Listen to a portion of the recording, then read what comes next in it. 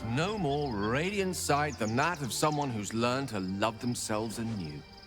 Shadowed in name, but no longer in spirit. It suits her. Gods, Shadowheart looks like a stack of gold. Never thought I could get so excited about someone's forehead, but here we are. Love Shadowheart's new look. Softer, less severe. It suits her. I think that unknowable powers come with unknowable consequences. I can't say I'm not curious. But once you've taken a Illithid by the talon, there's no telling how deep into the abyss it might drag you.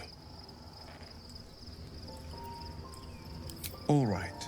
Anything more we should discuss? Something is different about Shadowheart. New facial creases, perhaps. A fresh battle scar I hadn't noticed. Bah, it eludes me.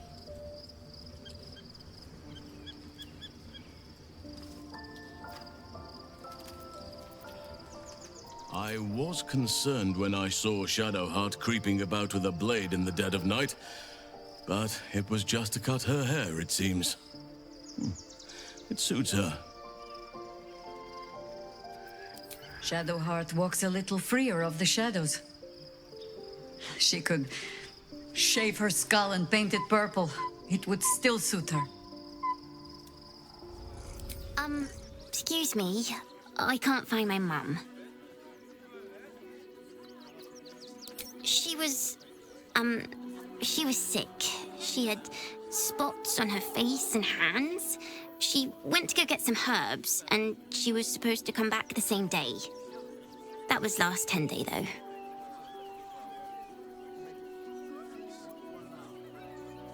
That's the first thing I did. Mum always said to look for a temple if I needed help. But they said they couldn't help me. Because of the circumstances. That's what they said. I'm just a cat. Please, talk to Yenna. Why are you so nosy? Nothing good, I don't think. She was so very sick. Maybe she made like a cat and went off to spend her last life. Yenna is my best friend. She's kind. Help her, not me. Please don't. Hi. It's me, Yenna. You remember me, right? You were really nice to me before, and, my mum hasn't come back yet. She might come later. I don't think she's coming. Could we maybe stay here? Oh. If the child's desperate enough to seek safety in our company, who are we to turn her away?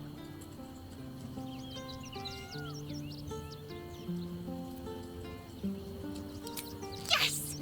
You've got a fire and everything. I can cook really good. Whatever you want. Thank you, thank you. Keeping very well, I hope? Look after my angel, of course. She's been through more than I can bear to think about. 100 years in the Shadowfell. 100 years being murdered by Sharans over and over. It fills me with a rage I can hardly contain. She's a formidable woman, my Aelin. But no one could escape such horrors unscathed.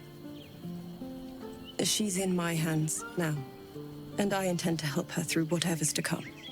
We'll both of us stand by you when the time comes to put down the horror that threatens this city. We are your allies, for life. I mourn the man I knew. He was wonderful.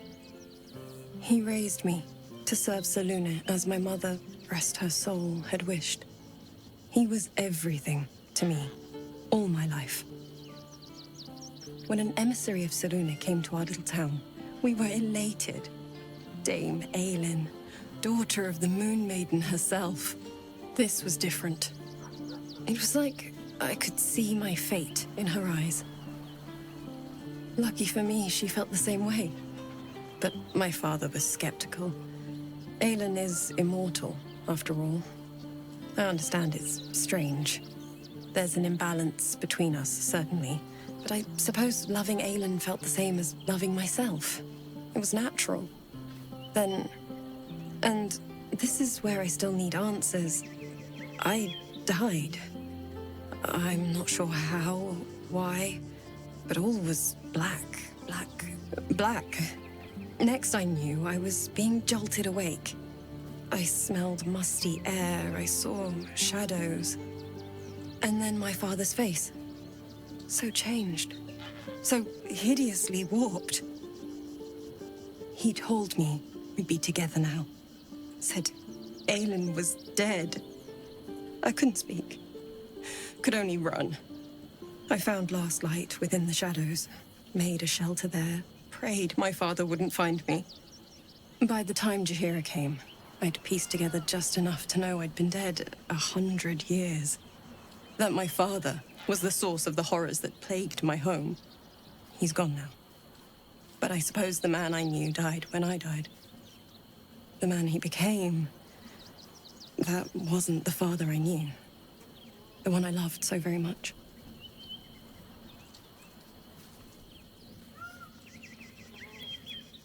Worm's Crossing.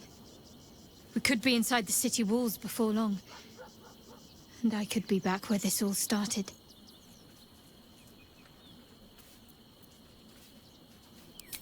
I hope so. So long as I'm willing to stroll right into the Mother Superior's trap, they have no reason to not tell me where to go. Worm's Crossing is a choke point. If I wanted to intercept a new arrival, I'd find somewhere before the bridge, blend in amongst the crowds, and wait. Most people seeking entry to the city will be refugees. I'd look wherever they're gathering. Civilization beckons at last. It's no Waterdeep, but Baldur's Gate is a respectable runner-up. Or at least a close third. The next urchin that tries to pick my pocket will lose its hand. Half of the children here are already mutilated by poverty and starvation. I am reminded of the Breran, the stench streets of Menzoberranzan, where the sick and the outlawed make their homes. Despite the destitution, there is profit and opportunity to be found in such places, if one is willing to wade through the squalor.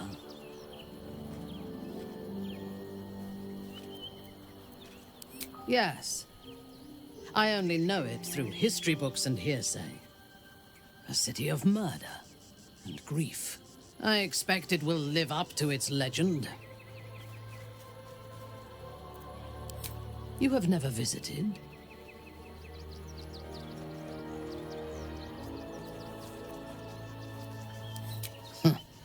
Most likely. I am a Bainray, born into the city's most ancient and powerful house. My life was one of privilege and danger. Like you, I lived in Kuelarzor, high above the city's sprawl. I enjoyed every luxury, whether harvested in the Underdark or stolen from the surface. And I survived my first assassination attempt while I still suckled at my mother's breast. I tasted her blood that day. She covered my body with her own, and a blade bit deep into her chest, almost puncturing her heart. When I came of age, she tried to take my life herself. And I gave her fresh scars to match those she earned protecting me.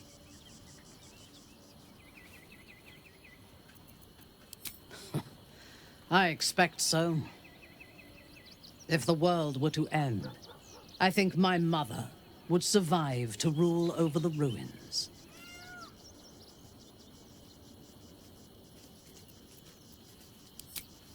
She taught me to be resilient and to guard my heart from those who cannot be trusted, literally and figuratively.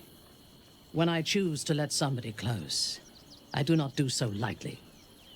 That gives a great depth of meaning to the bonds I do share.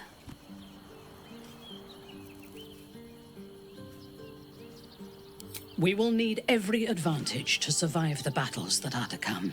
And my illithid parasite has already shown its worth. If this superior tadpole is capable of unlocking my mind's full potential, it is a tempting proposition. I am surprised you have not drawn on its power yourself.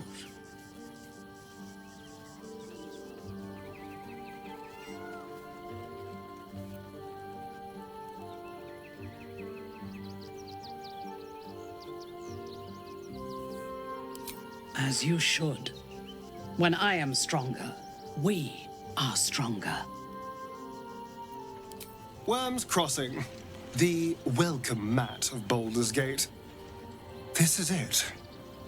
I'm almost home.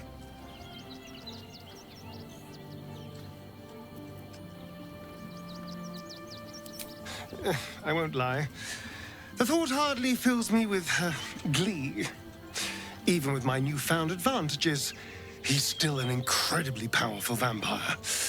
But he's arrogant, too. If he does hear I'm back, he'll try to take me and expose himself in the process. Then I'll be able to strike.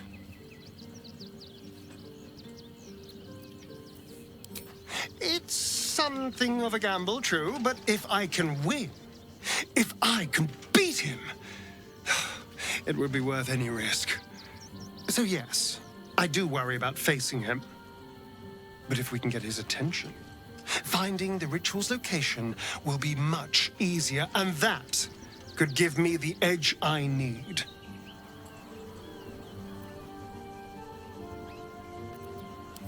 Before anything else, I need to know where it's happening.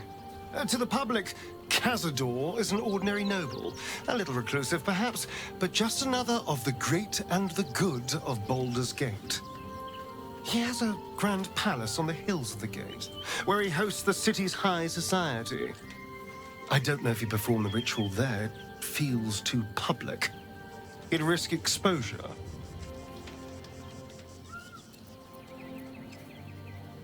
I know. Subtle, isn't it?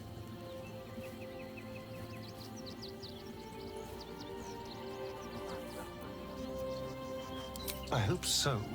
Because I'm not striking another deal with Raphael. Knows what he'd demand this time. But if the citizens of Baldur's Gate don't know anything, my brothers and sisters might. Cazador is a master of secrets, but the other spawn must have seen something. Worm's Crossing, the gaping maw of the city. Nature has little control over what happens beyond that bridge. I have. He speaks to me during my nightly meditations. He is well. And Oliver also. At times they are one, and at others they divide. Easier for playing, perhaps. And the land thrives also. I doubt you would recognize it. Perhaps one day, you and I can both return and see it for ourselves.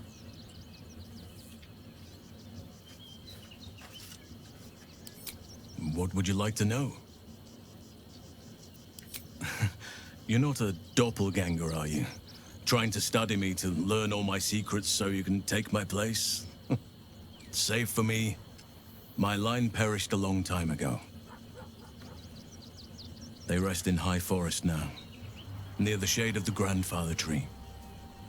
The Grove became my family, with Sylvanas as my teacher. And now I have you.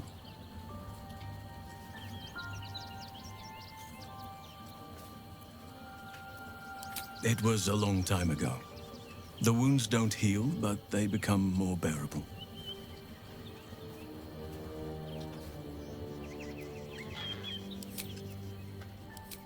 Soldier, this is it. We're almost to the city. First through Worm's Crossing, then on to the lower city. Oh, it smells the exact same. 10 years on, but still home. Incredible.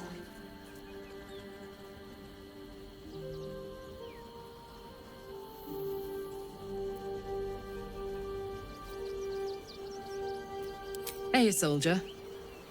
About that tadpole. Glad to see you haven't gone down the tadpole slorping route yet. We still don't know if that visitor has our best interests in mind.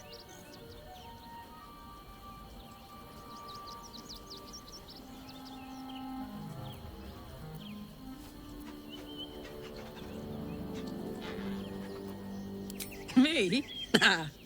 Nope. Sorry.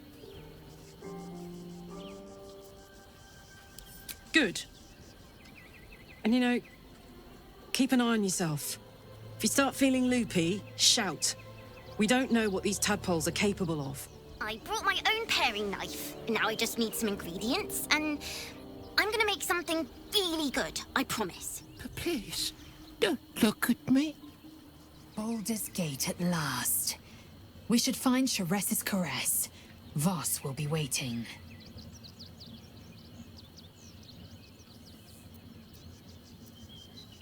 The air grows ever warmer, the hum of life within it louder. It may yet hatch, though not soon by my estimation. In its heat lives stimulation, and in its throbbing, exhilaration. An effigy of Githyanki future, incubated inside a fragile shell. Only if you want me to roast you over a campfire, using my blade as a spit. But it is true that I feel some manner of responsibility for this unhatched whelp. After we free Orpheus, we can revisit the matter. If the egg hatches beforehand, well, we will shield it from the Lich Queen's zealots. Whatever may come, I will not let Vlaakith poison the fledgling with lies. A camp once visited by a scheming devil is no safe haven for the unhatched. It has afforded us as much disquiet as it has rest. Leave the egg with me. There's no need for further discussion. Incredible to be back. My home. My city. Baldur's Gate is where I first raised a glass in toast at the tender age of 14, and got so tipsy from wine, I puked in Dillard Portier's bushes. It's where the flaming fist chased me after I'd stolen a peach from a cart in the Wide. I got a good chewing out over it too. It's where my father taught me to hold a rapier, to read books of lore, to know right from wrong. It's been 7 years since I left. It's no paradise, but it's home, and it's worth saving. And you? The city's yours too, after all. How's it feel to be back?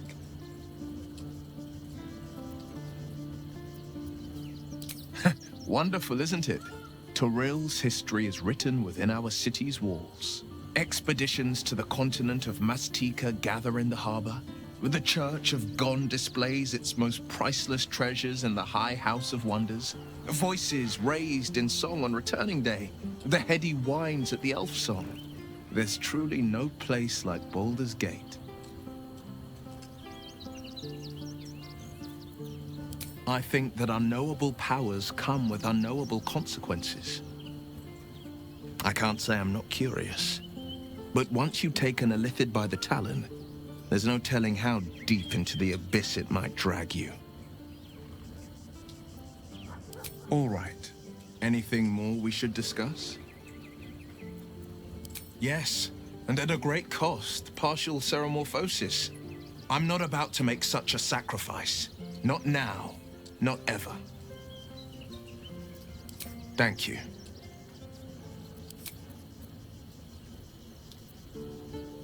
You've got something to say?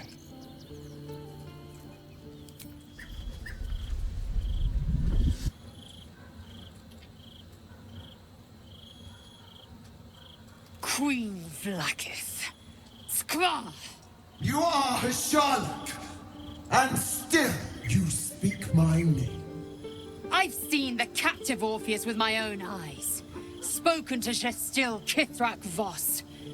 You lied to us. Enslaved us. The betrayer Voss lies! I have only a moment, and you, Hasharlak, will listen. We are Githyanki. We move mountains. We snuff out stars. We shake the plains. The traitor Voss has lied to you. The heretic prince would shatter us in an instant. The great dominion shrunk to the head of a pin. Can this be true? Is the Githyanki prince really a threat to his own people? Or simply a challenge to Vlaakith's rule? Return to the astral prism. Slay Orpheus the Pretender.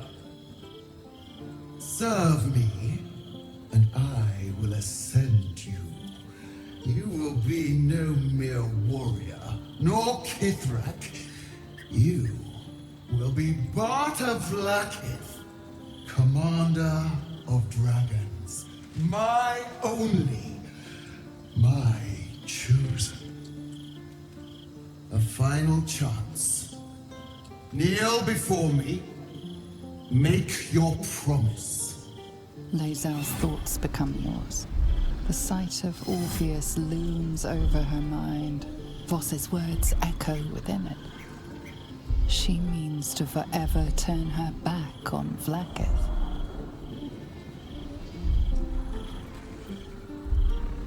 I gave you my faith, and you called me traitor. I gave you my life, and you ordered your knights to hunt me. I have witnessed too much, and you have given me too little. Finally, I can see. Orpheus will live, and I will hear his creed. This is my word. Your word is nothing! You are nothing! The Kithraki will bring you. I will tear your flesh from your bones and devour your skull's marrow while you beg for death. I will consume you. I will unmake you.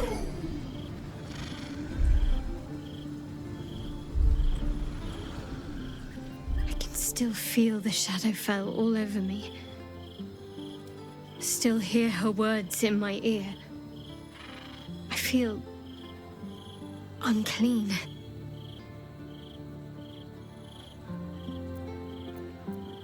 You've nothing to be sorry for. Far from it, in fact. Without your help, things could have ended very differently for me. I have an idea. Something I've wanted to do for a while. Something that might help me put her in the past.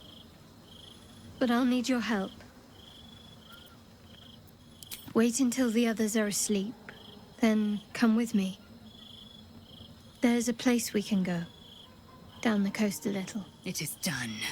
There is no going back.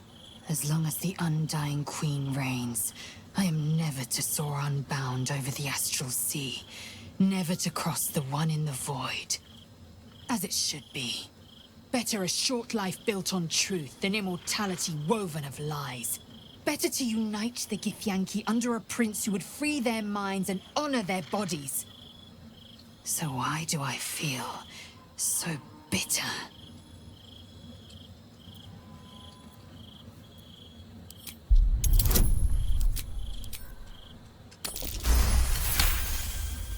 Vlaakith has upended Lae'zel's whole existence. Everything she knew to be true, every plan and aspiration she ever held has been painfully ripped away. Lae'zel's bitterness is born of sadness. She is mourning the loss of the person she once was, and can never be again.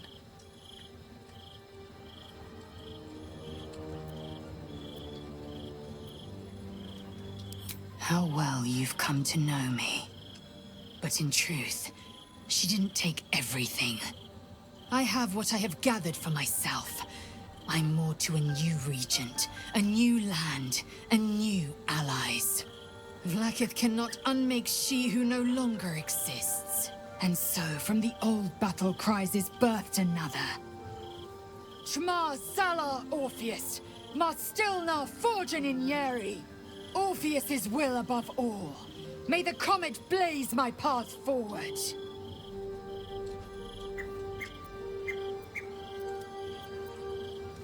Orpheus's freedom is my want and my need. To deny his freedom would be to deny my own. There will come a time when I can think about myself beyond the Lich Queen who enslaves the Githyanki and the prince who would liberate them. But that time won't come until the Prince of the Comet flies again. We find Voss at Shares's caress and retrieve the key to releasing the prince. Orpheus Tough Kinazin.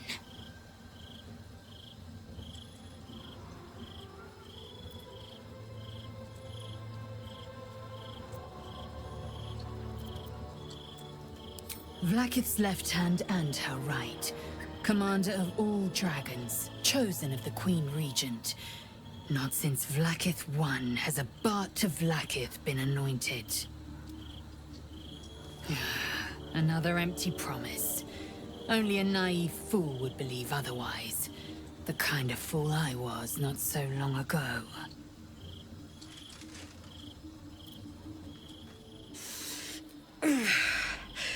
Soldier, my engine. It hurts. I think this might be it. Soon. Things burning hotter than I knew it could. But look, we've just about made it to the city. That'll do me. Let's go protect it. Whatever happens after that is between me and the so-called gods.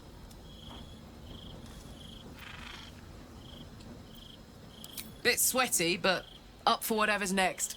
Ugh. Thanks, soldier. Can't wait to be home. Anything that comes after that is extra. We just played host to an undying queen. Oh, and that's without our fine silverware. Lae'zel has courage turning her back on a lifetime's belief.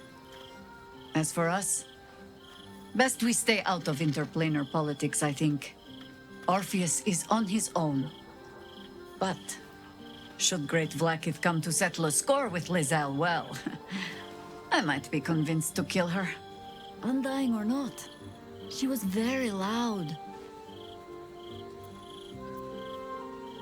You think me lonely? In truth, I prefer travel in a small pack such as this. Unburdened by numbers, we're free to act rather than react. A little like the old days. With allies, every bit as peculiar.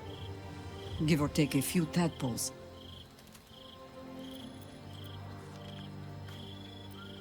Would you? In time, then. Perhaps once you found a rocking chair for me to doze off in. Ask it. So, Lae'zel's finally seen the light and turned on her mistress. It took a little time, but she got there. Though it's not over yet. Masters rarely let their slaves go without a fight.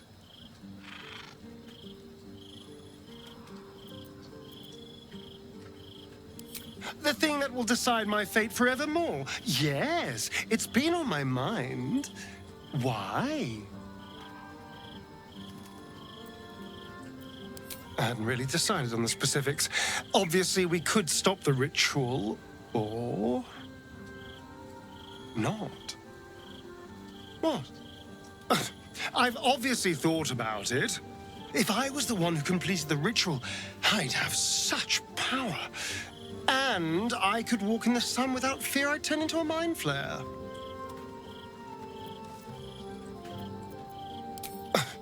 I don't relish it, but my siblings lured thousands of people to their deaths over the years, I doubt Baldur's Gate would miss them. Of course, I don't even know if I could complete the ritual. It may be impossible, but it certainly is tempting. Vlaakith's a fearsome one. The sort it's hard to say no to. But Lae'zel said it anyway, to her immense credit. She's choosing truth. She's choosing freedom. For her, for Orpheus, for the Githyanki people. I wish I knew a good Githyanki cheer to celebrate the occasion, but the only gift phrases I've picked up are the sweary sort. So, it seems that Vlaakith is Lae'zel's queen no longer. That took no small amount of backbone. Glad to see I'm not the only one on the wrong side of an omnipotent authority figure. Lae'zel did well to break free of Vlaakith's manipulations, though I doubt Vlaakith will let such insubordination go unpunished. If our traveling companions continue to make poor choices, we will soon have every god in this plane and the next hunting us. Lae'zel risks everything with her childish rebellion.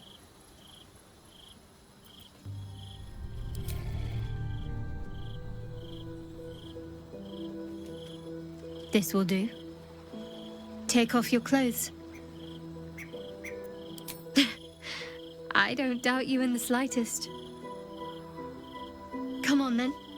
We've already come this far. Fine. Well, don't just stand there. Turn around.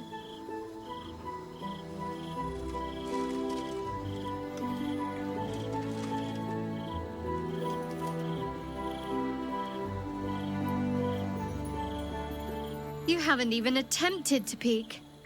I'm a little offended. That's one word for it, I suppose. You can turn around again.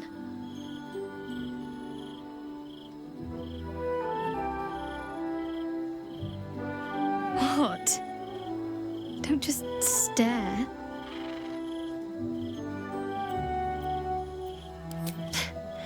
I know. Your turn.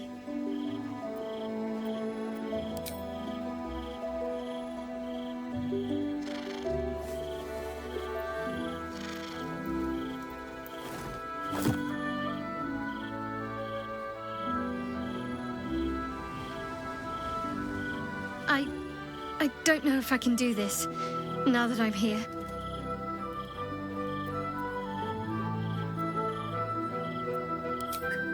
All right, just stay close.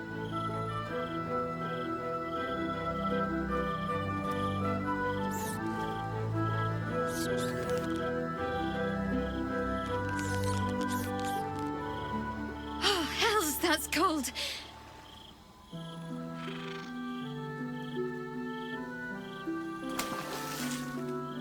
Come here.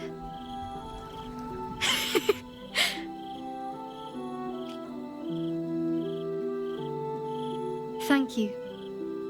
I needed that. I needed to know I can face things without Shah. I don't want to go back. Not just yet.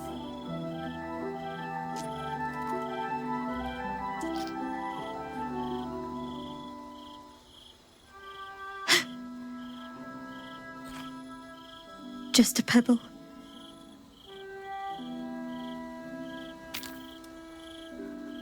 Now don't you dare stop.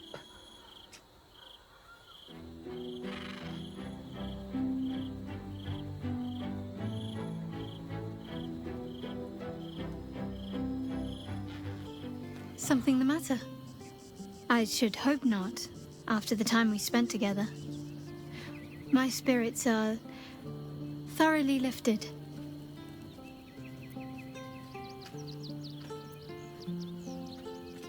Oh? Not feeling any regrets, I hope?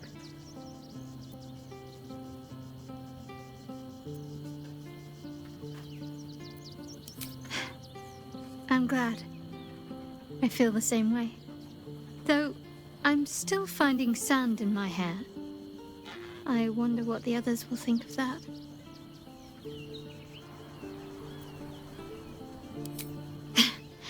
But of course they will. I hope we'll have more opportunities to slip away. And make sandcastles.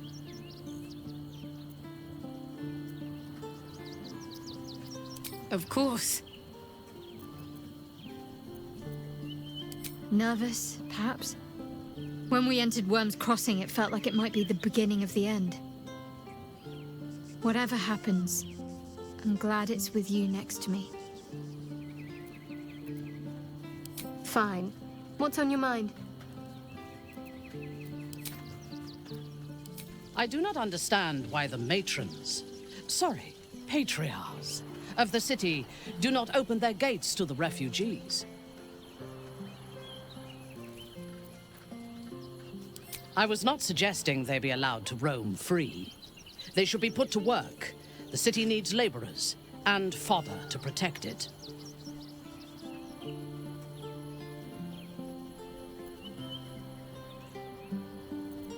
I am suggesting they be fed and sheltered, and that they work in return. Call it whatever you wish. Perhaps you think it would be better for them to starve or be slaughtered here, while the citizens hide behind their walls. For a while, after the Shadow Curse was lifted, I felt hope in a way that I hadn't felt in years. I thought that nature would heal and balance between it and civilization could be restored once and for all. Yet since we neared the city, I've seen more and more signs that I was being naive. Refugees, orphans, the downtrodden, all being left behind. Perhaps the Shadow Druids were right in their own twisted way. If such sorrows are the fruits of civilization, perhaps there can be no true balance between it and nature.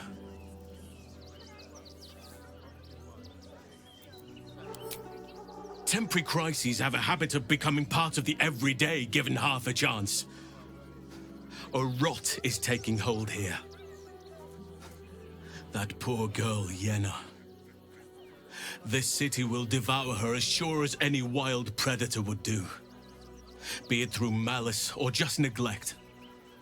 Her fate will be sealed by this place. Society should be judged based on how they treat their most vulnerable. Baldur's Gate may deserve harsh judgment from what I've seen so far.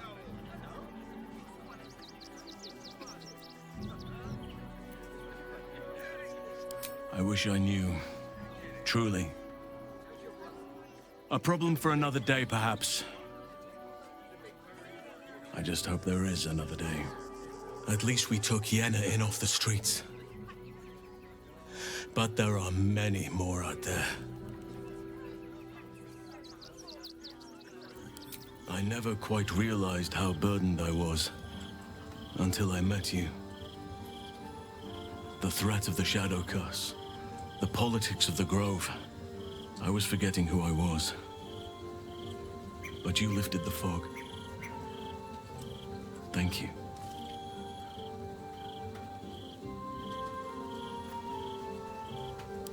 You. I discovered you. I have lived a very long time. I have taken many lovers. My heart does not stir lightly. But it does now.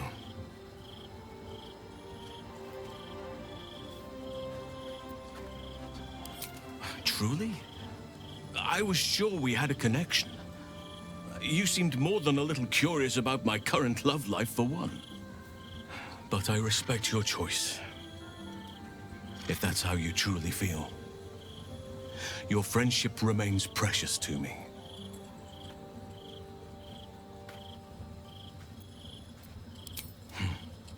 I understand. And I still cherish our relationship. Still, I could not have forgiven myself had I not taken the plunge. Better to have tried and failed. The place was empty. Keep those thugs away from my family. Denuvia!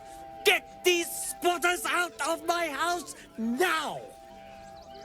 Arthur, sweetheart, You paid me and my boys to be caravan guards, not cattle wranglers. If you want us to get our hands dirty, it'd be our pleasure. But that'll be extra.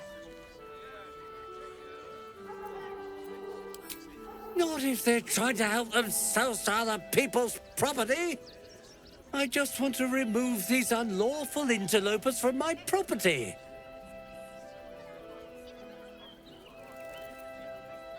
Excuse me? I'm exceedingly charitable. Ask anyone in this wretched town.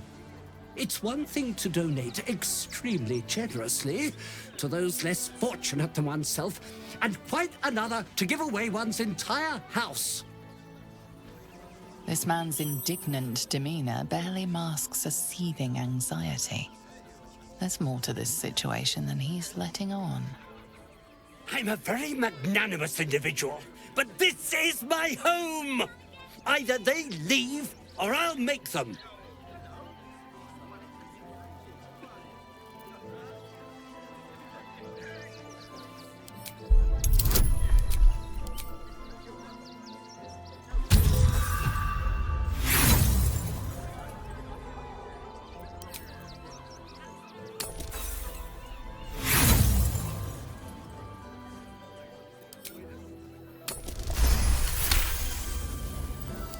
The clergy poking around my business at my home?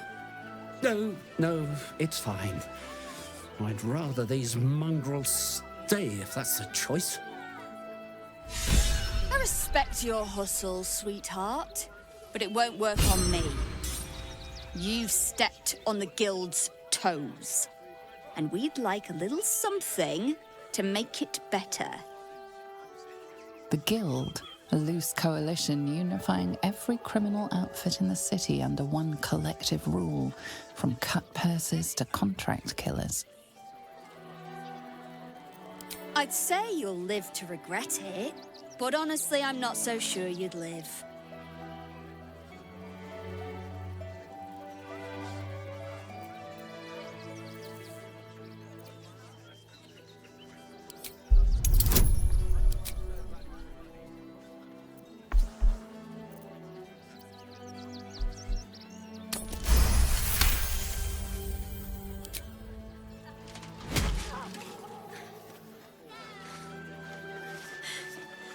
That was a mistake on your part, sweetie. A mistake the Guild will hear about. Come on, boys. We've got places to be. Not quite sure why you stood up for us like that, but I won't say I'm not grateful. Thanks. And may Torm keep you. Same way lots of us did. Trying to get away from the army of the Absolute. If you had the chance to put a roof over your family's heads after being on the run for Torm knows how long, wouldn't you? We will stay. For now. I just hope he doesn't pay anyone else to come sniffing round. Thank you. And may Torm keep you.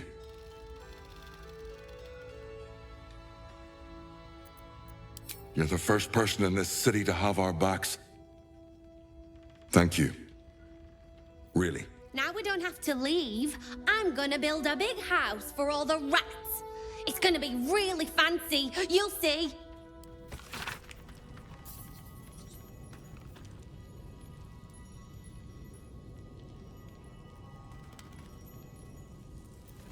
Do try the grass, should it take your fancy. Such sweetness should be shared. Stinks of cheese. Between his piggy toes! How dare you! What in the hells is all of this? A necessity, good sir. The Steel Watch loves pretending sweet Rivington doesn't exist. So we have decided to protect you, dear patrons. No need to thank us. You'll be allowed in once I've done this batch. Next! Hello, hello! Hello, and welcome to the Circus of the Last Days, the finest extra-planar circus there is. A circus! Can we go?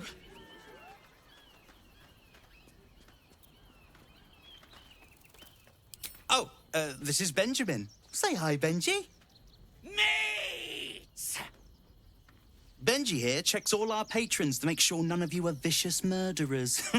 Can't be too careful. You haven't heard? The Absolute's cronies have been busy chopping people up like it's going out of style. They won't go near us, of course. Lucretius, bringer of night, protects us. And even the Absolute knows better than to tangle with a necromancer. But enough of this. The circus is a place of joy and distraction, so come inside and forget your worries. Not a problem, dear patron. Benji just has to check if you're a vicious murderer. Benji? Ah! Brain juice smells like piss and iron. No light. Oh, well, that's a first. Usually I'd allow you in, but in these times, I can take no chances. Move along. No circus for you.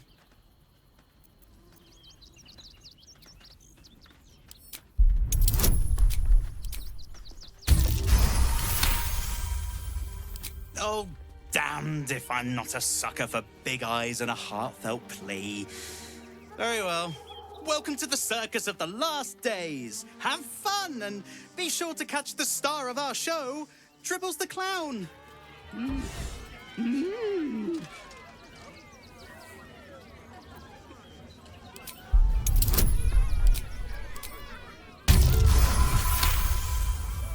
You realize she is miming putting on face paints. She has them to sell.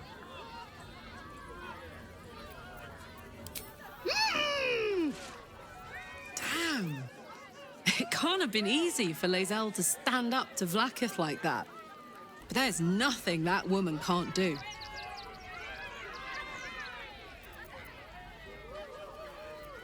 I'm listening.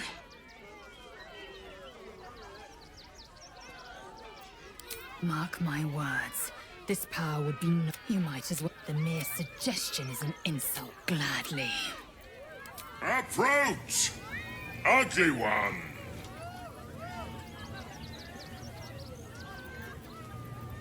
Yes! Behold! Akabi's Wheel of Wonders. Spin!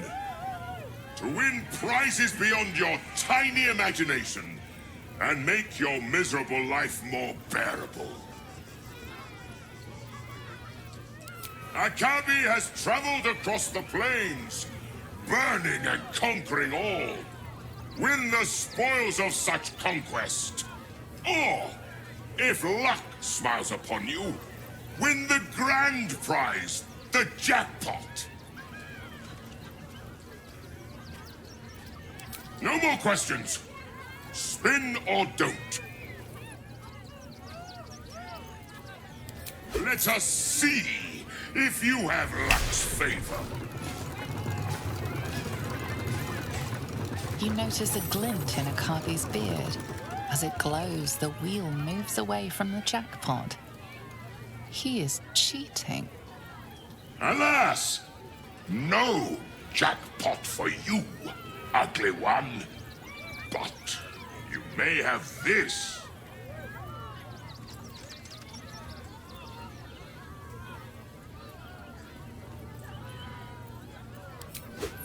Yes! Drown me in coin, and perhaps you shall win the ultimate prize.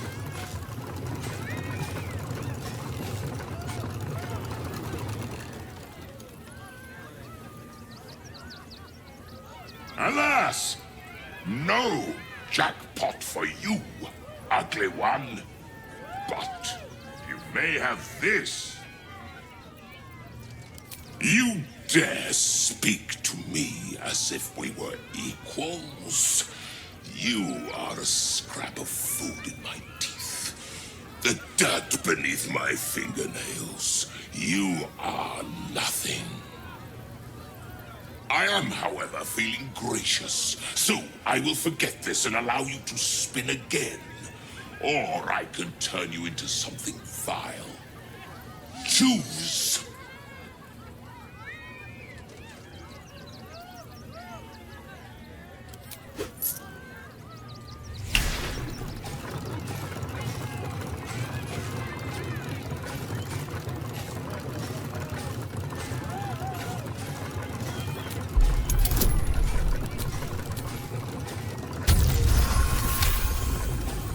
Akabi is more than a genie. He is the most magnificent and wondrous being in the realms. In fact, impossible. You sneak! You cheated!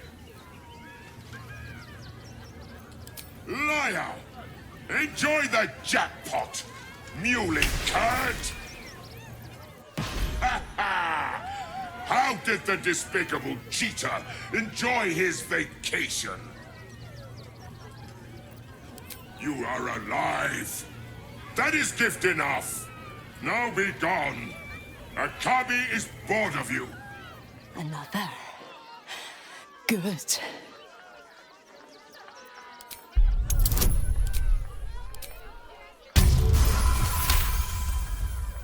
While the cage is sturdy, the lock is old. It could be jammed shut, so not even a key could open it. My time comes. I will show you.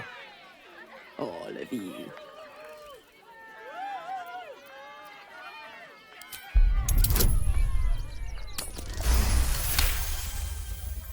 Look. See. Incredible. They laugh. They shine with innocence. But it is a lie. Every one of you is vicious. Cruel. You kill my mate. Steal my cubs. Poor creature. Locked in a cage. Denied her true nature. Civilization would call her a monstrosity. Yet it treats her like this. I roar. Break my cage. And then you die. You all die. Soon.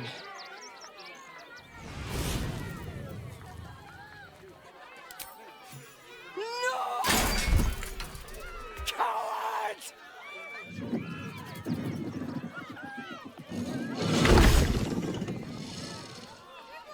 If Crimson bites them little fingies off, don't come crying to me. Hunger. My stomach screams. Press your flesh through bars. And blood breaks.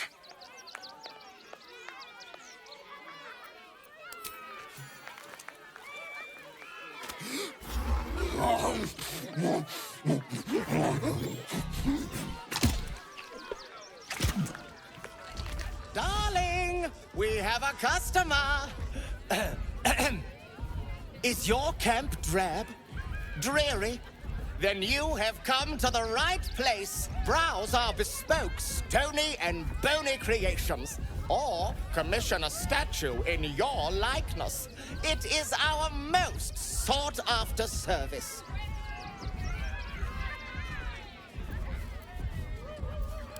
Bony, at your service. That there is my darling wife, Stony. Is she not magnificent?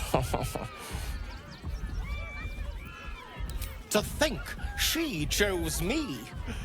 Why, I wake up every morning with a smile on my face. Now, what can I do for you? Oh, you shall be thrilled and delighted. I know it. Ah, the adventurer returns. Care to purchase a bespoke stony and bony creation. Oh, my wife shall be delighted. Customs are her favorite, particularly when their facial structure is as unique as yours.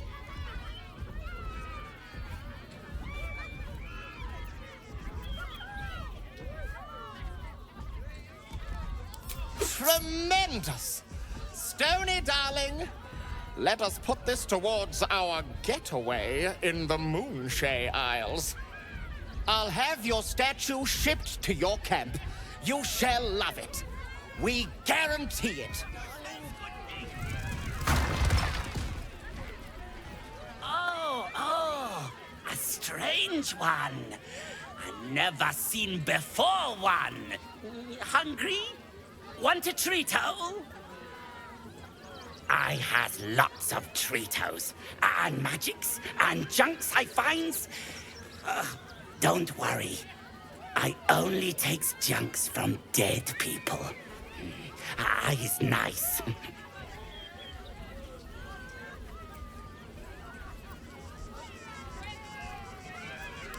Oh, lots of times. The beasts ate a kiddo the other day, and I got some good stuffs. I mean, circus is safe. Do not worry. Yes.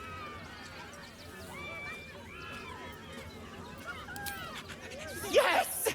I has lots of stuffs. Just for you. Bye-bye now. Come back to Papa soon. Ah! Lucille! It's pose, grapevine, then pivot step.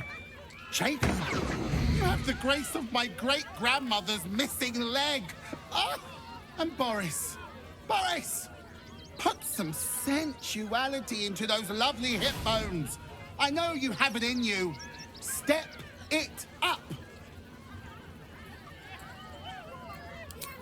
Interrupting a massacre? Merkel, help me.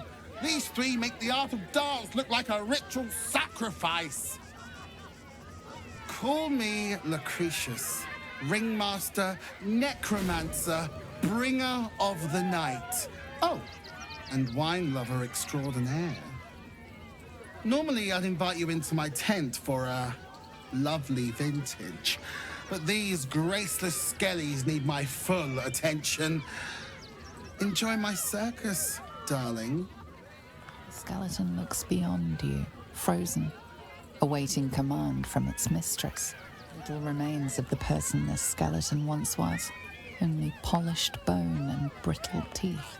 Little remains of the person this skeleton once was, only polished bone and brittle teeth. The city of stone and steel is an endless scream in nature's womb. I have felt no peace here. Until now, your eyes, Stira. There is pain, endless and deep, but also devotion, blazing like the sun. You're in love, are you not?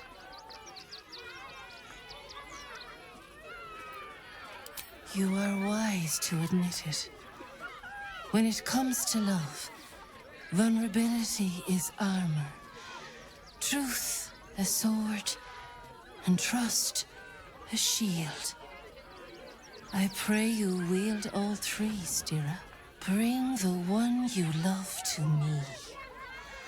I will look into your hearts and see if your love is eternal or doomed eternally.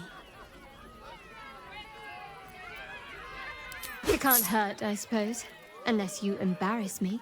Then you might find yourself hurting in a whole manner of ways. Close your eyes, little ones.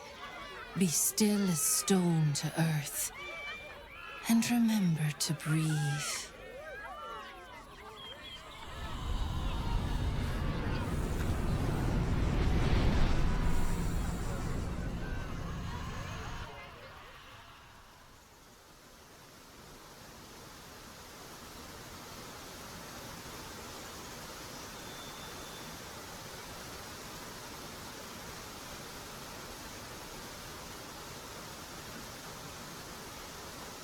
see you. I see the bond between you. So tender, so fragile. But do you see it for yourselves? Shadowheart, an endless storm surges behind sharp eyes. Listen, think. From where does Shadowheart draw comfort on a cold, dark night?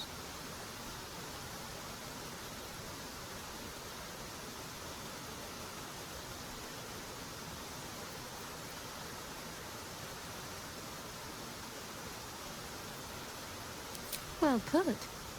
Though I'll forgive a middling wine so long as the company makes up the difference.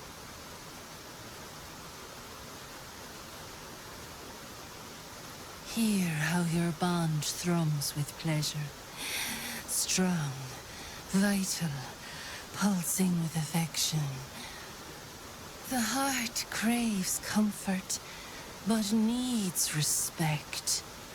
How does one earn the dark-haired maiden's respect?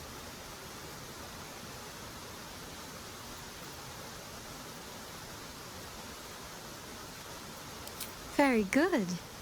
Just don't say it so loud.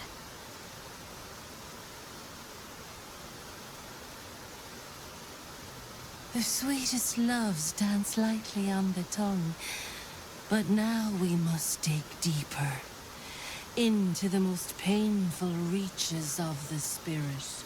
Shame sits in the soul of all. To tame it, we must name it. Shadowheart, what is her deepest shame?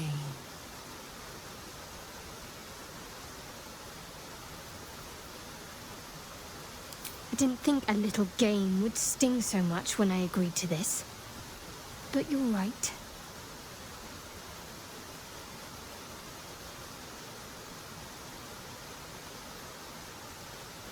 A perfect score. I'm flattered. Have you been studying up on me every night at camp? How close you are. Two hearts beating a perfect rhythm. But I know the truth. Only one face haunts your dreams each night. Close your eyes, sweetness, and she will come to you.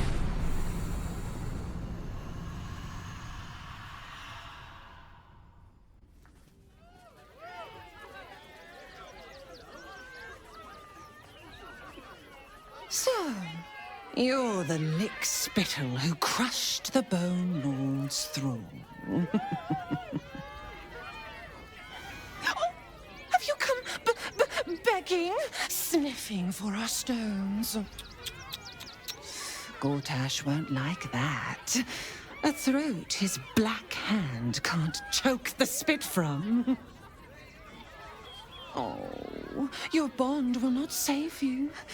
He will wrap its cord around your neck and make you swing from it. When you find the lordling, tell him Orin is watching.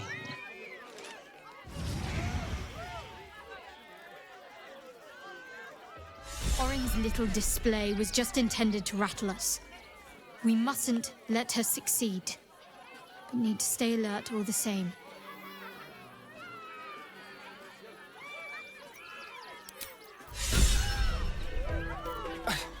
It's not enough. We have a gallery of villains to look out for, but now we could be infiltrated by a shape changer. I can't even tell if any of you are acting strange because you've been replaced, or because this group is full of weirdos. Fucking shapeshifter.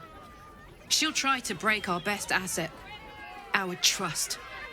Fortunately, she's no match for our second best asset, me. I have battled great evils, been mocked by villains of all sorts. But Orin, she is beyond even Thorm. Her mind is twisted beyond recognition. What is she capable of? And where will she strike next? Orin toys with us where she could destroy us. Whatever her motivations. I hope she reveals them quickly. So Bal's chosen is a doppelganger. I should not be surprised. They have ever been among his favorite servants. Orin is testing you. Either she thinks herself a predator, playing with her food, or she fears what you might do. Good.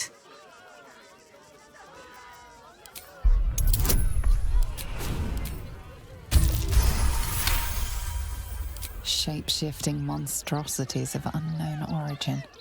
Doppelgangers are unnatural predators. Their latent empathic abilities helping them to know, imitate, and eventually replace their prey. Exactly. The last time I fought doppelgangers, the Balspawn Sarevok was using them to subvert the city government, aid his rise to power. But Orin, he's more predator than politician, I think. She simply wants to make us feel hunted, isolated. Tell the Lordling that Orin is watching.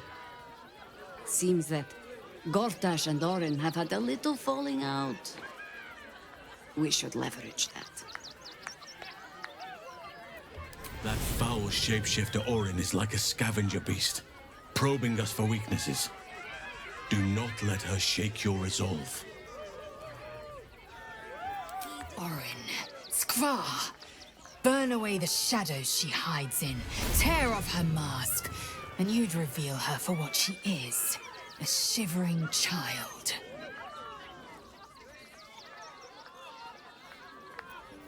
While she lives, Orin will continue to terrorize us, and soon she will make good on her threats. She thinks we are weak, afraid, vulnerable. We need to prove her wrong. I am not on edge. I am alert, as you should be too. Orin could be anywhere, could be anyone. Despite her protestations to the contrary, it is clear that Minthara is afraid.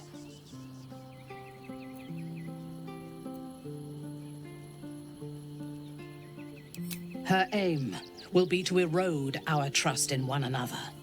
We cannot let that happen. We need to watch over each other, now more than ever.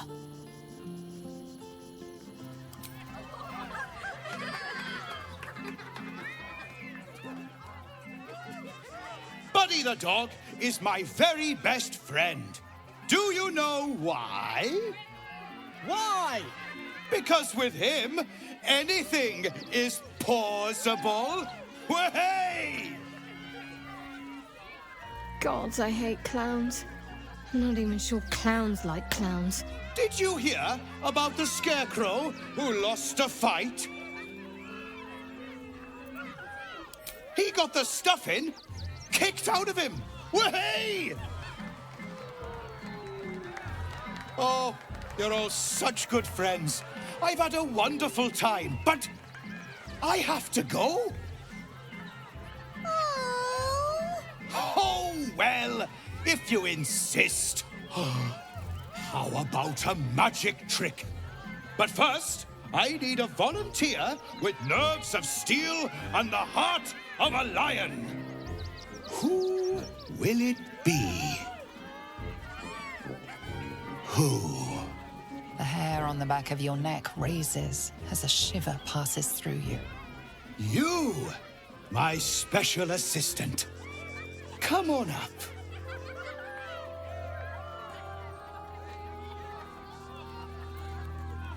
Come now! Don't be a cowardly Connie! Perhaps you need a little encouragement. Now! Up! Double sharp! Or poor Buddy here might think you don't like him.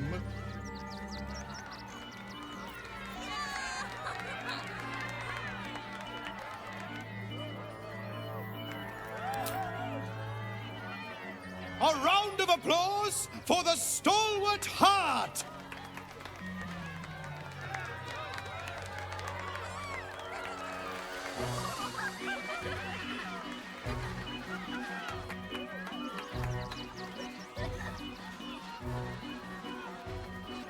Now, I always tell children that they're special, that each and every one of them is unique. You notice the clown reaching for something behind his back. Tell me, what makes you special?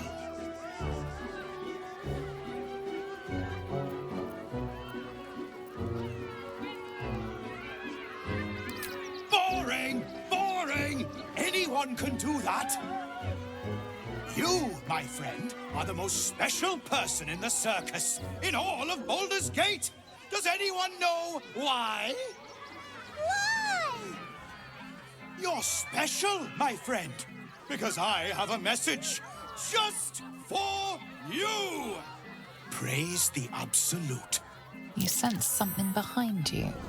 Instinct takes over.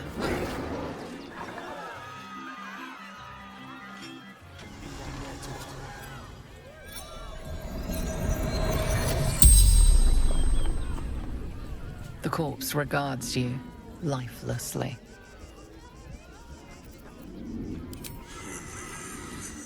I am called Thumb.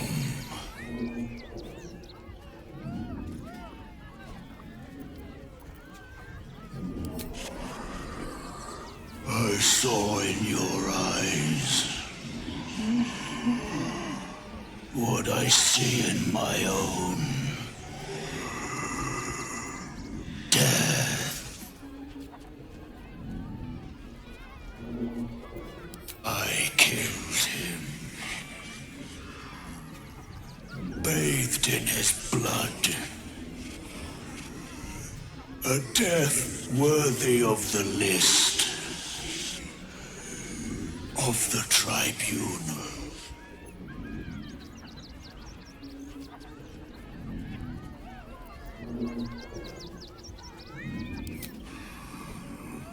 The greatest honor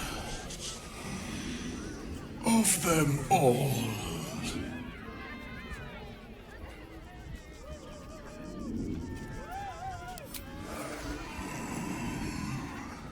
Mistress needed his body parts for her art. The spell's power wanes.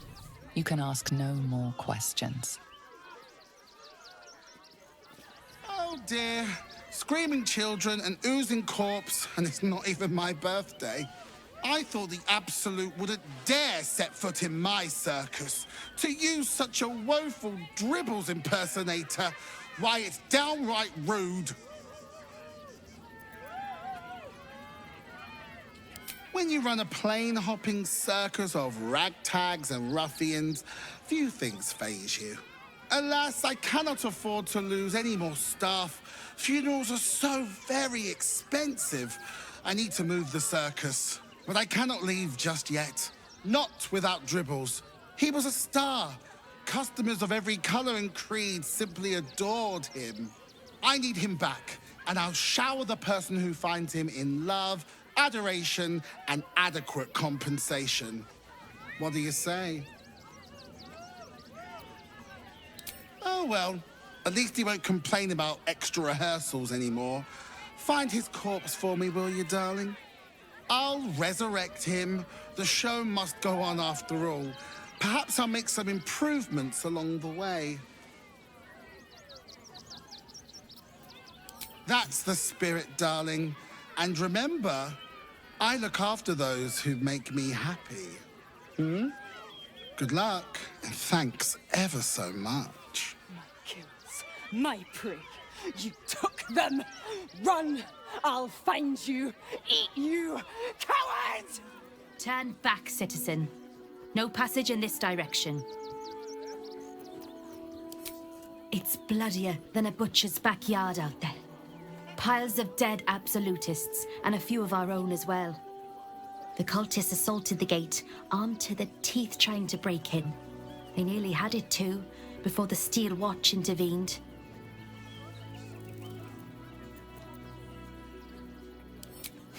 A little more than that. You'll see for yourself soon enough if you head to the city. You did me a real favor clearing all those ghouls out of Moonrise. That old bonebag Ketherick had some fancy junk stashed behind all the cobwebs and piles of gore. Didn't you? Figured we only got the scraps you didn't have the strength to carry. Wish I could tell you. We're stuck out here, but most of the action is beyond Worm's Crossing. Would I try to fool a sharpie like you? Have a look. Stay away from trapped chests. Oh, hi. If you're here to save me again, I don't really need to be saved right now. Good thing, huh? Bye. Donations? Do you know advice? The refugees. If you don't have anything to donate, you can get going.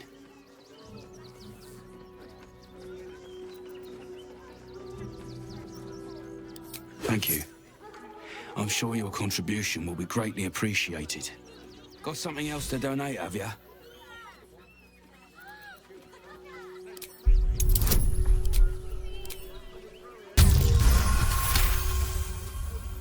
Well, if you must, I suppose it saves me the walk. But if you're gonna do it, hurry up. Who's that rummaging around in there? Show yourself!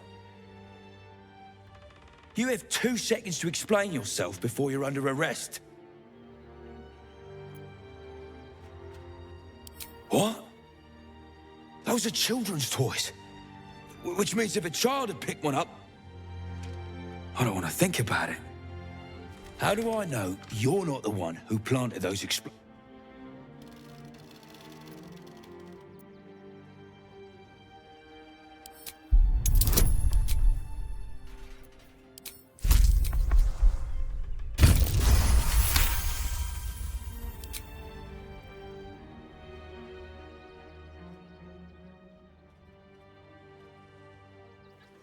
Baldurians! Stand with me against this tide that threatens to overwhelm us. Please just go home. You're ruining a perfectly uneventful posting with this nonsense. The Flaming Fists are supposed to protect this good city, but they allow trash and vermin to take our homes and goods. Oh, another visitor, I see. Listen, we keep letting the likes of you in, soon there'll be no room left for any of us true Baldurians. I thought cities were supposed to welcome folk of all walks of life. Clearly, I was mistaken.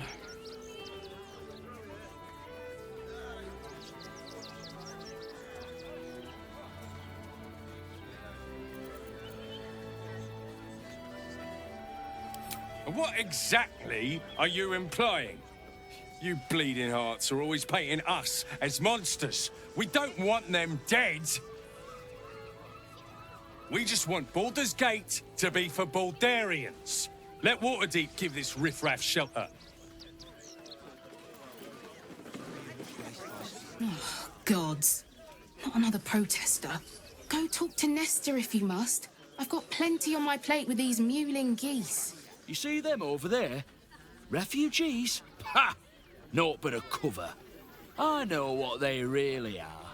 Dyed-in-the-wool agents of the Absolute. Mark my words.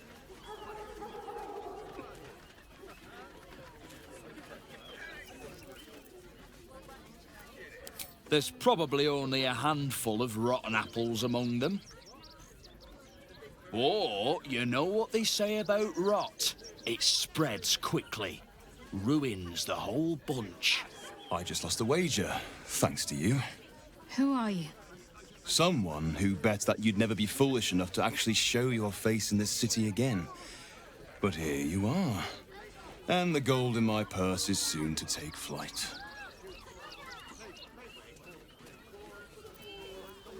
There have been whispers about you, sister. About your faith, your loyalty, your company. I can't help but feel the strangest twinge of disgust as I look upon you. Is it true? Has Our Lady forsaken you?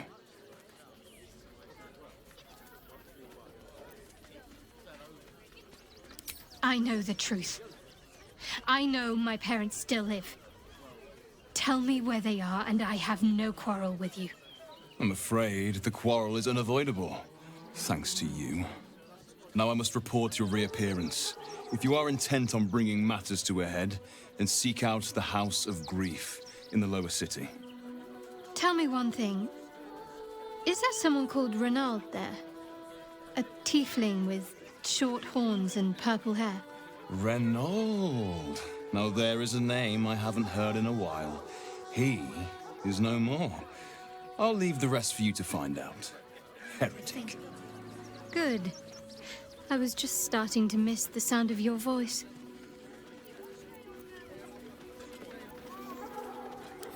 Then that's where we need to go. My parents are in there somewhere. Oh, gods! Are they gonna say it? What happens if they don't say it?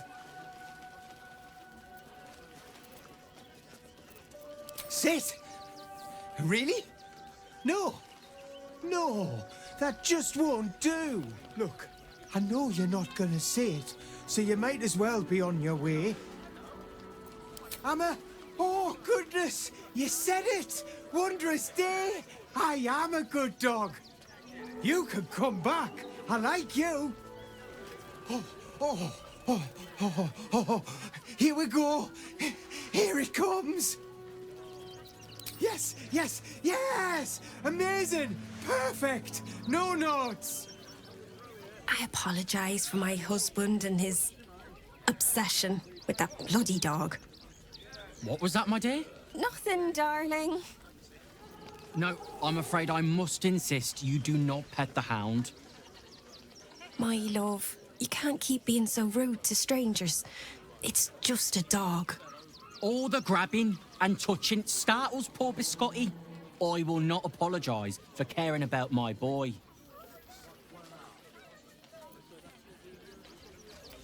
Isn't he just?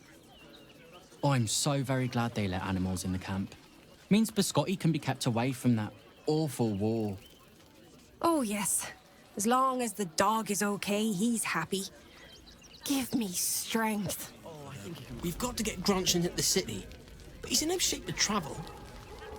I wonder, what if we hid him in a big barrel and nailed it shut? Nah.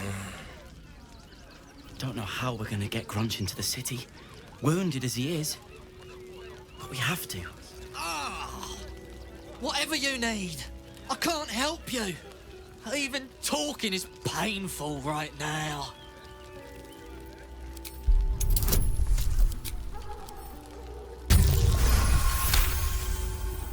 After a quick examination, you conclude that your patient is pretending to be wounded.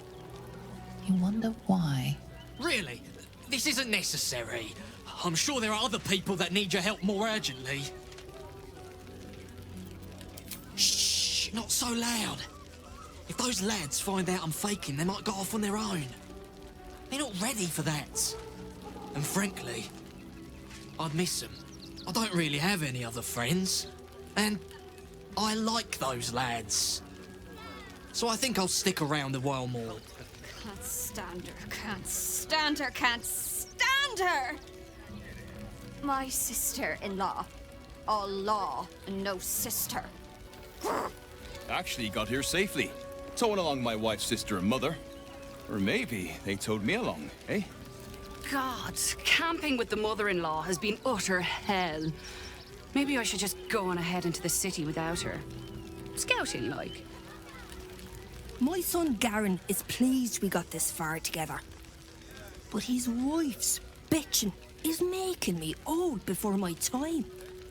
Why can't he tell her to put a sock in it? Washing my pits, this is the song when I'm... Aye!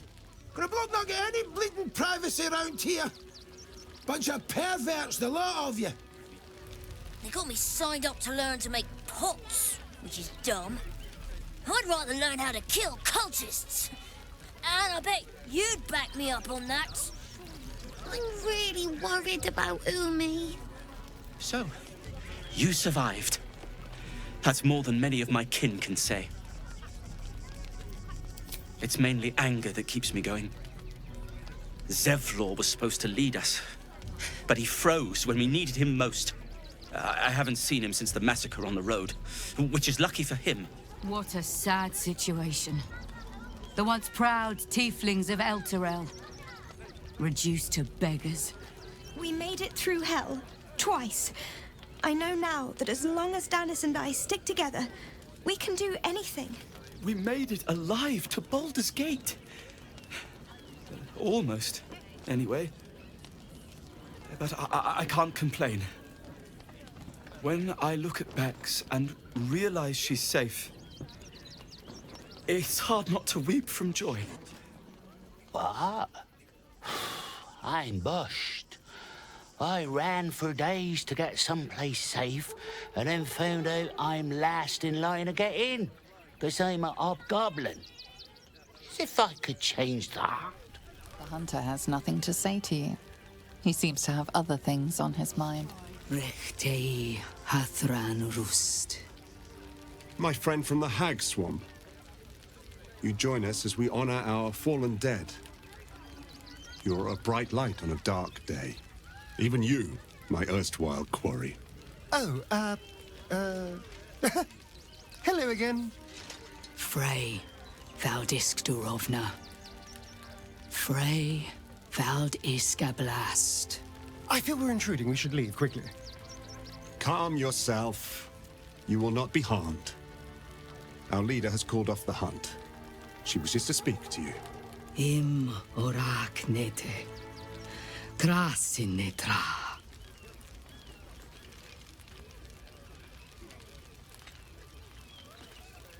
So, the impossible spawn walks among us in the blazing sun. We have been looking for you.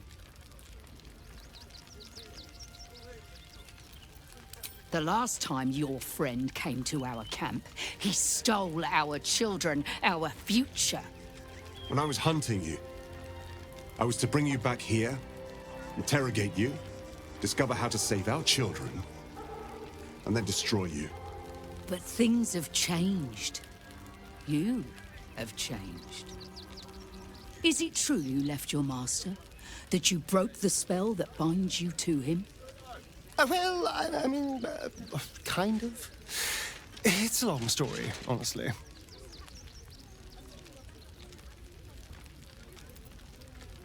For those your friend stole from us, it is a matter of life and death. We have tried to save our children once already, attacking Khazad-dûr's palace at first light. Even then, it was too well defended. But if his own spawn approached, someone he thought he could control, he would throw his doors open and welcome you in. And once inside, you could do what we could not. You could save the children you damned. You don't know Khazad-dûr like I do. He's merciless. You want me to march into the lion's den and save your children? But I promise you, they're already dead. I spent 200 years bringing him victims. Each and every one was whisked away to be fed on that night. But you never saw him feed yourself. He could keep prisoners for days before killing them.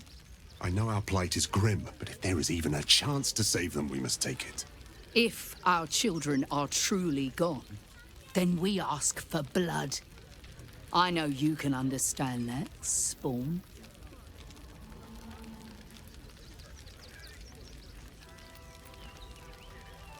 I suppose.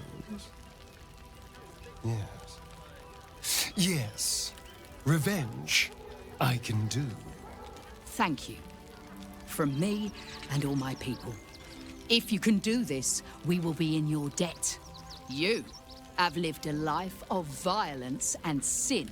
You have stolen lives, broken families, and caused immeasurable grief. Doing this will not right those wrongs. If you're trying to encourage me, you're failing abysmally. But it will be a start. You may still be redeemed. Please go. Time is short, but we will see you again when it is done. We can do nothing for you here. All that is left is to face the beast, Cazador. It is good to have you with us. There is something rotten at the heart of this city. And it needs purging. Before you lies the unconscious body of a mind flayer, glistening and raw. A newborn. Unattended. How fortunate. Oh, but it is. This one has only just transformed. It is weak, vulnerable. Its potential ripe for harvesting. Go on. Kill it. Absorb its power.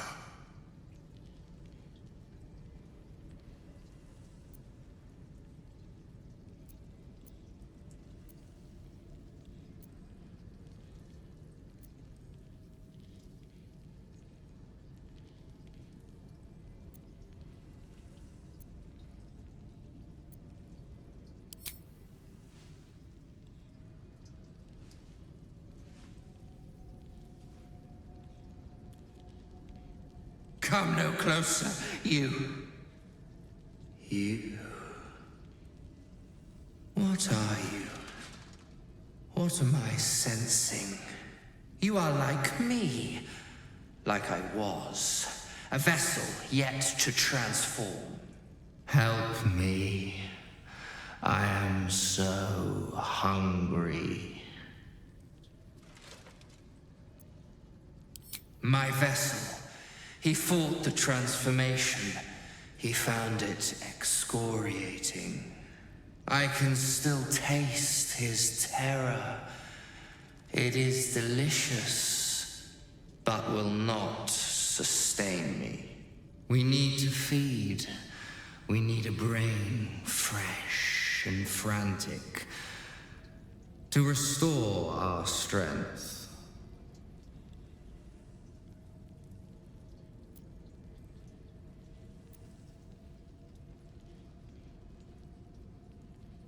Very well, kin. I shall dine on you. Welcome, adventurer. I take it you're new to Rivington. No doubt you came here to choose from my fine selection of weapons. Yes, I seem to have it all. Clubs, swords, maces, bows, cutting and gutting galore. Why don't we see if we can find the perfect weapon for you? I provide a personalized service for my customers to make sure the weapon I choose is the perfect fit. Tell me, how do you like to kill?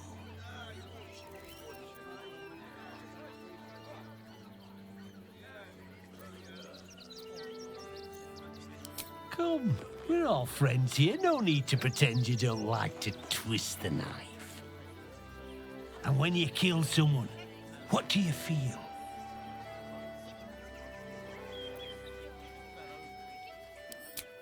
Call it professional curiosity. Now tell me, how does killing make you feel? You deny yourself the sweetest pleasures. But that can change, given the right circumstances. One more question, if you'll humour me. Do you think you could turn your weapon on those closest to you? This weapon must be fit for every kill, even the ones you never think will come. So, answer me honestly. Could you kill one you loved?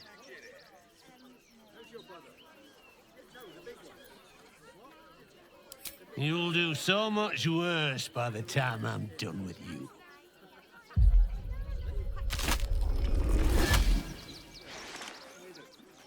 Oh, still rolling in the muck, I see. Gortash knows you are coming. Knows you have the Bone Lord's stone. Do not let him hiss hot air into your worm-weakened brain. He'll find your weaknesses, stick a knife in the cracks and prise you apart. Unless you get him first. Remember, his throat spits lies, but my blade carves the truth. You will read it on your skin soon enough. You! Try attacking me when my back isn't turned, you bloody coward!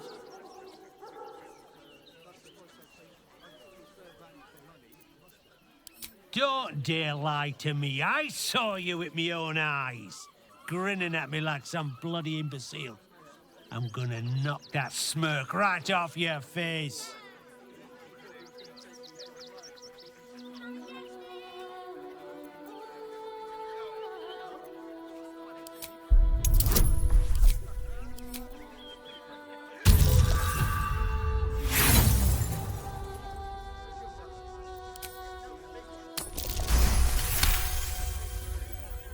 Well, you're not wrong.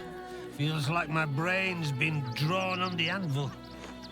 I need a bloody drink. Go on, clear off. I've seen enough of your face today. What do you want now? And go down to the bloody shop. I've got work to do. Hi. Or want a blade? Or a bow? Or a dagger? Or maybe a spear is more your thing? You look like you know how to use a spear. By spear. What'd you say, huh?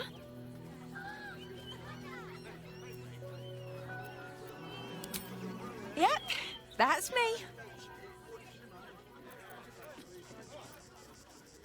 Oh, all right. Yes, I just got to find a way to bother him. Without actually bothering him. He doesn't like to be disturbed when he's in the zone, see? Is there anything else I can do for you? Oh, yay! Want more? Want less? Want to sell? Want to buy? You know where I am. Bye! The priests will open the temple up again. You will see. They're good people. Holy people. If you're looking for Il Martyr's charity, you're out of luck. They've turned their backs on us, like everyone else. Can I please have some food? Oh, sorry. I thought you were a priest. Bet you won't get kicked out of the temple. They blame us for everything. The crying one weeps today.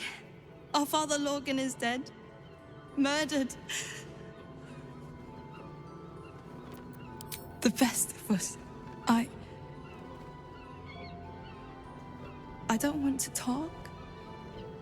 My heart is in mourning. Look, investigator.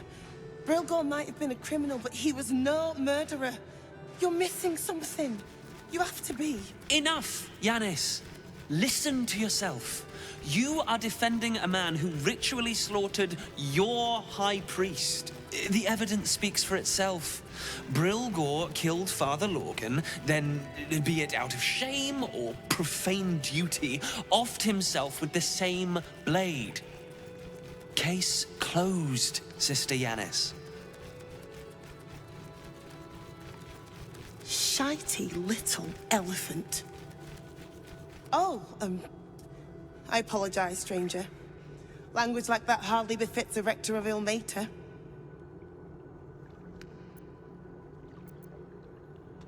I suppose you're right. But the crying one has much more on his plate than curse words, given what just happened here. It wasn't just Father Lorgan. 2 people just died on temple grounds. Our high priest, Father Lorgan, and one of the new refugees, Brilgor. Investigator Valeria thinks it's a murder and is content to blame Brilgor, the politically convenient target.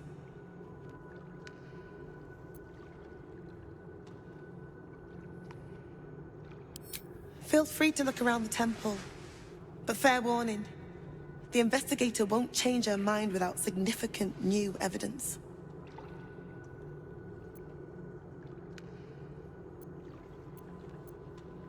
Charette's caress would be my best bet. That's her usual haunt after closing a case. Valeria never found the murder weapon, so that could be a start. Anything disproving the refugee murder-suicide angle, really. I can tell you where to find her, but she won't be very chatty, I'm afraid. Shira passed away last year. Peacefully, mind. We buried her in the crypt under the temple, if you wish to visit. I really hope you find something. For all our sakes.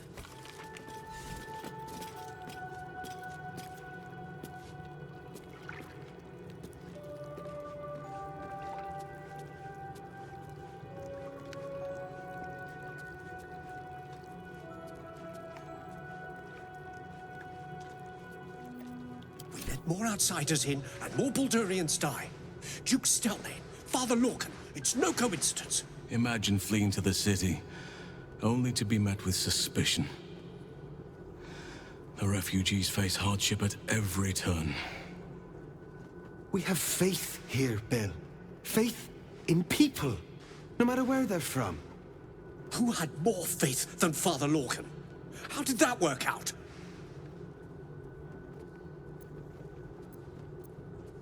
Thank you, stranger.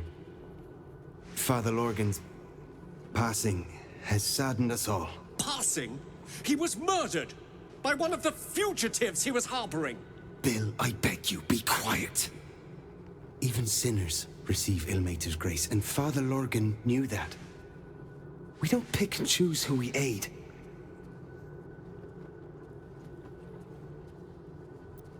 Thank you, stranger. I take some solace knowing that he died in Ilmater's service. Does Ilmater's service involve protecting heretic absolutists? Or perhaps I missed that sermon. Enough, Bill. You seem a kind soul. Our temple is open to you. Walk well. I've said all I have to say already. Now I just want to pack up my kitchen and leave. I know it's not fair. This was the best job I ever had. Lorgan was kinder than most, and now they're blaming a refugee for his death. Typical.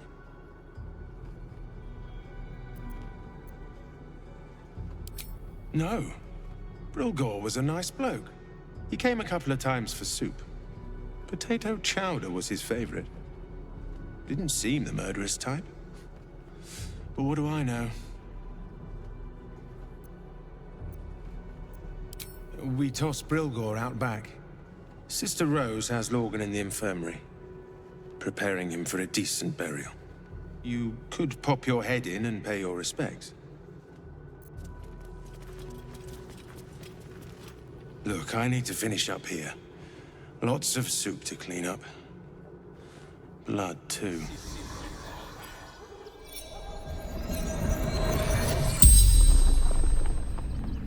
The corpse regards you lifelessly. Pierced. Once. Paralyzed. Dwarf. Red clothes. Stranger. Tunnels beneath temple. Hidden from sight. Concealed buttons. Lorgan opened for me. Father Lorgan helping me. The spell's power wanes. You can ask no more questions.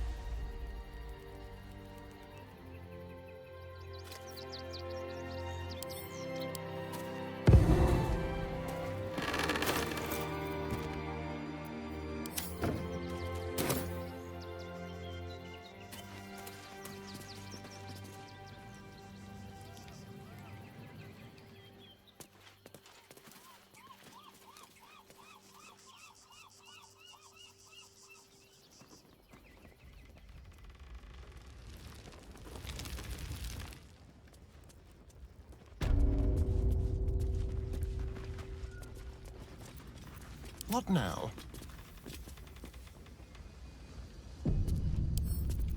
Simple.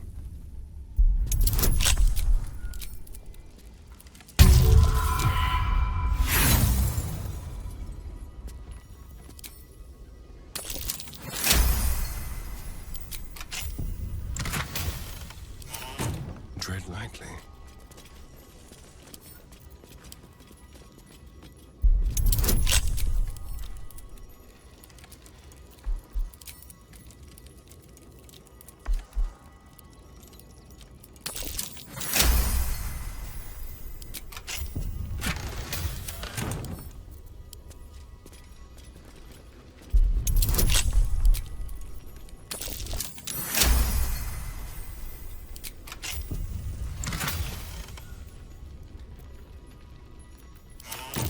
It looks boring and suspiciously shallow.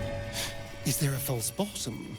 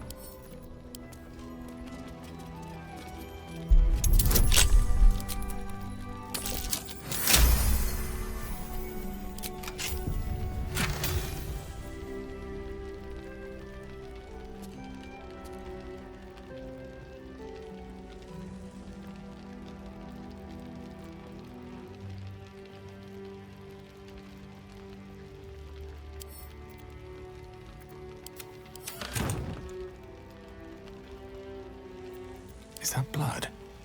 No, never mind.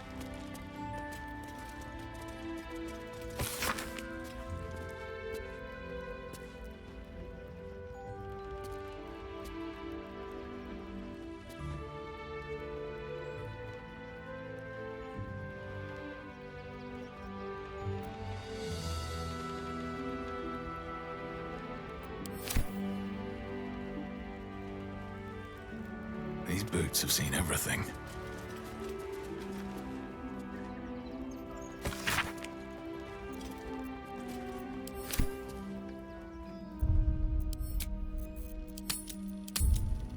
What ails you? Marsh fever? Feather lung? Be quick, I've not got all day.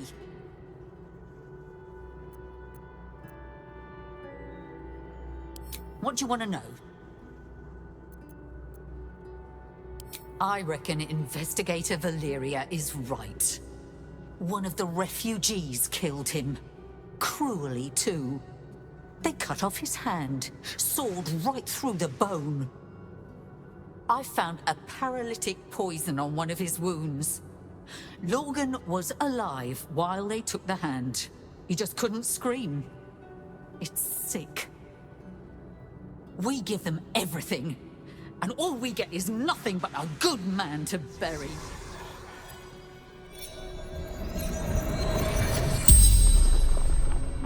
The corpse regards you lifelessly.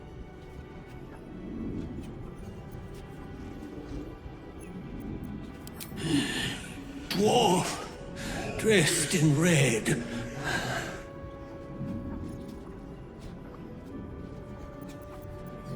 The corpse remains silent. It does not know. Hiding Brilgor from fists. Must protect innocence. Ilmater's will.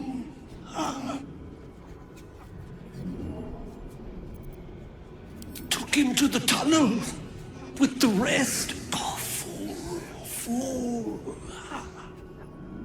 The spell's power wanes. You can ask no more questions. Mr. Dakarios, heavens! Fancy seeing you here. Tara!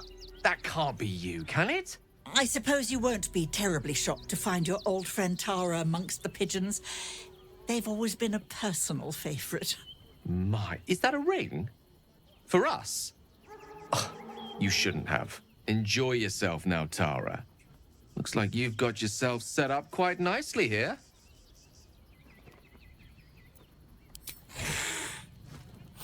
She isn't my Tresim. She's my friend. And from the looks of things, it appears she's eating pigeons.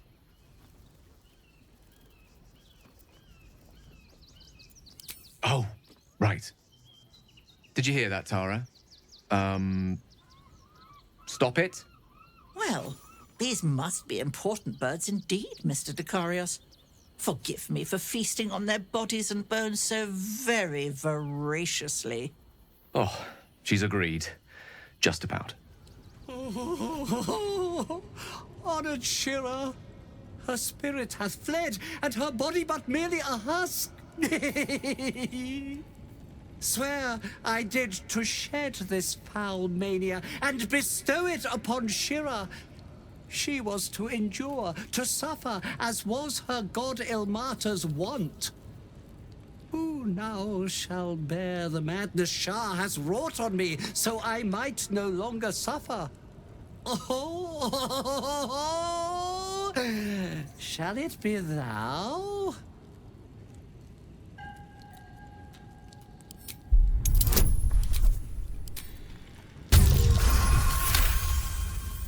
The monk himself holds your answer.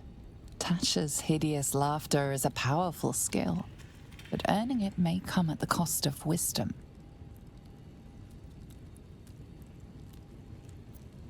Thou shalt know the extent of Shah's mania, Tasha's hideous laughter at thine beck and call. But at what cost? Who might say?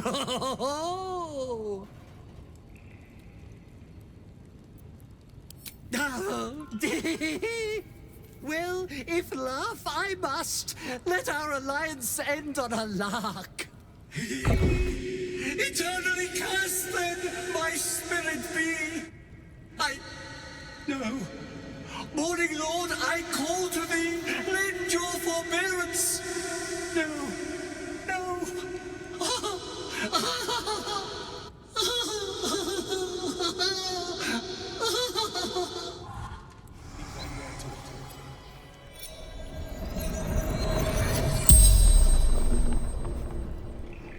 The corpse regards you lifelessly.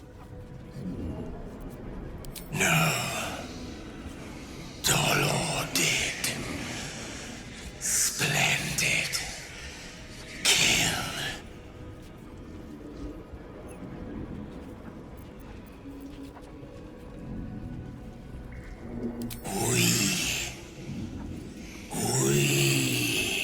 The corpse tries to speak, but something prevents it.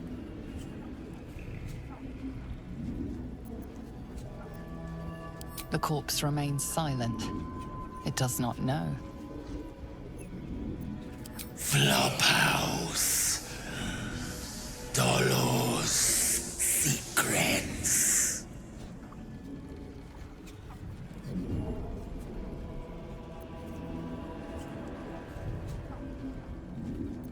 Our blood-red dwarf. Tricky. Hungry. The spell's power wanes. You can ask no more questions. How goes the search? That's it!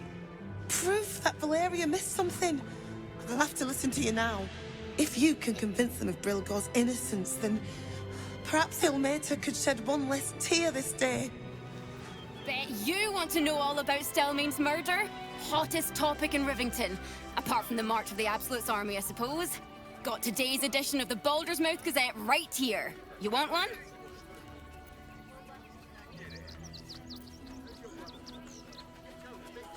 Excellent. You enjoy that one, all right? It's really gory.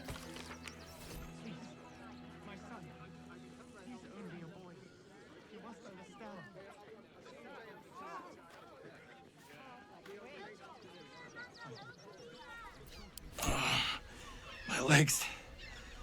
I can't feel them. Tell the others. Let the boss know. This man is not long for this world. It's too late. This man is far beyond anyone's help. You hear the blood gurgle in his struggling lungs. His last ounce of strength is spent. Nobody messes with the Stone Lord, Ratling. Nine Fingers sent her love, arsehole. Your Stone Lord's a dead man walking. You, help me kill these arses. The guild will sprinkle you with gold.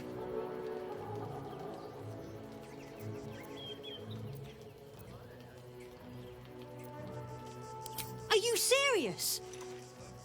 A pacifist? In Baldur's Gate? Nobody's leaving this place alive, cock.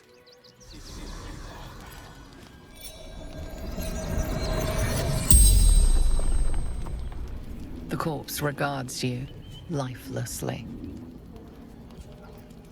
Fallen from the guild.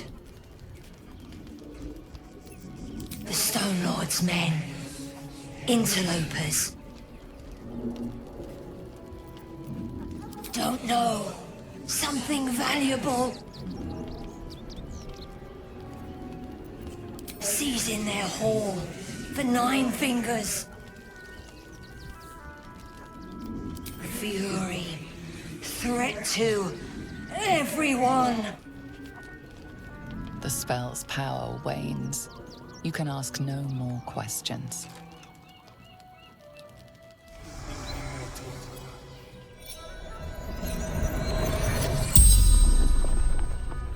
The corpse regards you lifelessly.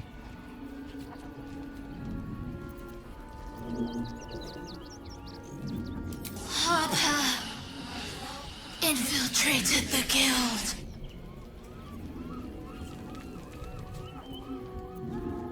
Observing, spying, disguised. Stone Lord's thugs, threat to us all.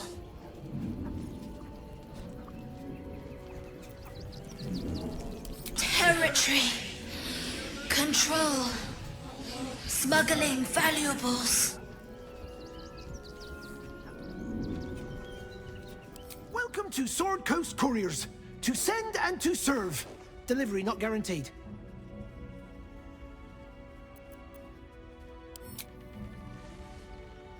Gomwick. That's a real shame. Fine courier he was. Stumped how I'll replace him. Most want to get into the city these days, not leave it. We've had to cut our courier services completely. I'll tell you, it's left me in a right pickle. I've sent what I can by pigeon, but now something's attacking them and all. Become a postmaster, Danzo. It'll be easy. Nobody mentions having to spend your evenings hunting for pigeon carcasses, do they? You sense there's more to his anxiety than a few missing letters.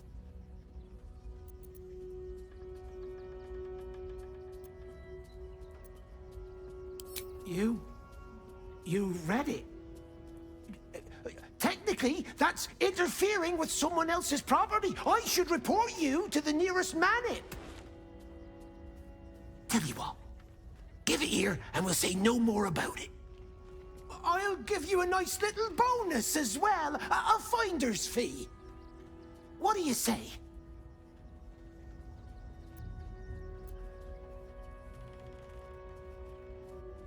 Much obliged. Much obliged. Here's your fee. Our little secret. All right. Woof. A charming effort, but you can't fool me. You're not a dog. So what the hell are you doing in my kennels?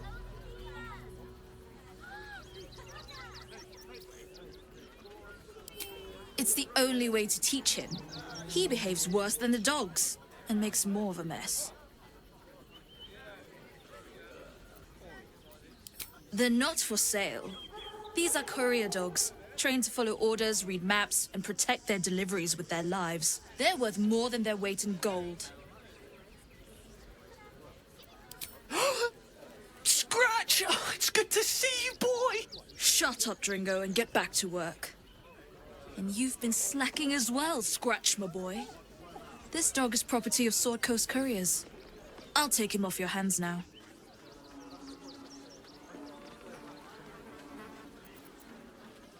Domwick was his handler, not his owner. I can do whatever I please. He's my dog. Now get out. This is a private yard.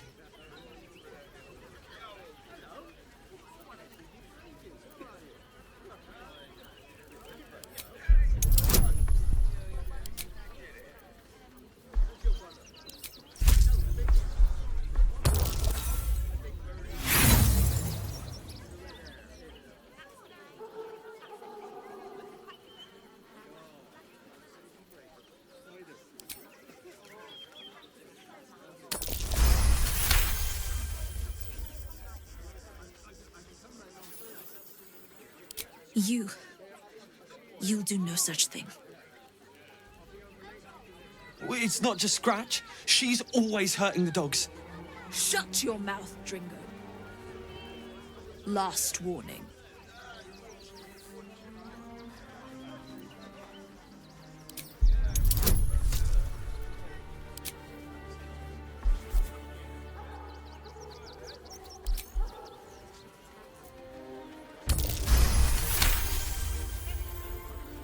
Fine. You think you can do a better job without me? Be my guest. They're a useless bunch of mongrels. You're welcome to them. You got rid of her? I'll do a better job looking after these dogs than she ever did. I promise. Mistress is gone. Mistress is gone! I mean... such terrible news. She will be missed. Thank you for making Mistress go away. She was horrid. It's certainly good to be back at camp. How I've missed the smells. Indeed. And I'm sure Dringo will do a great job. He always took good care of me. You smell very delicious, but I will not bite you.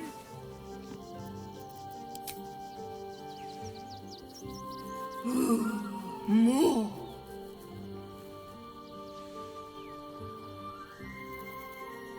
Nice here. The caves smell like rotting meat. Goblin coat smells like goblins. Ah, are you trying to get into the city? Got a minute to tell me about your experience at the gate today? I'm Lens, roving reporter for the Baldur's Mouth Gazette. My editor sent me to cover the drama out here at the gate. He wants some fluff piece about the heroic Steel Watch keeping the mob at bay, whether or not that's the truth or not.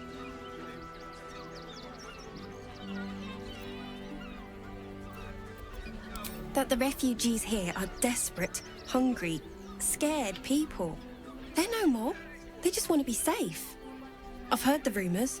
Absolutists marching from Moonrise Towers. Whole towns felled by strange curses. It's no wonder they ran. Of course, I can't write any of that. My editor only releases stories his friend Lord Gortash approves of, and he's very selective.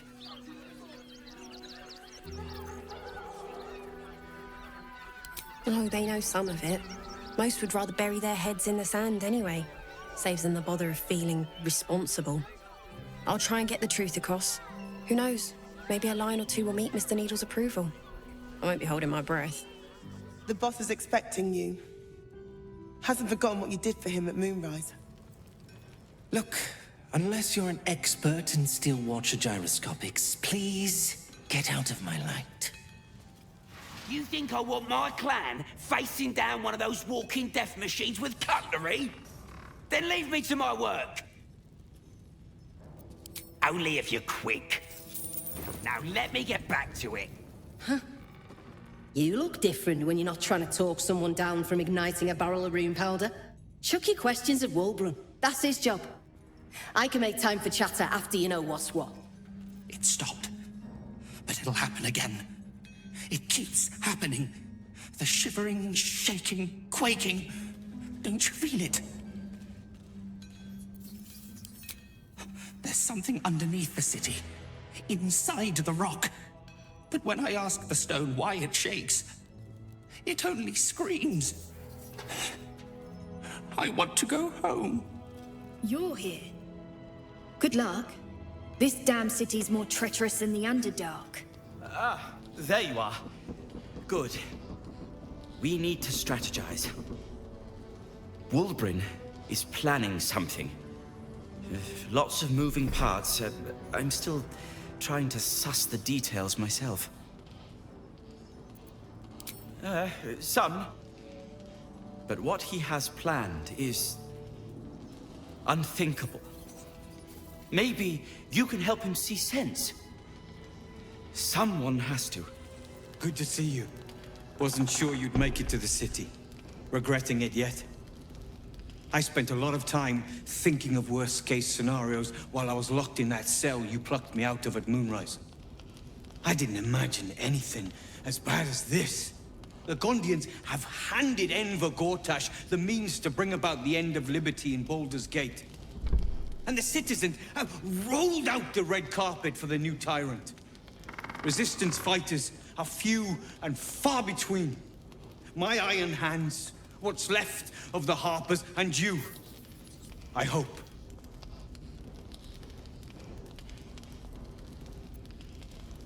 As long as our objective is the same, the reason doesn't matter to me. We have a common enemy. But neither of us gets what we want until we deal with our biggest obstacle. The Steel Watch. They're a threat to you, me, and every man, woman, and child in this city.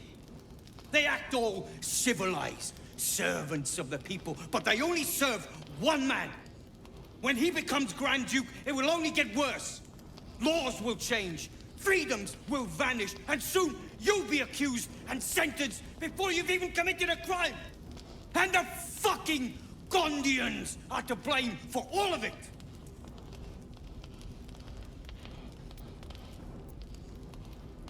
They invented the Steel Watchers, and they're building an army of them. They've always been happy to provide their technology to despots in exchange for a stipend and the freedom to work in peace. They would have licked Saravok's boots, given the chance. And now they'll kiss Gortash's ring while the city screams. I had a plan to put a stop to them.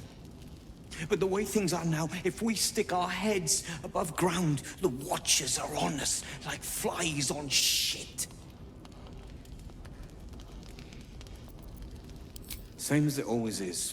Eliminate the threat. In this case, the foundry where these atrocities are produced. The Gondians are ingenious, but we're more than equal to them. There's nothing they can build that the Iron Hands can't tear down. I've built something unique for just that purpose. A room powder bomb. First of its kind. 50 wizards high on the weave couldn't summon this kind of firepower. Get the bomb inside the Gondian facility, and boom. Problem solved. Wulbren, please. This is too far. Everyone in the foundry would be killed. Quiet, Barkus. The adults are talking.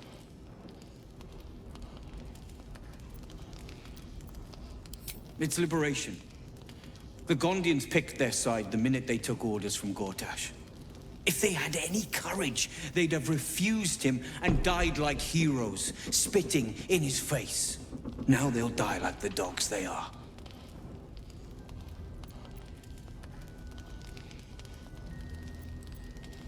There is no other way. But I believe in second chances. When you come crawling back here, and you will, we can talk. A rune powder bomb? Huh. What the devil has he become?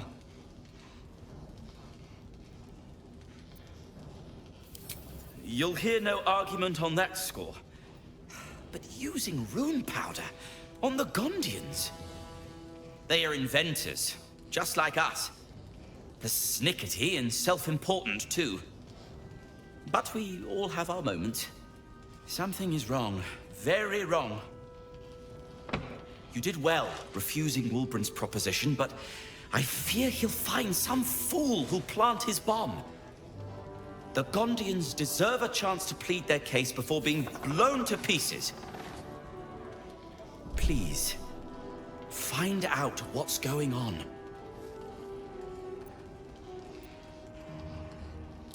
That's all I ask. Questions first, violence later.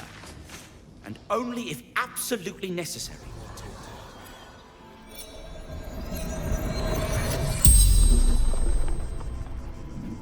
The corpse regards you lifelessly. Garrett. Pushed. Felt bones break. Darkness.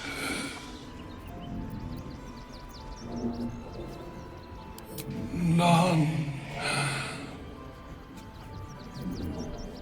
East. Fled armies. Lost everything. Man. Buying heirlooms. Vulture. Challenged him. The spell's power wanes. You can ask no more questions.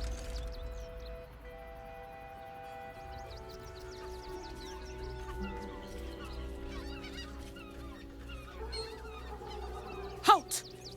By orders of Lord Gortash, refugees are no longer allowed in the city. Turn around.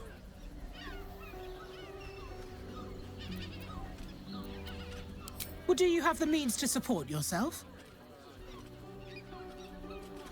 My good lady, I am Will Ravengard. I will not pay to enter my own city. Ravengard? Ugh, more like the ghastliest tiefling south of Neverwinter. No refugees. It is decreed.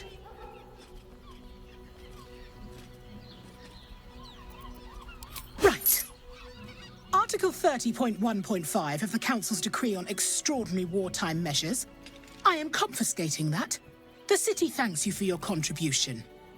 Your name? I'm doing the questioning here. Last time. Name?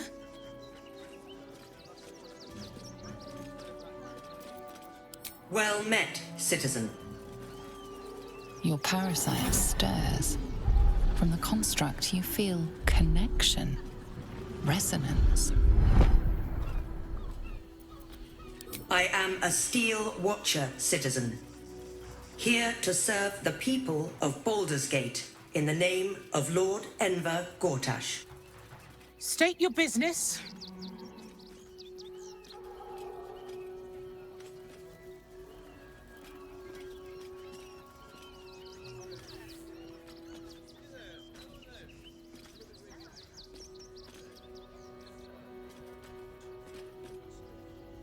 Uh-huh. Eyes open, body still. The Watcher will communicate with our new intelligence directorate. They'll determine if you're a threat to the city. Upstanding citizens have no reason to fear. And you are an upstanding citizen, aren't you?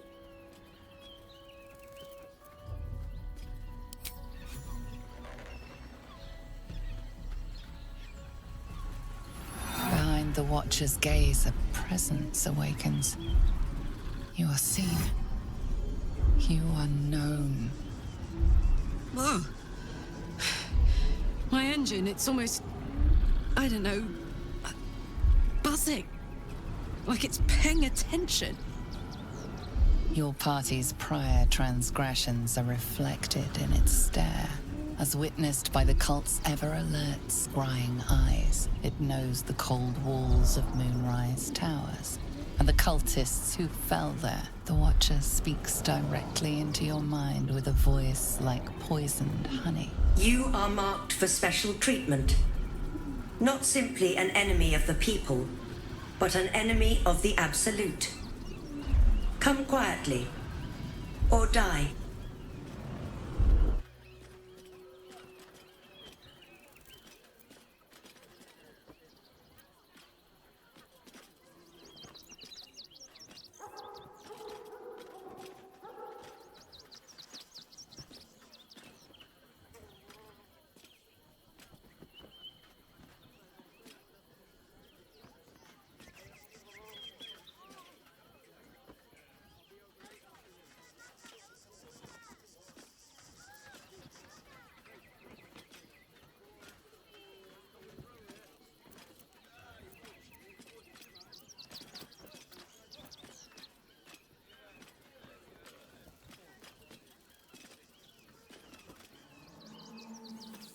Please comply now, citizen. I will interpret any further hesitation as resistance. Eat this, you pile of junk! Men, women, children, all barred from entry. A damn travesty. A decade ago, Baldur's Gate would have welcomed any and everyone seeking refuge. Who would take in these souls, if not the Jewel of Baldurin? As long as Gortash is in charge, they'll be left shivering at the gates. All part of the plan, of course. Step 1.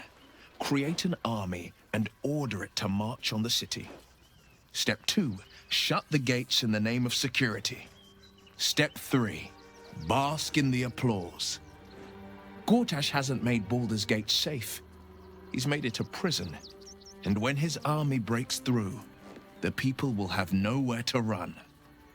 To make this city a safe haven, we'll need to bathe Gortash and his allies in their own blood. Another drow for my feasting eyes, in darkness bred, yet no less delicious for it. Elegant, decadent, and oh so dangerous. I know your bliss. A sturdy dwarf, a leather whip, she gives, you receive. Or have I misjudged you?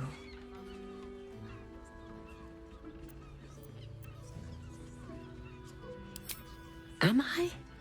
Your eyes tell a story, sweeting. You crave more than pleasure, you crave penance. It's Fionn you seek, our stern librarian. She isn't here today, alas. Your penance must wait. Well, we've other ways to fill your void. A drink for one, a pair of drow for another. Choose your sin. Damn, Hoots! That new batch burns stronger than a pit fiend's fist. I'll take that as a compliment. Take it however you want. But I'll be having my usual from now on. Something's off about this one. On your guard. Oh. It's Raphael's favorite misadventurer. Good to see you again. Even if you have put me out of pocket. The boss bet me 5 soul coins you'd reach the city in one piece. He rented a room upstairs in the hope that you'd drop by.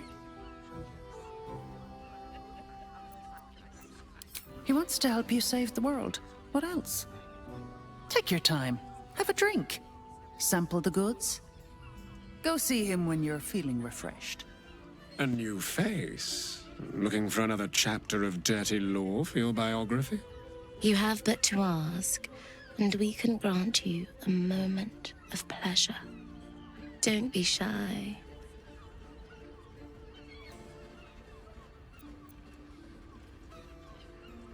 I used to work as a courtesan back home, and my sister as an artisanal masseuse. But men are treated like dogs by the Underdark's matriarchs, so we fled. We found surfacers craved the body of a drow like a drug. Life is easy in our line of work.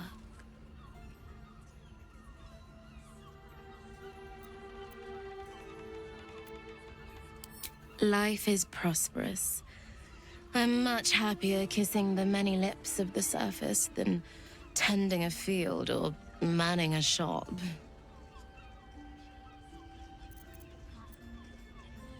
I'd have to restrain myself far more than any play bindings do if I worked in another field. This is a place where I can be myself boundlessly. There are so many who come to me speaking of a fixation that no one else has ever been able to share with them, and never will again. A once-in-a-lifetime moment of passion. Every day. What could be better? Don't you want to try it? Trust me, you don't want to miss my signature Mesobaranzan love trick. Menzoberranzan love magic. A formidable practice, usually only reserved for pleasing the most insatiable matriarchs in the city of spiders.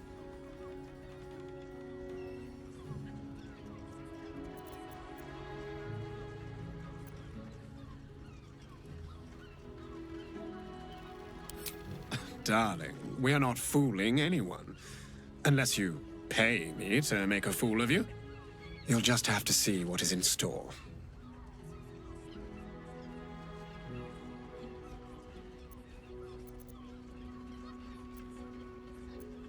We are twins.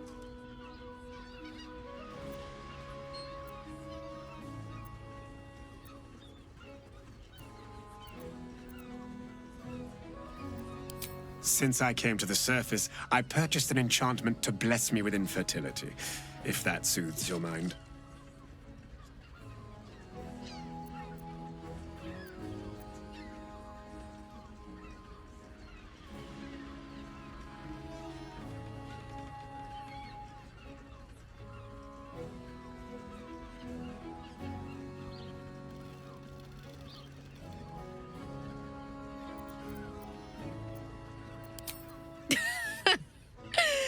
We are quite accustomed to working with each other. If you change your mind.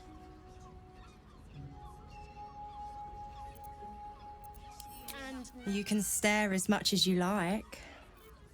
Now, that there's a face I'd remember if I'd seen it. Welcome to Sharess's Caress. What can Hoots do for you, stranger? You got a taste for ale, I reckon? Or maybe... Ah, forget it. My new brew could drop you in the wink of a spectator's eye. Sharess Caress, the mamsel's brainchild. Wet your tongue, soak your skin, scratch your itch. Get the attention you want and avoid the attention you don't.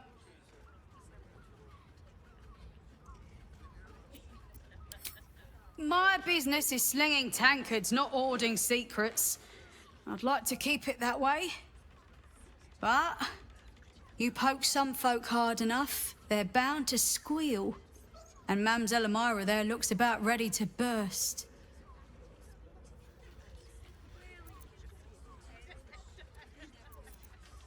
You got it, but the new hooch is off limits. Can't have the mamsel leaping down my throat if I go burning yours. Pleasure to serve. You're looking parched, sweetheart. Another tankard? Else, darling. Another sip and I'm like to spill over. But other hankering for spicier flavours. How about you give me a taste? Right as falling rain. What's it to you, chuffer? Don't worry your pretty head about the fist, love. I can play them all like a lute.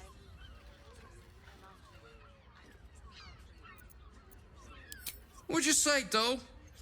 Have a sit on my lap. Let's see what pops up. Darling, how you set me a quiver. You are a beast among men. No, a dragon, setting my phoenix nest aflame.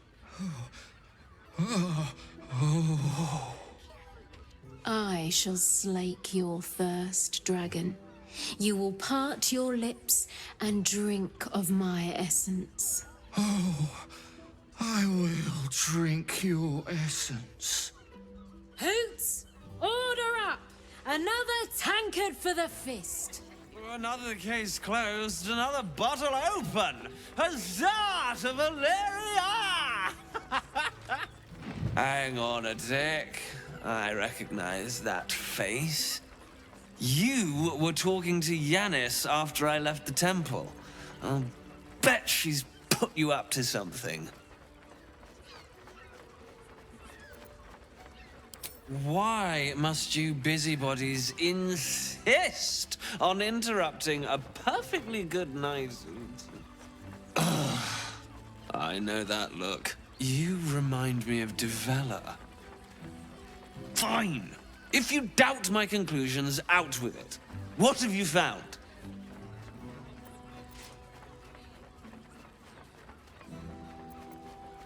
My assistant. She's posted in the lower city investigating Duke Stelmane's murder. Now, back to it. What have you found? Gods. Stelmane is dead.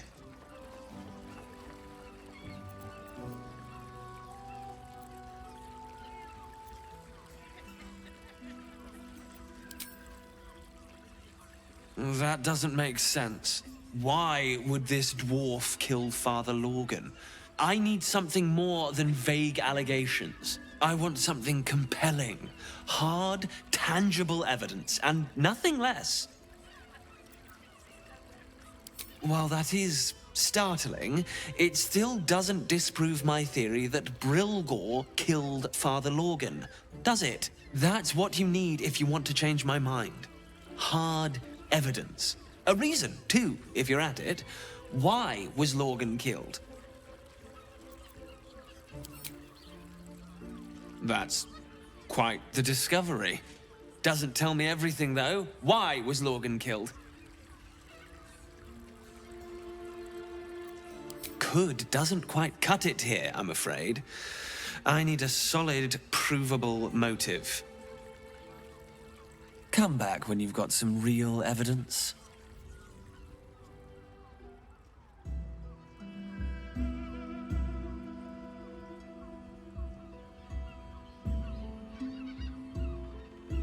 Tell me, am I beautiful? More than beautiful. You are the aurora stretched across the north skies. You are the golden dunes swept across the Kalim. You are the fruit of the forbidden palm, soft on my skin, sweet on my tongue. You are my sin and salvation.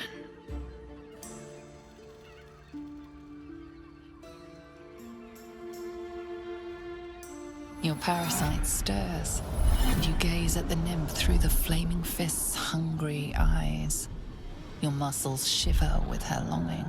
Your skin burns with her heat. What's wrong, Jara? What are you? Wait, I know you.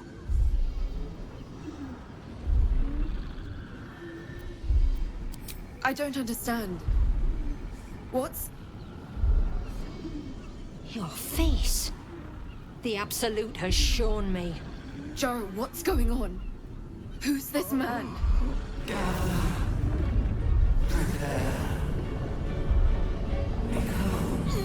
Your head screams in agony. The change has come.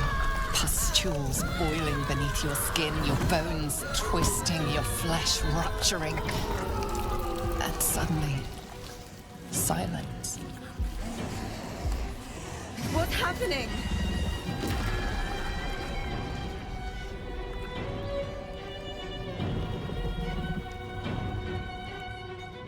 Hells.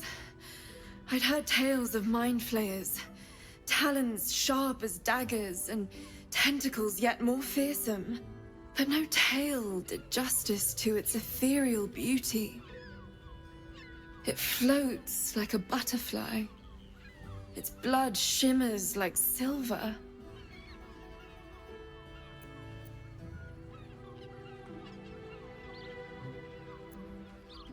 How can I help it? I don't regret its death, but I marvel that such a work of art could ever live. Her gaze intensifies. Your breath quickens and your heart skips a beat. The woman's senses are heightened and her fire stoked. The mind flayer is no mere curiosity, but an object of desire. Why should I deny it? My urge is as natural as the grape upon the vine. But perhaps there are other flavors that might satisfy my palate.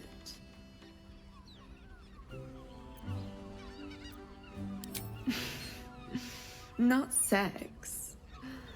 Something far more intoxicating. rapture. Close your eyes and listen. Shh. Free your mind. You see only darkness. Her voice shines through it, warmer than the sun, yet cooler than night. The all-being. Here, there is no suffering. Here, you want for nothing.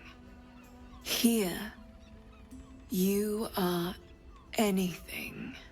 You have one word. Tell me, what will you be? You are more than contented. You are at total peace. Your belly is full, your mind rested, your eyes bright. No more will you hear the clang of steel on steel. No more will you fear the cry of a wolf, the growl of an ogre. You are warm. You are safe. Your flesh shivers, your heart bursts. True ecstasy for one fleeting moment. Open your eyes. I'll remember you, and you'll remember me. You must hear me, devil. I will do whatever it takes. Give you anything you ask. There is only one thing in this world that I desire. You do not have it, and you never will. The Kithrak? What deal would he make with this devil?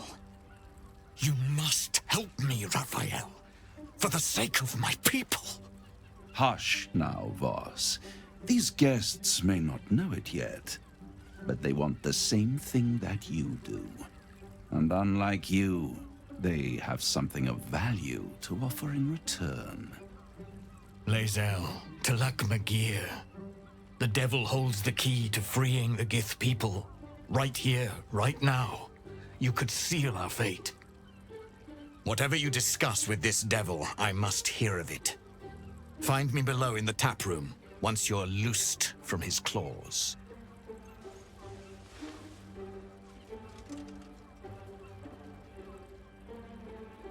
I'm glad you came. Not to my door, not yet, but to the final reckoning. One more thing before we begin, though.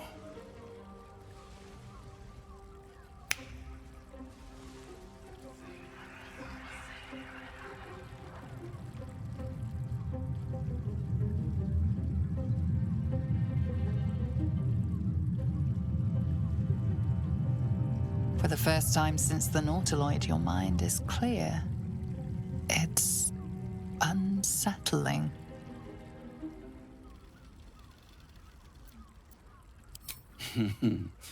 Wouldn't that be exquisite? But no. I'm afraid the tadpole is still there. But I did shut out your other visitor for a while, so we can enjoy some privacy. The Illithid can't hear us. Huh. What's the catch?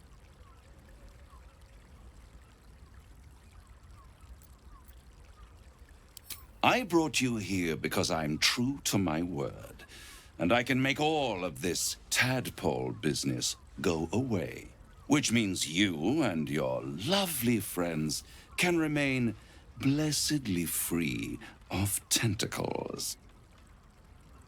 Let us speak plain. I'll admit, you've impressed me. I wasn't sure you'd make it this far, but no matter how far you come, you're still on the road to ruin. A road that leads directly to a confrontation with the Elder Brain. At best, it will kill you, and everyone else in this city. At worst, it will assimilate you, and you won't have enough free will left to even wish you were dead. You have the key to destroying it in the palm of your hand, though.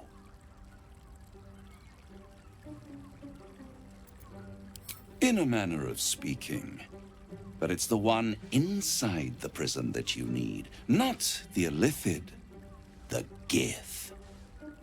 I can give you the means to break him free. Speak, devil. We're listening. The Orphic Hammer. An artifact capable of shattering the chains that hold Prince Orpheus is held securely in my House of Hope, even now. Isn't it just? And it's even more convenient that you can give me exactly what I want in return. There it is. Of course.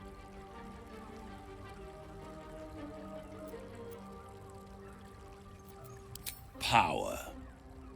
You free Orpheus, and in doing so save the city, the Sword Coast, perhaps the whole world, and your own precious skin too. And you give me the crown that dominates the Elder Brain. And you, Lae'zel of Kalir, want to free the Forgotten Prince, do you not? I want nothing more. Then it is settled, is it not? A crown for a hammer. A bargain of a lifetime, Lae'zel of Kalir. Handing that crown to this devil will be like feeding gunpowder to a lava worm. Agree to nothing. Power. Ancient and full of wonder. I have craved it ever since the arch-wizard Karsus created it, long centuries ago, and brought doom to the Empire of Netheril. That was the great age of humanity, and Netheril's flying sky cities were the apex of civilization. I was there the day it all fell apart. Entire cities plummeted from the sky like angels with broken wings. The screams, oh, the screams. Hundreds of thousands of people watching in horror as the ground came up to meet them. It was not a happy meeting, and Karsus was responsible. Not driven by malice, but by ambition. He forged a crown imbued with all the powers of magic. A crown that would make any who wore it a god. Men cannot contain so much power. The crown destroyed its creator, and his empire fell with him. Karsus's folly, the bards and scholars call it. I call it hope. The hope of creating a better world, and the perils of unchecked hubris. I knew then that the folly of mortals could be the triumph of devils, and that I could use that crown to unite the Nine under one Archdevil Supreme. Me. Zariel wouldn't like that much. But even I'm not so desperate to spite her I'd put the hells in this bastard's hands.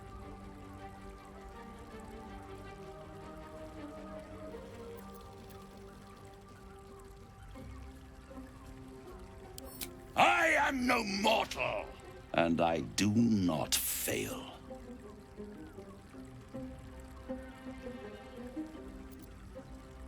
The archdevil Mephistopheles snatched up the crown and squirreled it away in one of his vaults. He is not more than a frigid archivist. So much power and potential kept inert. He made a miracle into a museum piece. I raged. But only for a decade or so. Then I waited, ever watching for more than 1,000 years, for a mistake, a mishap, a misadventure. And these chosen, who have caused you so much trouble accidentally, did me a favor.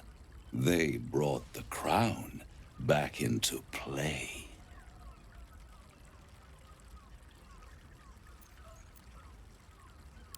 Through the aid of a diabolist, somebody capable of opening a portal to the Hells. Deep in the Hells. They must have raided Mephistopheles' vault. Impressive, I must admit. But they'll be dead soon. If you don't kill them, the Elder Brain will. It doesn't have feelings in the way you'd understand them. But it seems rather angry. It is inevitable. When you destroy the brain, and you will because you must, the crown will be yours for the taking. And when that moment comes, you give the crown to me. In exchange, I give you the hammer now. A simple transaction, it seems, but it's more than that. He's offering you an alternative to the mind flayer in your head. Take Raphael's deal and you could free Orpheus. With Orpheus free, you would have no need to rely on the Emperor. But there's no guarantee that Orpheus would be on your side. And if you take the deal, you'll have to fulfill it. You'll have to deliver the crown of Carsus to the devil himself. He claims his ambition is to unite the Hells, but can he be trusted to stop there? Do you trust him more than you trust the Emperor? Skvar! We should do as the devil asks. The Prince of the Comet must rise again.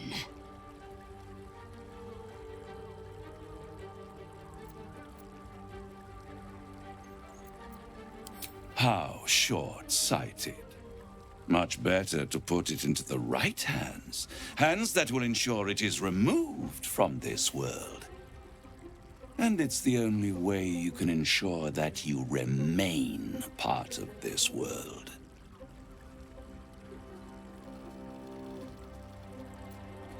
I won't stop you.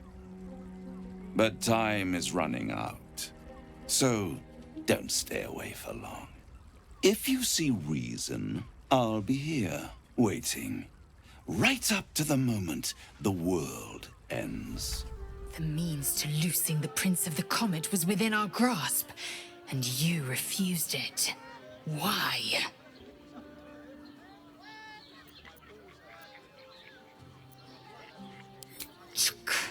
I wanted to follow the open valley, the easy way out. You chose the brambled path.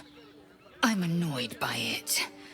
And I admire you for it.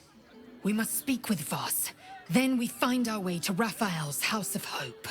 We'll take the Orphic Hammer and use it to smash the True Heir's bonds. Yisk Githkar Tafki Krashet. The Githyanki will be free. We must claim the crown of Carsus for ourselves, before anyone else does. The great devil grows sloppy. He makes his offer, but only after telling us where to find what we seek. The Orphic Hammer. I suppose we will have to see if this House of Hope is open to visitors. There you are. I thought I'd lost you. Something was blocking me from hearing your thoughts. I can understand that. There's reprieve in solitude. But it's concerning that something could intervene like that, especially when we are so close to the Elder Brain. Do you have any idea what it was?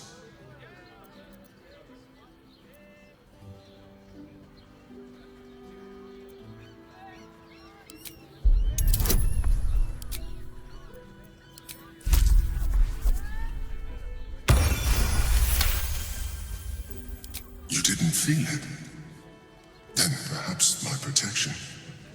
But I was sure. Never mind. We must press on. I will bolster your mental defenses and make sure this doesn't happen again. Raphael thought he could outsmart us. But there are other ways to get the Orphic Hammer. Guaranteed. We know he keeps it in the House of Hope. If we can find a diabolist, they could help us make our way in. So, no deal with Raphael. I wouldn't want to give him the satisfaction anyway. Raphael must be raging we didn't take his deal. Luckily, his desperation made him careless. Did you hear what he said? The hammer's in his house of hope. If we wanted, we could steal it right out from under his nose. Granted, it wouldn't be easy. Devils guard their treasure by especially lethal means. We would need to find a diabolist. One worth their salt should be able to get us into that devil's lair. One last trip to Avernus. At least it'd be for a good reason, right? There is no deal with the devil that I would willingly partake in. Declining Raphael showed great wisdom. Useful as the hammer would have been, I'm relieved we're not in the devil's debt. Once his kind has you under their thumb, they won't ever let you go. Come here. I'm not going to start an argument. I just want to know why you turned the boss down.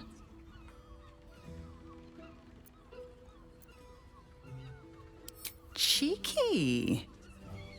We might be in a brothel, but I'm not that kind of gal. You should reconsider, though. The boss might be a devil, but he'll treat you more honestly than anyone else in the city. Plenty. But right now, I have one job. You. I'm talking to you openly, mortal to mortal. And I'm begging you to sign the contract. If the brain wins, the Illithid Empire returns and worlds you've never even dreamed of will die. Raphael can stop it. He wants to. And he knows how.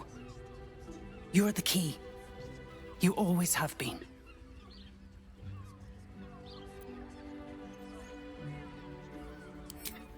I won't pretend he's an altruist, but he's looked at the balance sheet.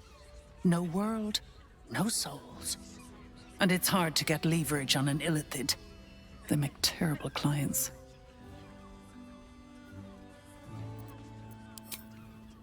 I doubt it. But even if you do, you won't survive the fight. I'd reconsider if I were you. A drow or a drink, sweeting.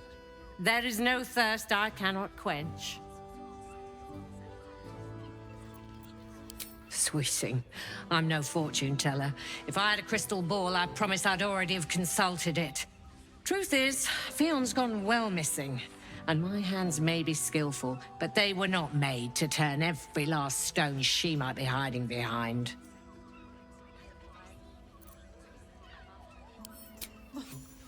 To service is my calling, not to be served. Ugh, but I'd be a fool to say no. The girl kept my coffers near overflowing. 2 flights up, then turn right, and right again. That's Fion's pleasure room, Elminster's library. Here, take the key. Elminster's library? People will get their thrills in the strangest of places. Bloody gnomes.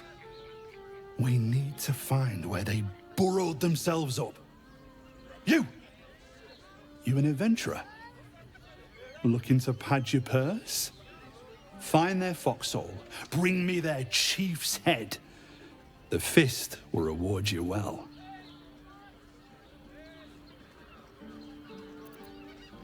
You'll change your mind once they kill innocent citizens. The only language they'll understand is that of intimidating violence.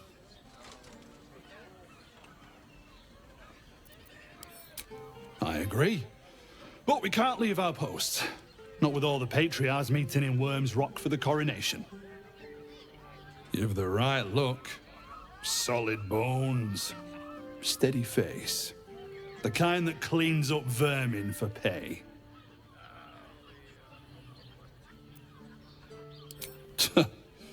Then you're no friend of the fist. No matter. I'll find someone else. Most folks around here will do almost anything. You pay them enough. 9 hells! You followed me all the way here? What could you possibly want with me now? What? How? 9 hells? Whatever you think you know, I'm sure some gold would help you to forget.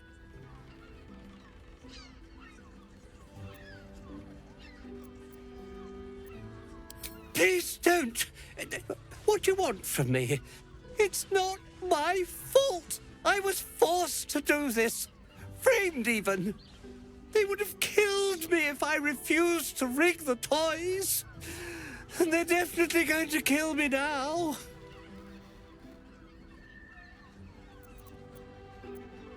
I can't tell you. I won't tell you.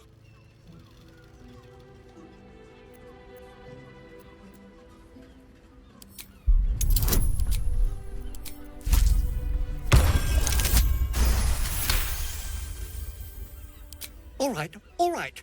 Just don't hurt me. The teddy bears were an experiment. My greatest invention. A clever little device in their chest allows them to speak. But there's more. Smoke powder. Inside the device. I collect packages from Verloga's fireworks in the lower city and stuff the bears with it. Not because I want to. Because I have to. Otherwise, they'll kill me.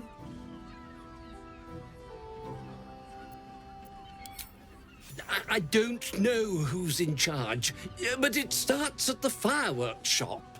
That's where the packages come from. Go there. Tell them Uncle Verloga sent you, and they'll show you the smoke powder. Lots of it. There. I told you what you wanted to know. Now, will you let me go? His plea comes with an offering. A pass granting you access to the lower city. You can't be serious. They'll find me. A cell won't keep me safe. They run this city.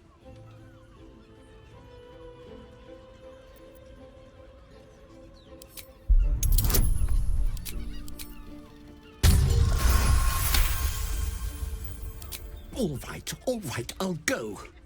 But if I'm found hanging in my cell, it'll be on your conscience. Voss, friend to the Comet. Lae'zel of Kalir, warrior of warriors. Tell me you took the Devil's deal. Tell me you will free Gith's heir.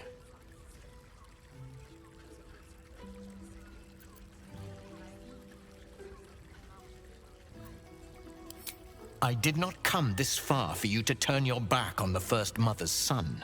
Githkar Tavkim crashed. You put your trust in me, Voss. I plan to honor it. Yes, and it seems I have no choice but to trust. There is but one prism, and you are its key. Find a way to retrieve the hammer and free Orpheus from the prism.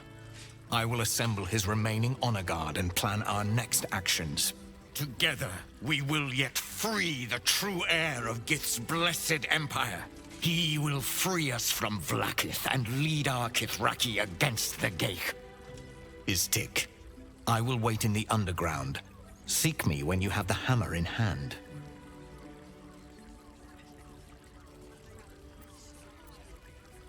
The Prince of the Comet aches for Githyanki liberation more than he abhors Geich. He might seethe when you free him. He might gnash his teeth and slander your name.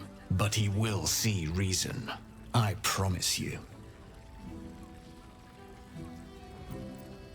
A devil of Raphael's stature does not simply make camp on the shores of the Styx.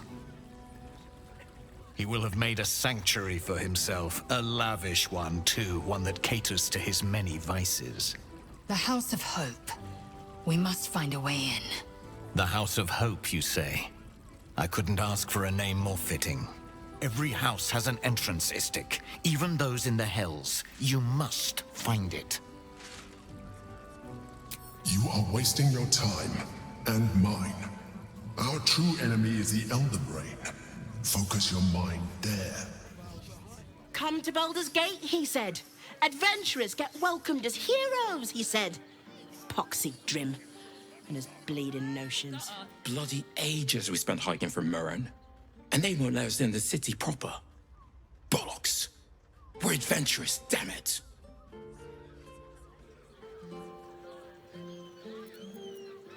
The bridge god chatted some shite about a coronation.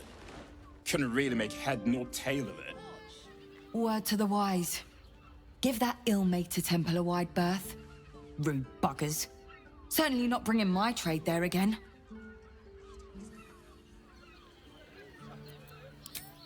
Does that excuse being rude? Excluding folk? Come off it. They wouldn't let me in. Spouted some tripe about my sort and absolutist murderers. I only wanted to sit down a minute. Let me show you.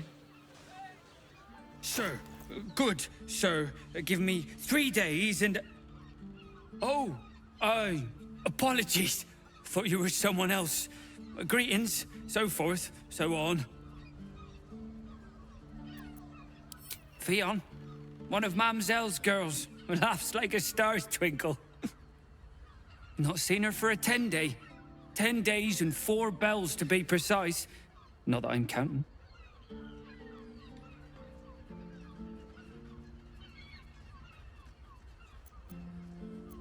Missing? I hadn't thought her missing, just not here. Or elsewhere. Oh. I suppose that's like missing, but with extra words. You don't suppose the murderer who's on the loose got hold of her? Oh, goodness, no. It's too horrible to imagine. The landlord, Sir Frago Antuna. A most generous soul, I assure you.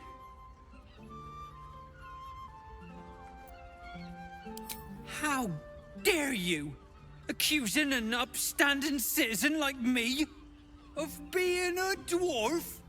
I'm a halfling, you oaf. Bloomin' hell, you look famished.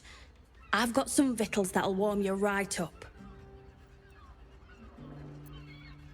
Fionn. Poor lass. Works her arse off for the mumselle, but don't get much in return. Not seen her mug for a carp's age. I figured she'd gone up the road while the going was good. Killer on the loose, cult army marching wee way. Been thinking I might scarp her too. What do you reckon, lad? You trust these steel watcher thingamy-jigs? Aye, I'll second that. It's all right where we can get work repairing them, but what happens when they build something else to do that? It's no good, I tell you. We should go. I do not want to face the Master if we're late for his Black Mass. Soon, sister. I only need one more mark. We have enough for the Master. No more needed. It's not for the Master, it's for me. I spent 100 years eating rats and dogs, but soon I'll be able to feast. I want someone there, ready for me.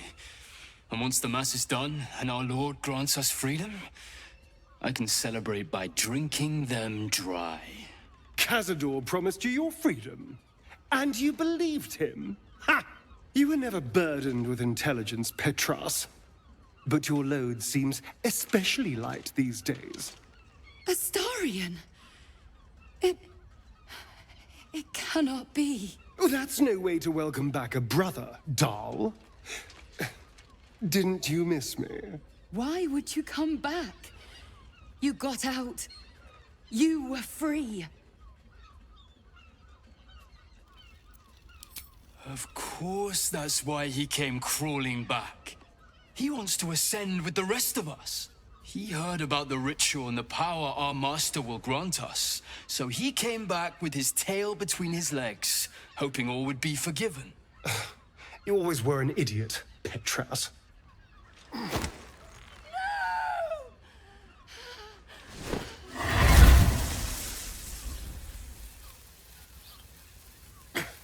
Where is he hiding? Tell me!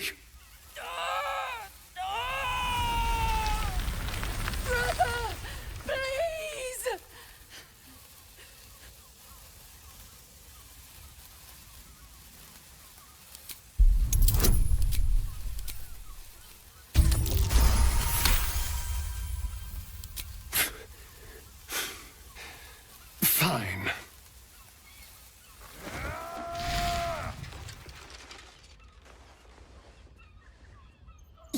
your wretched life to my friend.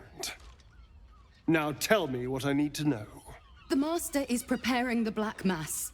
Beneath his palace, there's a defiled chapel. It was hidden there the entire time. Hidden from us all. Do you really think you can stop him? I'm the only one who can. The sun can't harm me. Cazador can't compel me. I don't need to fear him anymore. Now go, before I change my mind about roasting you, brother. This isn't over, Astarion.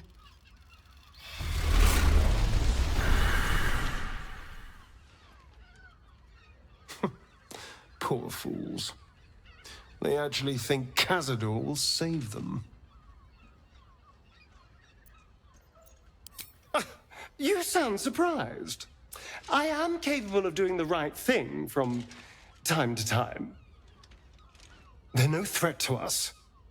And they have no choice but to do Cazador's bidding. I pity them. Worst of all, they don't know their fate's already set. They're doomed. The only question is whether their lives will be sacrificed to a monster like Cazador, or serve a greater purpose. 7 sigils on 7 spawn. And Cazador has the other 6. We have to face him and take that power for ourselves.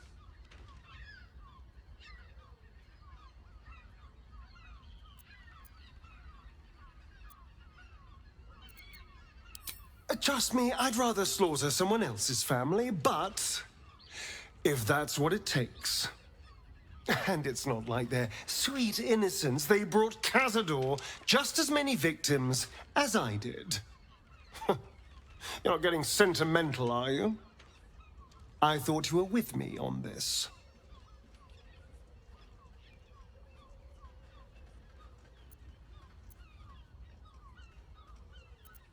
Then we'll deal with it. It can't be worse than everything else we've faced. And now we know he's skulking beneath his palace. We can take the hunt to Cazador. All right, let's go. This place stinks of rat blood and despair. You notice some blood has pooled on the wooden floor.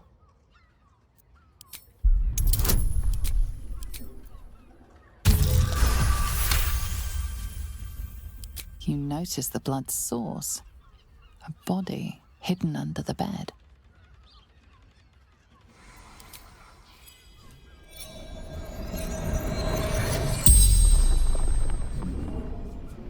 The corpse regards you lifelessly. Theon Goldgrind.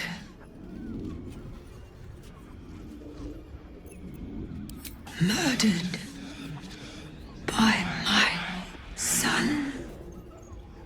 Ilmater's ashes.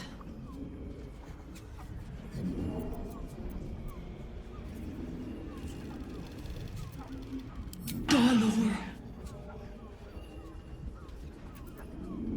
found his secret. My sweet boy. Why?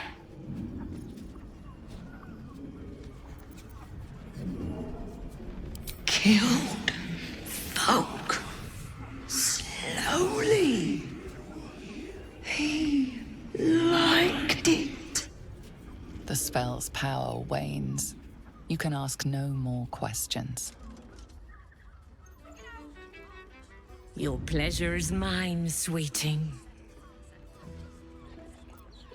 Murdered!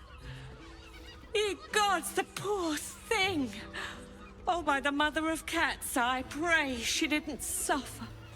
I'll miss that face. Else, the regulars will miss her more. They swarmed her like honeybees at the hive. Oh. Losing Theon slashed a big hole in my coin purse. I should get to replacing her. Sweeting. This is Baldur's Gate. I've seen more murders than a butcher's right eye. There'll be time for tears.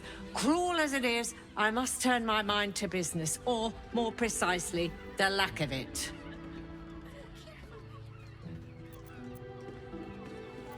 I presume you've found something interesting to discuss, if you're interrupting me again?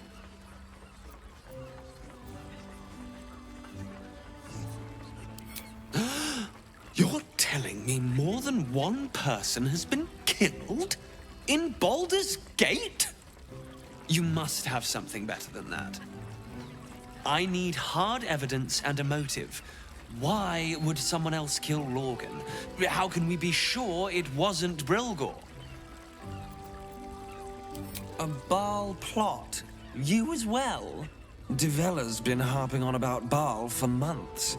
Fancies herself something of an expert. I assumed it was just a bunch of conspiracy codswallop and fear-mongering. But she's been unusually insistent about this one, even for her. Fine, I'll bite. What's your theory?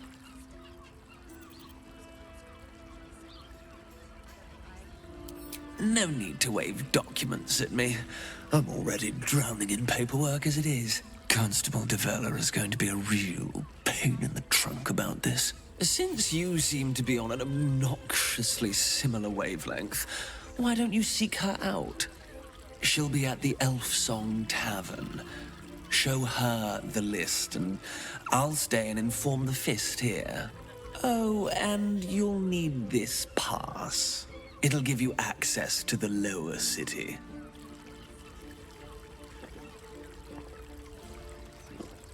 Well? What are you waiting for? You've a bloody conspiracy to solve. Move! You wish to consult me? I do not want a devil to hold my fate in his hands any more than a god. Aren't you tired of bowing and praying before authority figures? I say we put the devil from our minds and trust in ourselves. If anyone should have the power of the crown, it should be us. Keeping very well, I hope? Look after my angel of 100. We'll both of us stand by you. Watching gods. But I never thought I would be happy to see the city again.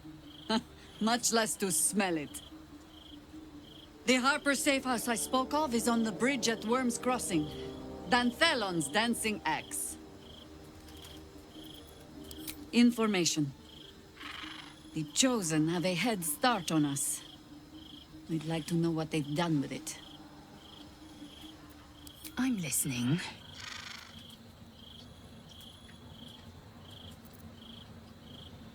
Voss has done his duty. Now, we will do ours. We must find our way to the House of Hope and take the Orphic Hammer.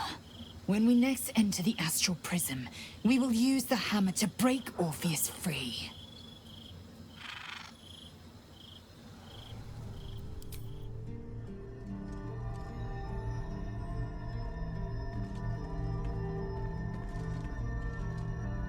How did you? Oh, it's you. I must have let my mind wander. Enough for you to wander in. Forgive me. I am drained. Ever since you killed Ketheric and took his Netherstone, the Chosen's control of the brain has been brittle. It's rebelling against Orin and Gortash fiercely. I suspected that when we took Ketheric's stone, the brain would begin to break free. Those brain quakes confirm that my suspicion was correct. I do not know what happens now when it receives their orders, and I do not dare guess. You feel the Emperor's fear as if it were your own. An Elder Brain enslaved is one thing. An Elder Brain unleashed will be the end of everything. Beautiful, isn't it? The mighty Prince Orpheus, contained in submissive slumber. Come. You may as well sit a while, now that you are here. Your company isn't unwelcome.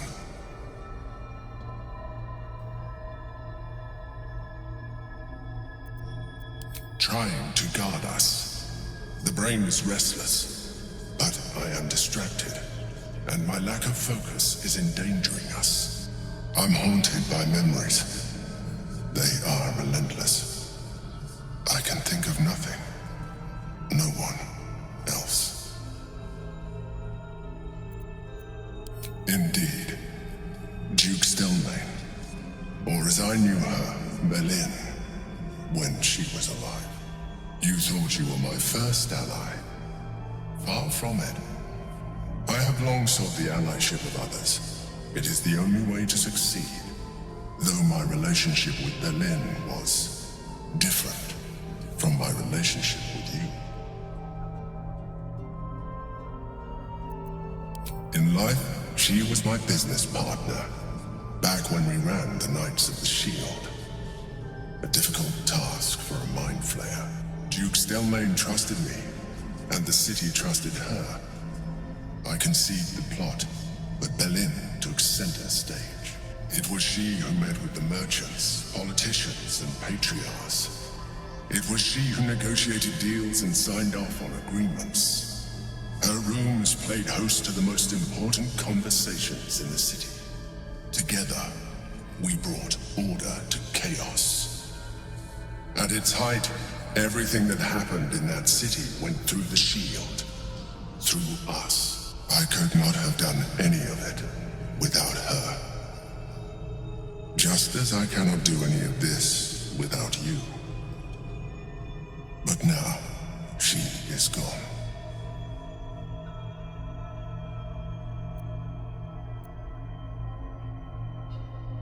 Astute as ever. You think that mind flayers are soulless husks who feel nothing. Belin thought the same at first. You are wrong. Feeling is vital to the pursuit of anyone's goals. Even the mind flayers. Like you, mind flayers know fear. Like you, we crave recognition.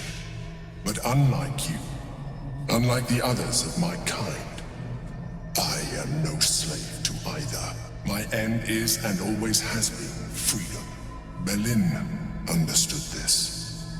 Belin became my freedom.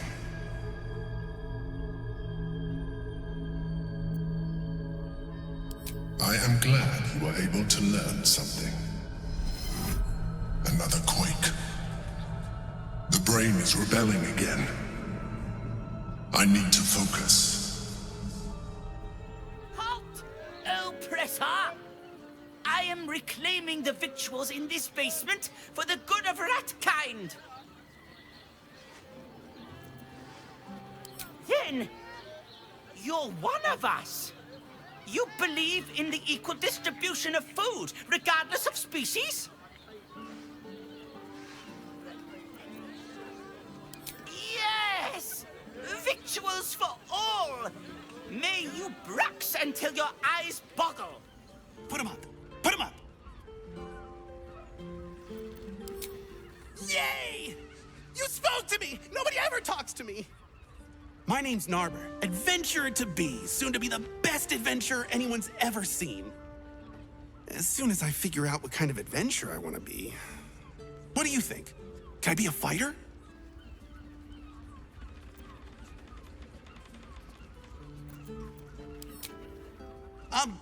Sure. I'll just raise my fists and... it's no use. I can't do it. Guess old Narber's more of a talker than a fighter.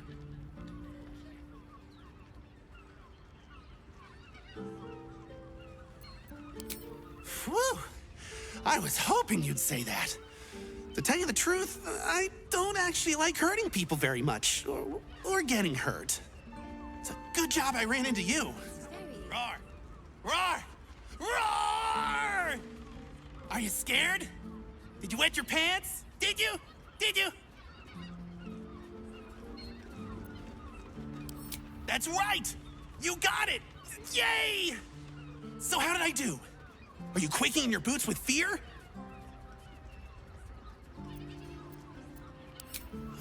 appreciate the honesty. Oh well. Back to the Narving board. Happy birthday to you. Happy birthday to you. Happy birthday, dear.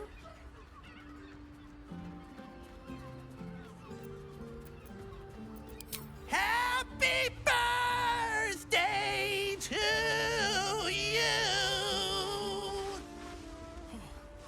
What do you think? Am I a good bard?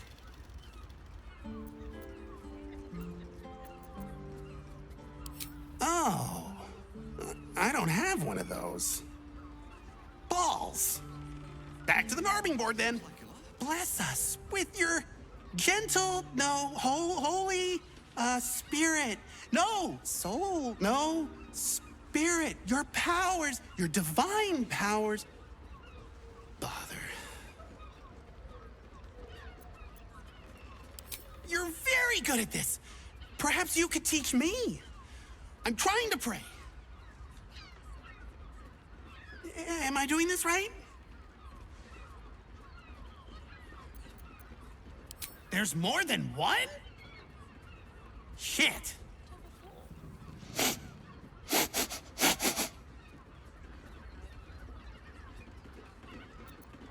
Aha! You fell for it! I'm pretending to be a dog. Everyone likes dogs.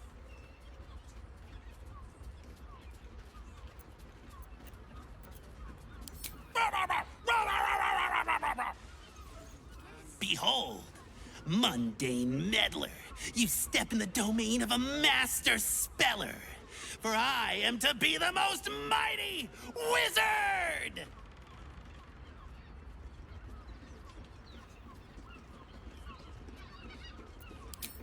Wizard?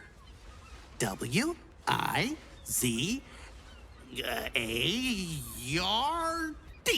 Wizard.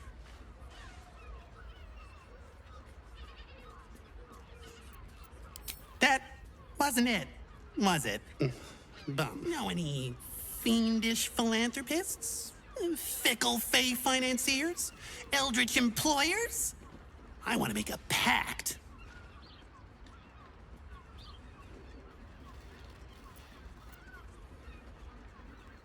My soul? I have to give up my soul to become a warlock?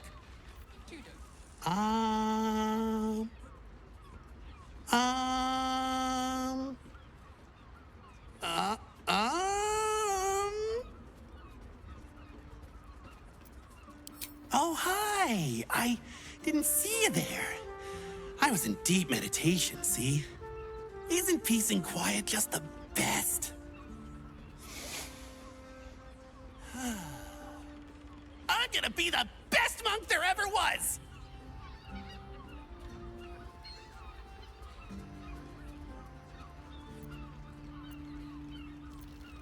Narva seals his lips, but you feel the pressure of words behind them. The poor thing is straining, fit to burst. I can't do it. I have too much to say. You were right. I can't be a monk. I just want to talk. Talking's great. See, you can say words, make friends, tell everyone everything you're thinking and feeling. As he empties himself of his latest slew of thoughts, you take the opportunity to slip away. Boom! Bet you didn't even see me coming. I'm a shadow, a master of sneakery, a rogue!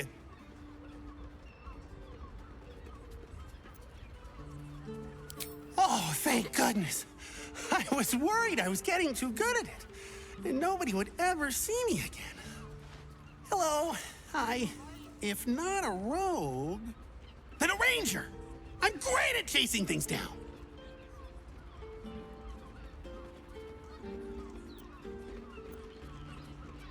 God damn it! Why are so many adventure jobs so lonely? I thought you were supposed to have parties! Perhaps the answer was deep inside me all along. An ancient spark of arcana. Yes! I was born to be a sorcerer! I can feel it! let me focus. I can feel the power deep within me. Oh, it's coming up. It's coming up. Oh, oops. Just ingestion. My liege, I swear to you, an undying oath of absolute devotion. I am but your humble paladin.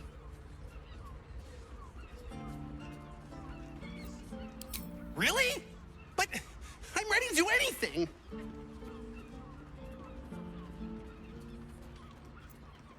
I can swear a different oath if you like. Come back. These roles sure are restrictive, aren't they?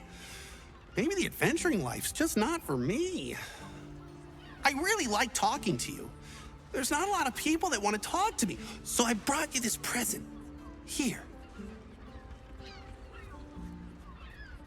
Now, what are we gonna talk about if not the adventuring life? Wait. What if I mix the classes?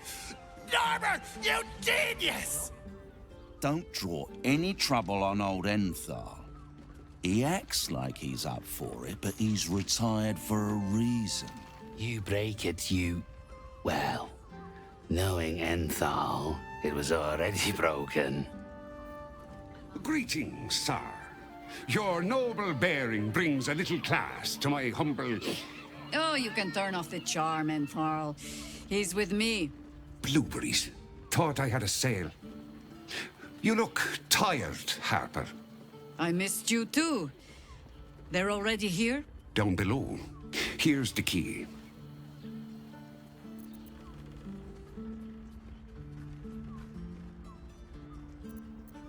Ha! Clearly you do not know our Harper Most High. I wouldn't say that. We've traveled a long road together in a short time. The others will be taking their ease here.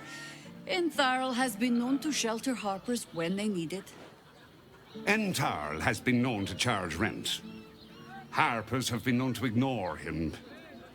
Now go on. The short father may send me an actual paying customer today. To buy? You're already my favorite. A pleasure. Jaheira needs more friends like you. I wouldn't... Unless you're buying, then he can wait till the sword... I know he looks sketchy, but Enthal doesn't sell any shite. Throw him a few coins if you can. Mainly so he can pay me. Hi, Harper. May Seluna's tears shine on this meeting. A very formal greeting, Geraldus. You are well? Yes. Hi, Harper. Standing beneath Seluna's tears. The lad's a little nervous, Jaheira. We heard of your great victory against Ketheric. Geraldus isn't nervous. He's terrified. And he's using Seluna's tears as some kind of code. I understand, Geraldus. Take a moment. And you, Harper. There is something familiar about you. Doesn't she remind you of our old friend Marcus? Jaheira's meaning is clear. Marcus was a traitor laying a trap. The same, it seems, is happening here.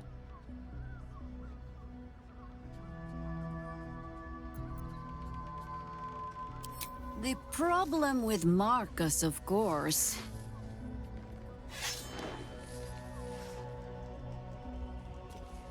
We didn't end on the best of terms. Thorin knows the hunt. In one stroke, she places the Harpers beyond our reach. Separates us from our pack. Until we know who the false facers are, we cannot trust anyone beyond ourselves. A shame of mine. Redoubled because I did not tell you everything sooner. Tell me, what do you know of a man named Minsk of Rashiman? Oh my god! Minsk! The name is as familiar as Jaheira's own. A hero of the time of troubles, who saved the city more than once. But few know of his fate, I think. I had hoped to keep it that way. Minsk is an old friend. Perhaps my oldest. We've fought at one another's backs times beyond counting. And the last time I saw him, I left him to die. There always is. But that is still the fundamental fact of it. Before we ever heard of this absolute, we received word of a gathering in the Undercity. What we found was the first dark seed of this plot. A circle of cultists with mind flayers in their midst. We might have ended it there, cut off at the root, but before I could send for help, Minsk charged in alone. It was chaos. He was overrun, dragged down beneath a mass of tentacles. I had a choice. Stay and let word of this cult die with us, or leave him and live to fight another day.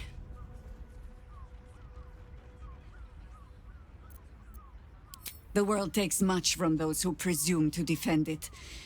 But sometimes, you get to take it back. So don't be sorry, because I mean to use you, if you're willing. Infection, indoctrination, eradication. That has been the fate of everyone the cult has captured so far, but it has not been yours. With your help, perhaps it need not be Minsk's either.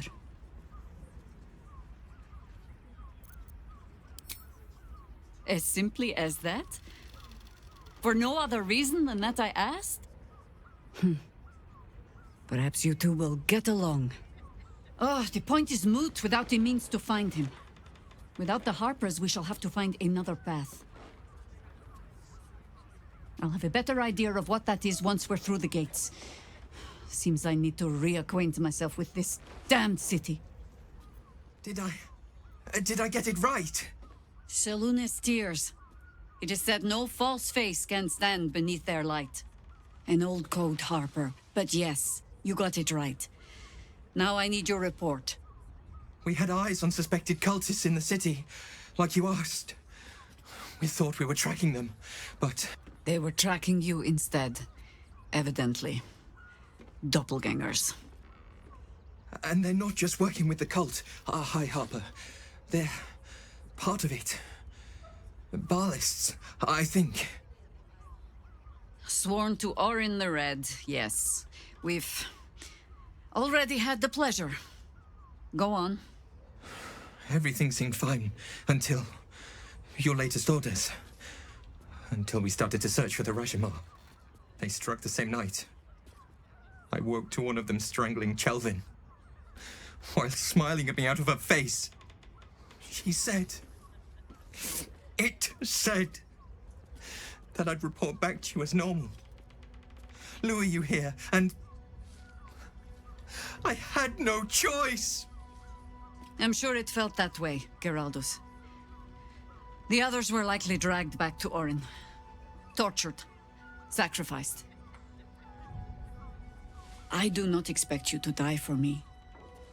But to risk Entharl, any citizen who might have wandered in, there is always a choice.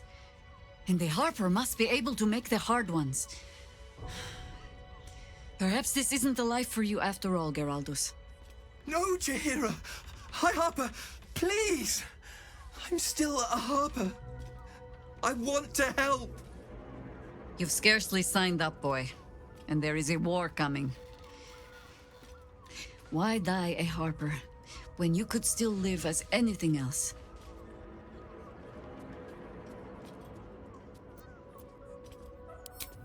I most humbly beg your pardon?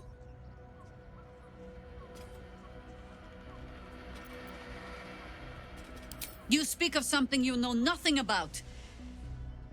But then why would you, when I have not told it? This mess is of my making. I sent the Harpers hunting after the cult without thinking what it would mean to be hunted in turn. Now they are compromised. And if not for you, I wouldn't even know it. I'm sorry, Geraldus. Harper. And I owe you an apology as well.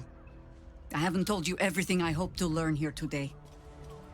First, Geraldus, you're the last Harper in the city I can rely on. Lay low and rest while you can. I have matters to discuss with my friend here. Yes? There might be, but it's not a path I tread until we must. Let it wait until the city proper. Perhaps I'll have had a better idea by then. Ask it.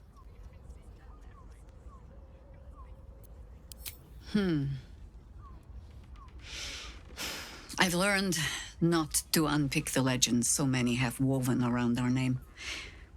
Seeing the hope die in a romantic's eyes, it is only funny the first few dozen times. Some call the Harpers heroes. Others, petty meddlers who cannot help but stick their nose into every conflict they stumble across. The truth is in there somewhere. We try to work towards a common balance. If every other faction finds us equally annoying, that is probably a sign that we are succeeding.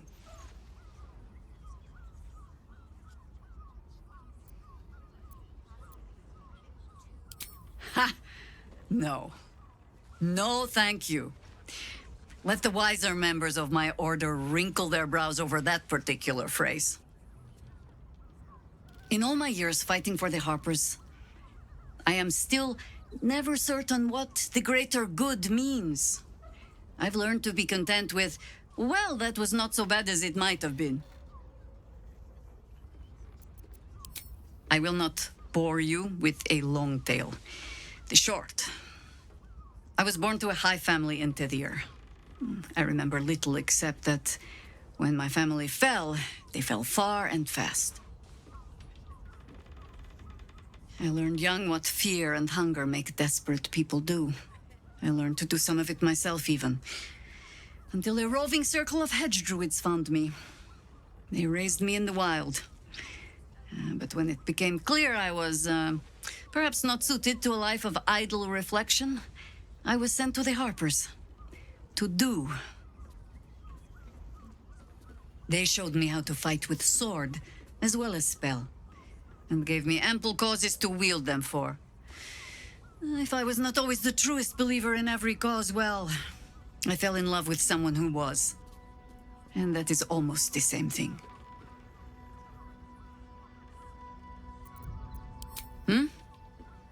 No, not really.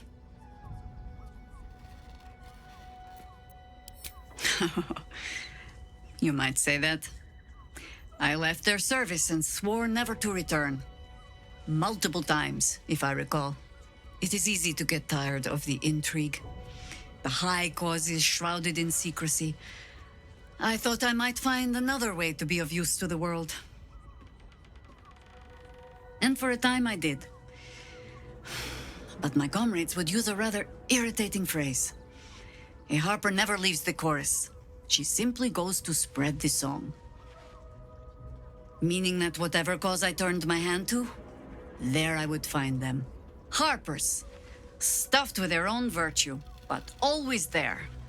Always trying to help. So I returned to the fold. Returned to the city. Eventually they hung a title around my neck. High Harper. And I still do not know how to play one. If I wanted to spare Geraldus the same headaches, well, you now know why I needed him to be sure this is the life he wants. But you're staring. Which means the tadpole has finally eaten your brain. Or have I been talking too much? Either way, time to move, no?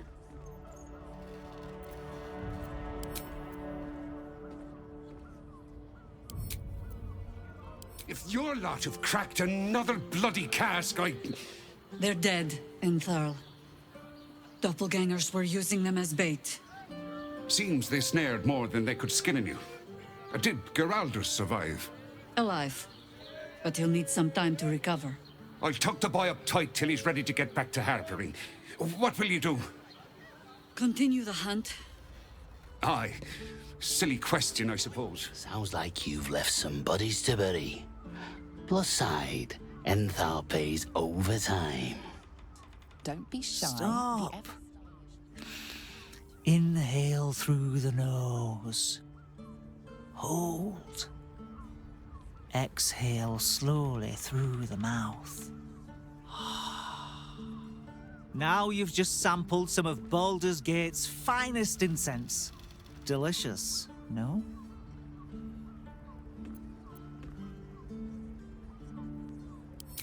Aren't they just? You clearly have excellent taste. What can I do for you, sir? I must say I'm rather proud of it. The wood panelling cost a fortune, but it's so worth it for the luxe atmosphere it provides.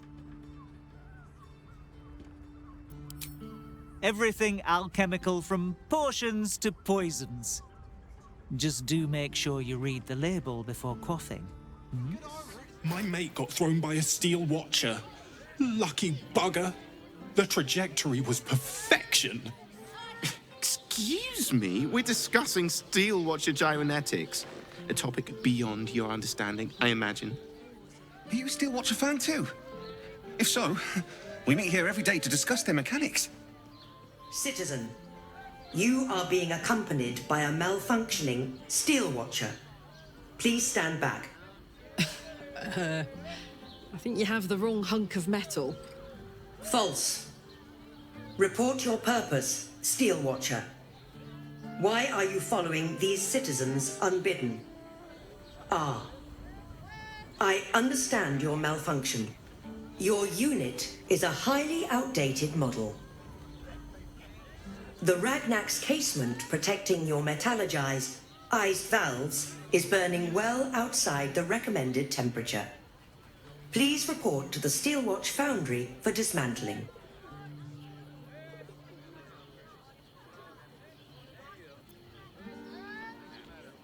The Steelwatch Foundry is off limits to visitors. This malfunctioning unit can escort itself back. Not sure. Maybe whatever keeps them going is similar to my tin can.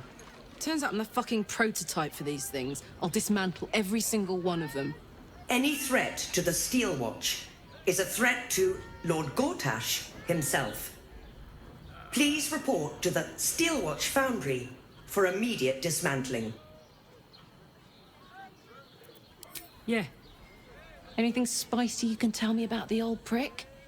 You will speak of our creator, Lord Enver Gortash, with respect. He is the savior of our city, currently being inducted as the Archduke of Baldur's Gate. You will keep your distance, Steel Watcher. You are malfunctioning. Report to the Steel Watch Foundry for immediate dismantling. Let's make tracks before this thing gives me the Edict of Bane. See you around, soldier. Sorry, chum, can't let you through. Worms Rock's closed for the day. Not close to Duke Older Ravengard's own son, surely. You having a laugh, devil boy? I know Ravengard, and last I knew, his spawn wasn't sporting those horns. The joke's on you. No entry. That's the end of it.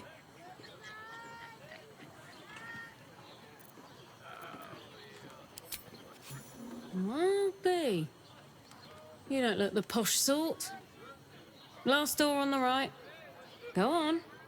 Make merry. Lower the gates! Special permission! Halt! We do not know how you gained entry, but your trespass shall not be punished. Lord Gortash has been expecting you. The Watcher's presence fades, but another takes its place.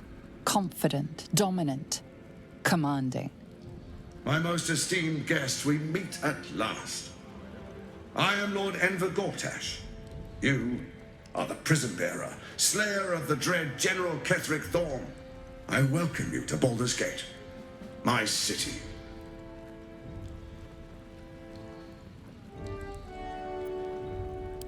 Of course, of course. My Steel Watchers are rather adept at keeping the peace, but not entirely suitable for polite conversation. Allow me to formally invite you to my inauguration. Make your way to the ceremonial hall. This is the armory, not a bloody open house. Fists only. Now clear off. Trade? Do I look like a shopkeeper? This equipment isn't for sale. It belongs to the Flaming Fist.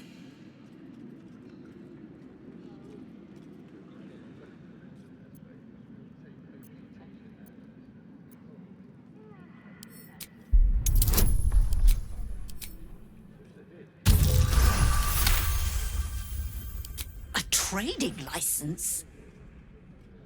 Right. Right. Yes. I could provide you with one of those for the, official fee. Much appreciated. Take a look around.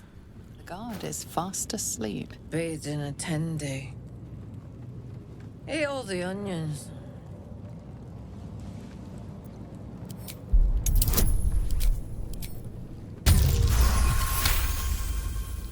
Old man Otto. Back here again. Cell stinks like an old cabbage. 3 bowls of the stew.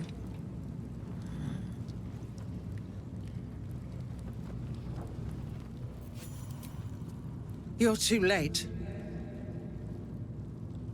It's over. By Avernus. Floric. The Steel Watch happened. I came seeking allies to our cause. Watchers spotted me, dragged me to Older Ravengard's husk, empty as a stare. Your father's a tadpole's puppet, Will. Nothing more. He spoke in accusations. Apostasy, conspiracy, sedition. I'll be executed in 5 dawns. The hell's with that. Nothing is over. Not while I still draw breath.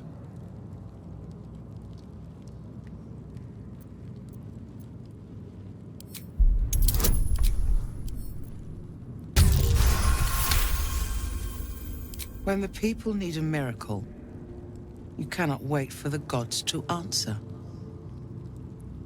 Father's words. Indeed.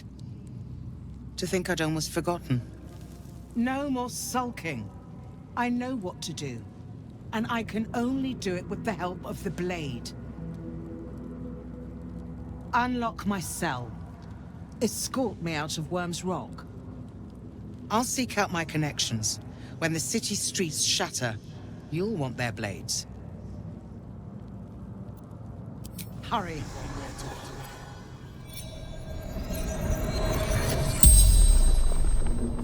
The corpse regards you lifelessly.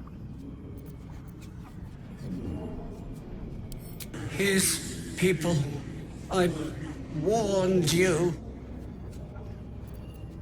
They might find the basement. None. Just hired their local thugs. I'm just an artisan. They made me do it.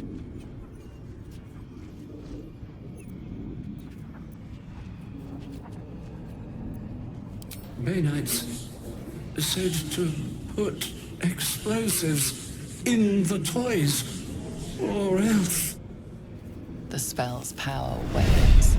You can ask no more questions.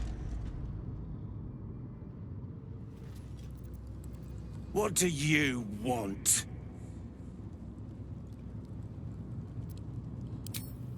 I don't need to escape. I've got food, water, privacy, and I mean to keep it that way. Shapeshifters in the Harpers. My dad always admired their mission. Said they gave up their entire lives so we could live safely and asked for nothing in return. We'll rout them, right? For the city and for Dad. Keep focused. We can talk once I'm free. This is far enough. The way should be clear. I can't thank you enough for getting me out of that damned prison. And for giving me courage when I'd all but run out. It's the least we could do. Your faith in this city should inspire us all.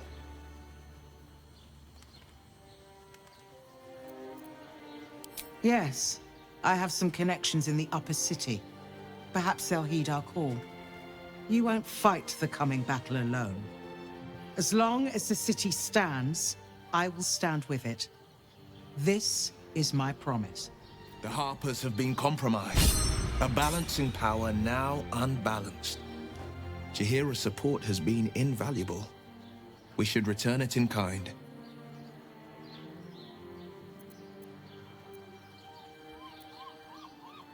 I met her twice. The first time, I was a boy of 7 or 8, at a banquet in the Flaming Fist's honor. One look and I was smitten. Chestnut hair that flowed behind her like willow fronds, as she floated from one room to the next as if carried by clouds. The second time, Stelmane was different. Even with the aid of a cane, each step she took was a struggle. Every word she spoke took great physical effort. A stroke victim? I asked Father later. No, he said. A stroke survivor. You sense uncertainty in Will's voice. He questions his father's explanation.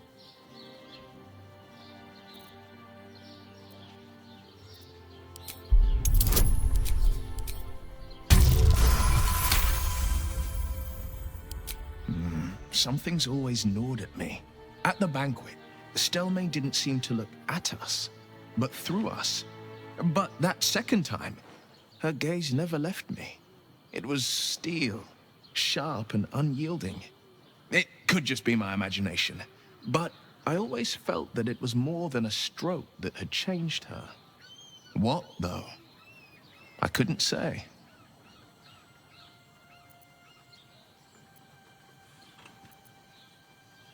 Whatever you believe about Stelmane, she's not the only one to suffer the killer's blow. My father was tadpoled. Stelmane is dead. The people are frightened and the council's in disarray. To exert control, you must first sow chaos. A tyrant's strategy, as father would say. These murders aren't random acts. Someone powerful is guiding the killer's hand, and the city is made weaker for it. Mind flayers are like devils. They just sport tentacles rather than wings. Clever, manipulative, exploitative. The Emperor says he's a friend. I think we'd be fools to believe him. And maybe it's true. Maybe Stelmane allied with a mind flayer and subjected the city to their political will. Or maybe he made an offer she couldn't refuse.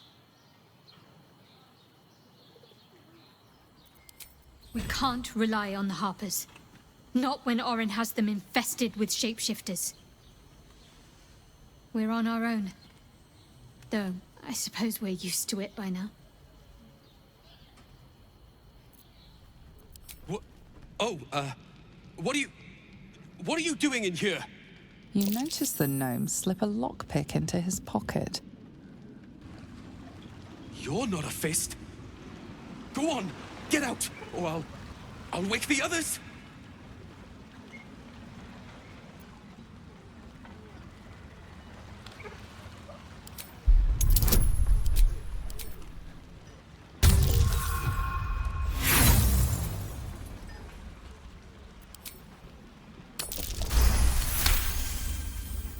I'm no thief. I was going going to pay it back. Eventually. I needed the gold. I'm getting out of here. Taking a ferry down the coast to get me home. Those bloody crooks at the docks are charging triple, though. Danger money. It's a joke. You haven't heard? An army is coming. They're saying it's unstoppable. My wife said we have to stand and fight, and I can't. I won't. I'm not made for this.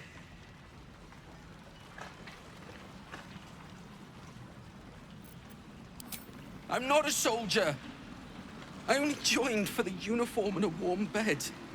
They're better off without me. I'm scared. All I want is to go home. If it isn't little Will, straight to your handler. And I didn't even have to whistle. Mizora, I've had enough. You owe your life to me. Time to end the pact. Feeling cheeky, are we? Most unbecoming. Heard about your father. The Absolute's puppet.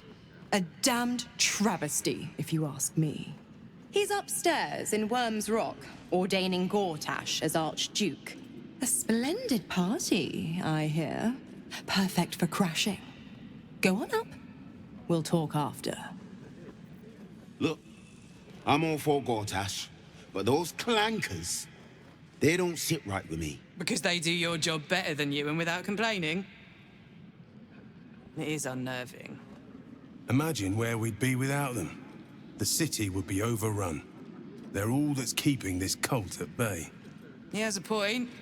They make people feel safe, if nothing else. Ha! You hear this?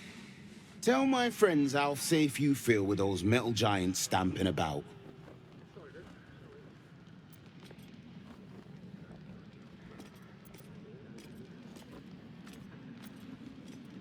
You've been reading too many picture books. Lord Gortash himself is the one pulling their strings. We're all better off for it. Kinspeople, Baldurians, and dearest Duke Ravengard, thank you for joining me on this exceptional day. It's him. Gortash. This is it. I can practically taste his blood from here. My father's here, Karlak. Cool your fires. He must not come to harm.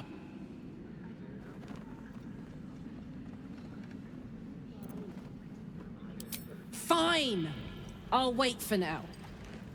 But that prick Gortash is going to pay. A moment, please, my friends. An old acquaintance has come to pay her respects. Please, Karlak, come and say a proper hello.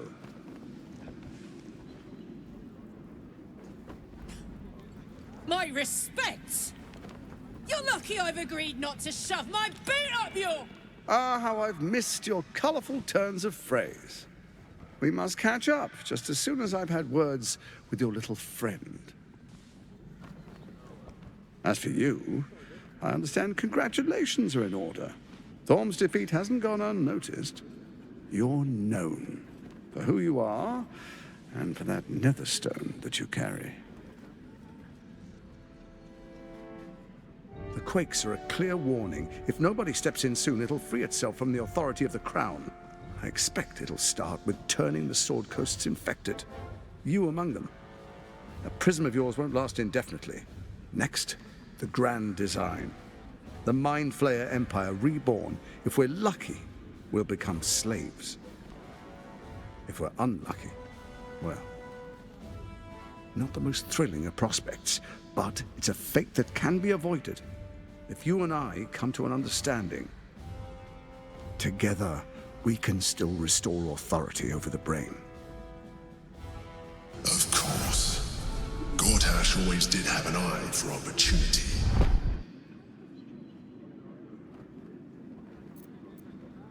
It's not, but it will not follow new orders unless the Netherstones are united to give the command. When it finishes executing its current orders, it will be free to do as it wishes. That will be bad for everyone. The Crown's magic turned the brain into something the world has never seen. A nether brain. Its power is immense. Once it is freed from its shackles, I doubt we'll ever be able to bring it under control again.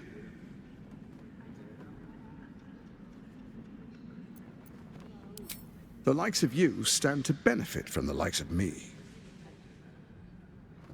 There's an old wisdom. A brittle alliance can never be mended. It can only break. With Ketheric gone, Orin proved treacherous. Baal's chosen wants the Netherstones for herself. She only cares for blood. And your blood and mine are of particular interest to her.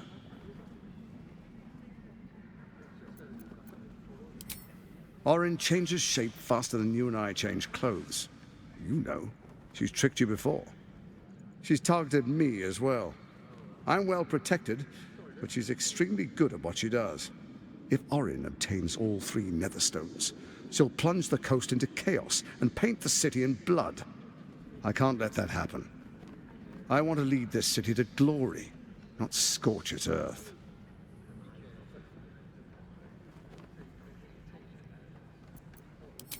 I'd like to propose a pact, a divine oath sworn upon spirit and flesh. I do no harm to you, nor you to me.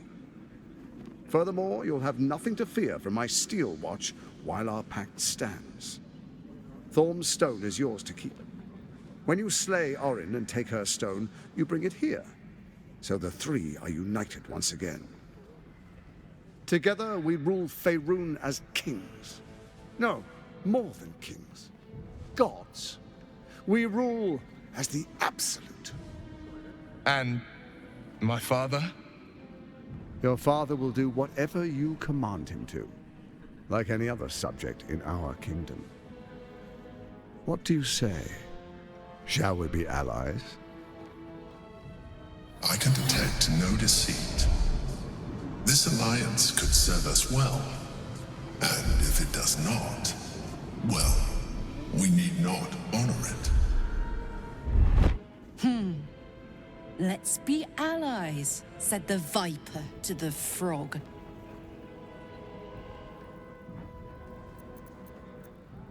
So Ketheric was ready to betray our alliance too. I can't say it comes as a surprise. But you should know this.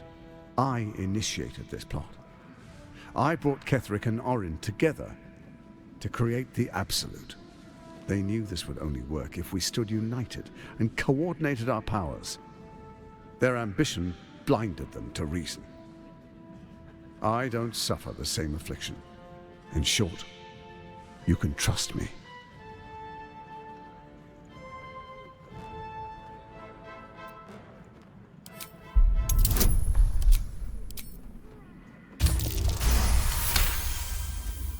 Gortash's eyes blink in a consistent rhythm. He stands calmly, confidently. He fully intends to share his kingdom with you.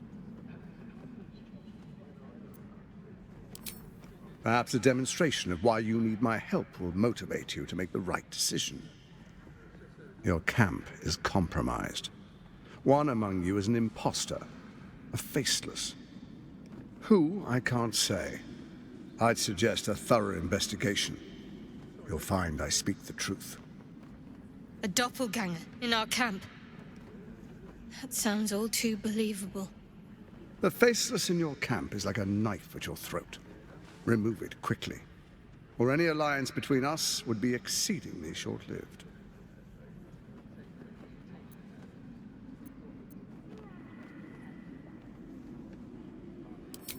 First, Orin the Red, bloody dagger of Baal, causes panic in the streets through killings in the Absolute's name.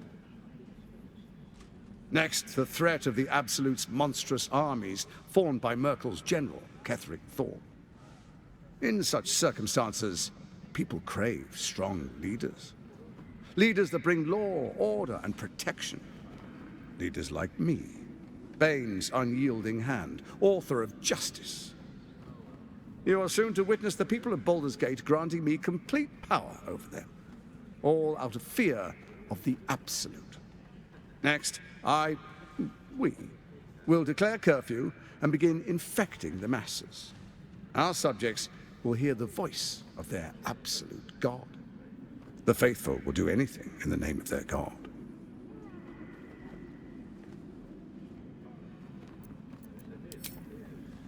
Our tyranny, and we are saviors, defenders of the Sword Coast. Our loyal subjects will love us, not hate us. What comes next will be entirely their fault.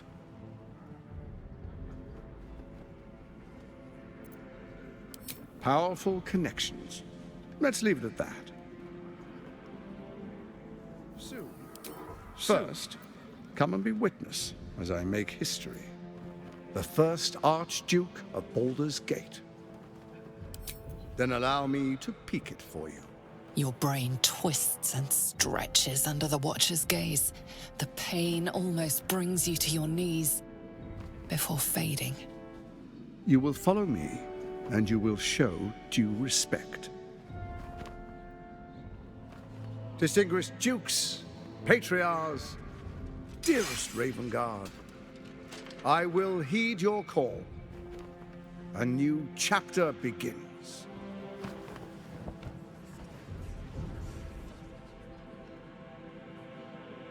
Enver Gortash, swearest thou by Baldur's blade to defend the citizens of Baldur's Gate from enemies within and without?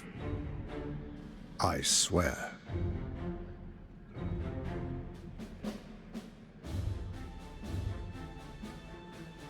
Swearest thou true faith and fealty to the same, by word, deed, and decree, so that none may suffer? I swear. Gathered guests, grant ye consent? Don't. You will only invite his ire and your own death. Enver Gortash, the Council appoints you Archduke of Baldur's Gate.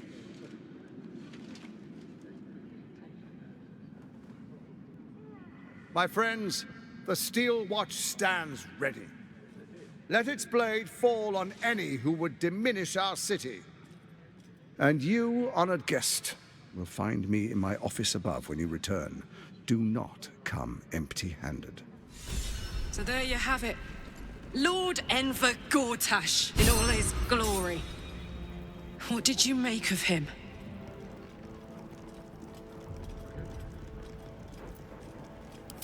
He only managed it by tadpoling Duke Ravengard.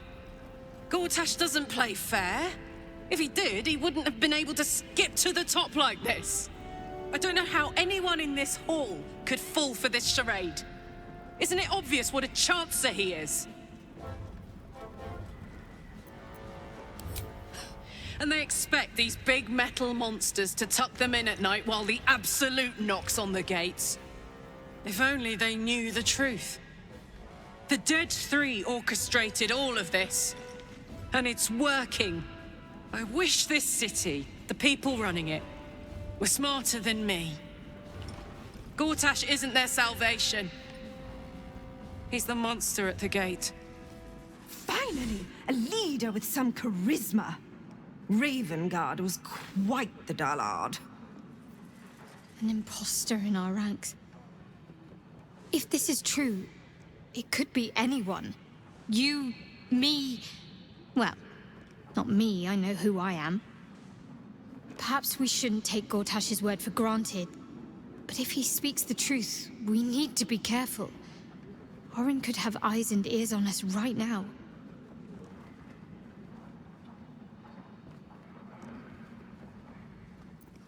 If Gortash is to be believed, then even our camp isn't safe from Orin's influence. You might want to confirm the veracity of his claim, or at least clean up the mess. Our camp houses an imposter, then. Say nothing. Trust no one. Not even me.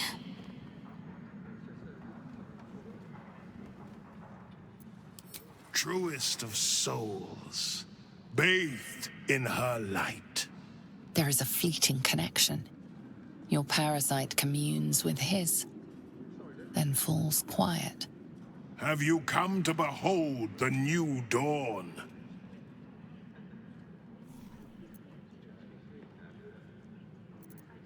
Help me.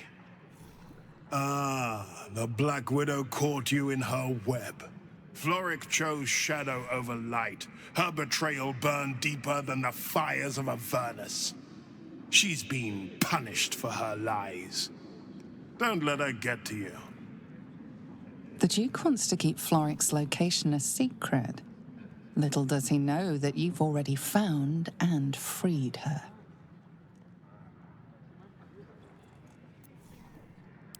What is a hero, if not an actor for the greater good? Faerun suffers in darkness. Tyr has abandoned us. Helm's Eye has strayed. But Baldur's Gate will soon burn bright, a beacon to light the heavens. Gortash and I will ignite the final spark, and that, true soul, is the greatest of goods. Be in awe, truest soul.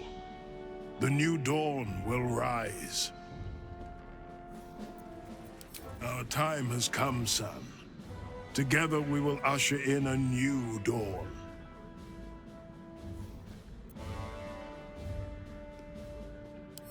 Why do you say this? Only the shadows would name the sun a tyrant. Faerun suffers in darkness. Tyr has abandoned us. Helm's Eye has strayed. But Baldur's Gate will soon burn bright, a beacon to light the heavens. You, Gortash, and I will ignite the final spark, my son. And that is the greatest of goods.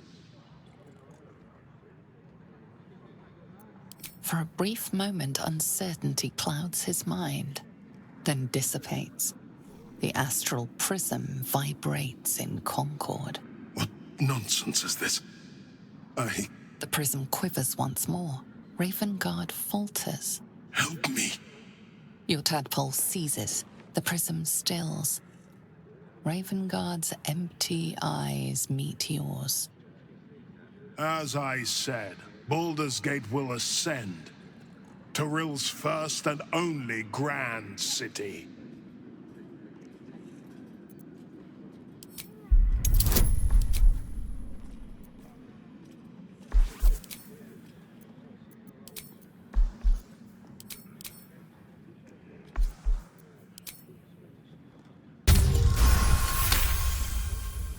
First comes a vision of terror. The city of Baldur's Gate taken by Lithids. But beyond the terror, there is hope. You see a beaming Ravengard presiding over the sunlit city, applauded by the people. A people at peace. The real Ravengard's still in there, and he wants out. Have we finished then? Parasite binds your mind to Will's. Your memories of talking with Ravengard become his. You spoke with my father. Incredible. To hear his voice speak those words, like a stranger wrapped in his flesh. But there's still a glimmer of him in there, calling for release. I feel it. I know it. I won't let the Absolute keep him. This is my pledge. What did I tell you? A momentous occasion. I'm sure you agree. I've had enough, Mizora. What do you want? Your attention, little pup. Nothing more. And you'll be glad to give it. You see, Gortash has had your father relocated. Rude. I'm just an impartial observer. This is Gortash's game. A murderous one, the way I hear it. Shit. Your dad's good as dead, pup. And to think, there's no way to save him. Or is there? You know something. I know enough. I'll be in your camp if you want to work something out. Of course she'd stick her infernal nose where it doesn't belong. Of course she's dreamt up some risible scheme. By all the hounds of the hells, what is she planning?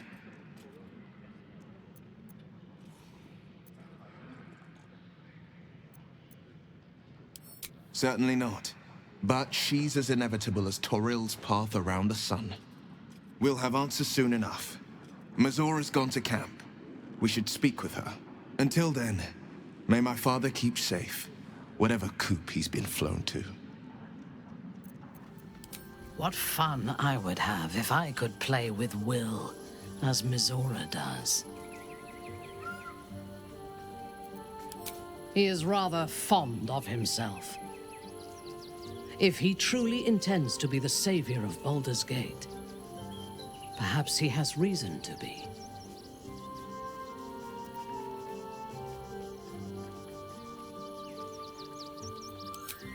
True. His mistake was choosing the wrong allies. Ketheric was reliant on his god instead of his own strength, and Orin does not understand power and control. Only blood.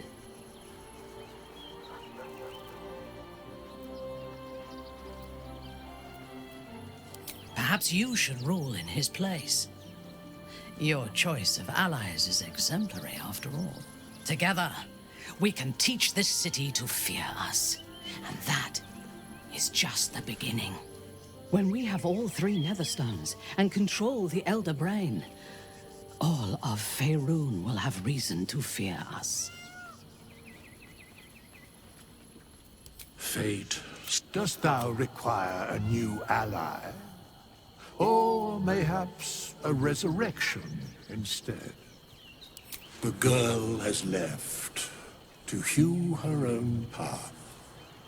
She left you a letter. Thou couldst read it, or thou couldst not. Such is the way of autonomy. Hast thou other business?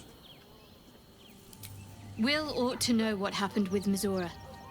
Whatever she has in store for him can't be good.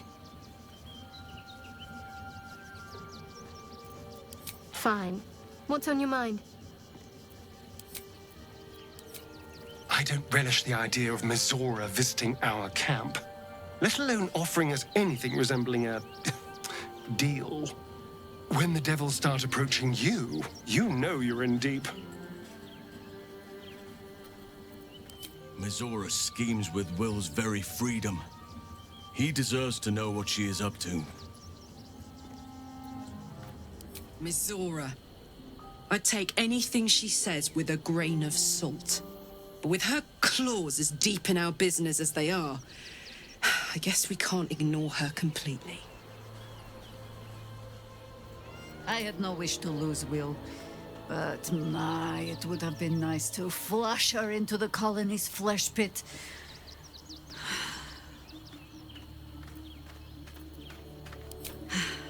There might be, but it's not a path I tread until we must.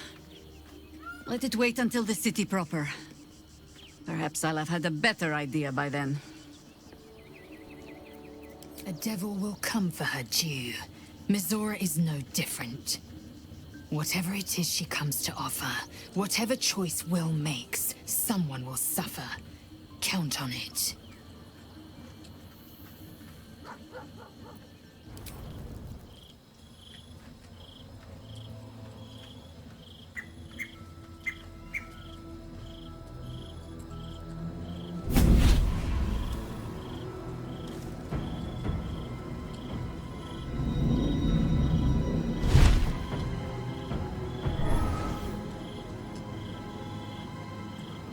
Sorore surge, testis esto pacti me. Come, sisters, be my testament. Notum sit in Beator. Notum sit in Beator. Holy hells. I come to bargain. The Hells demand witness. Enough, Mizora. Where is my father? How do I save him? How else? We bargain. Sisters. Infernos contractos te vocamus. Infernos contractos te vocamus. Infernos contractos te vocamus.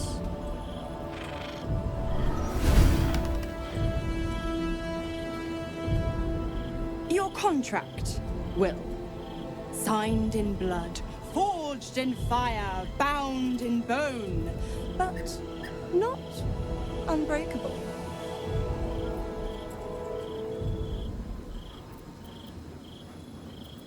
A life for a life. No contract is ended without sacrifice. The cost must be paid.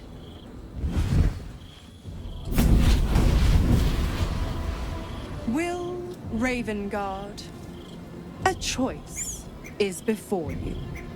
Option 1. I show you the way to your father. I guarantee him no harm except that from you and your allies. And you pledge your soul to me and the Archdevil Zariel in a pact eternal. Option 2. I break your pact and you are freed from your duty.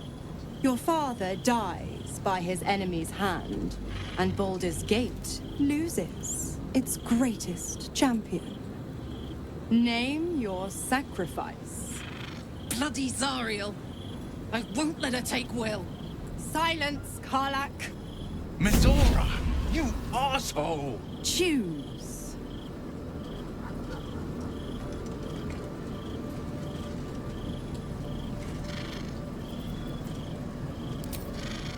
Addendum F.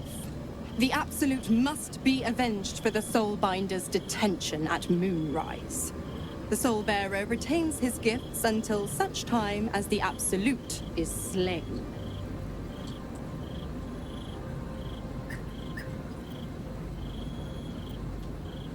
You damned wretch! Father. Do it. Break the pact.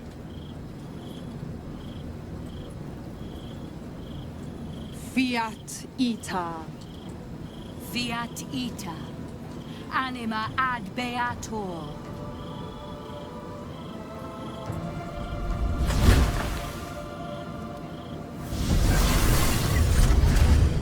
Didn't think you had it in you. Seems my boy's all grown up. And don't go fussing about your father. You made your choice. You knew the terms. You know what? I think I'll stick around. Not for the greater good, you understand. Just for the entertainment. Gods. I spent 7 years choked by Mizora's leash.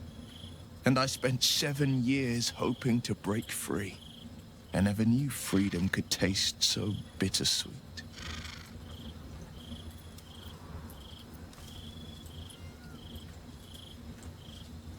I have to believe that.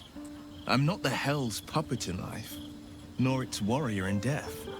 The blade will be guiding his own hand. But freedom will be paid in my father's blood. Tomorrow, I celebrate my gain. Today, I mourn my loss. A moment passes. In the stillness, you find a mote of tranquility. The Ravengard name now lives solely with me. I will make it count for something. I signed his life away before the Hell's witnesses. It would be easier to drink the Styx down to the last drop than to alter his fate. I'd be a fool to wish otherwise. We obtain the final 2 Netherstones and take back our minds. And the city from the brain. Little Will's all grown up. I can't wait to see what trouble he gets into.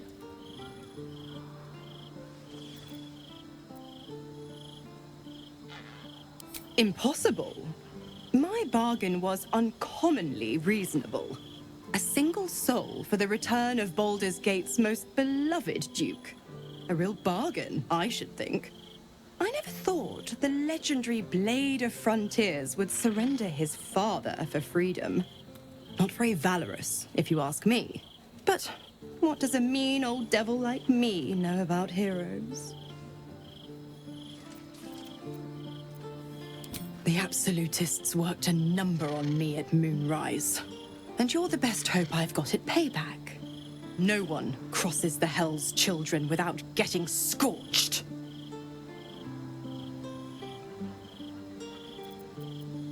Oh, you are an inquisitive one.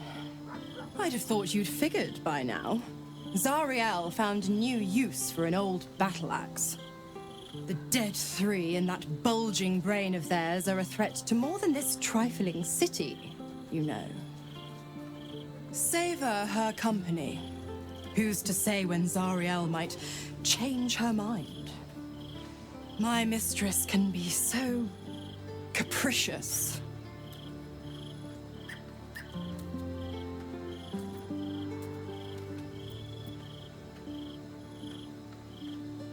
Correct.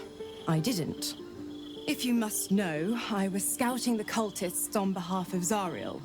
But those cursed shadows were thick enough to fell even a half-fiend. I woke in that damned pod. It kept my body sealed and my most powerful magic silenced. But a brave, kind, benevolent soul set me free. Gallantry isn't dead, after all.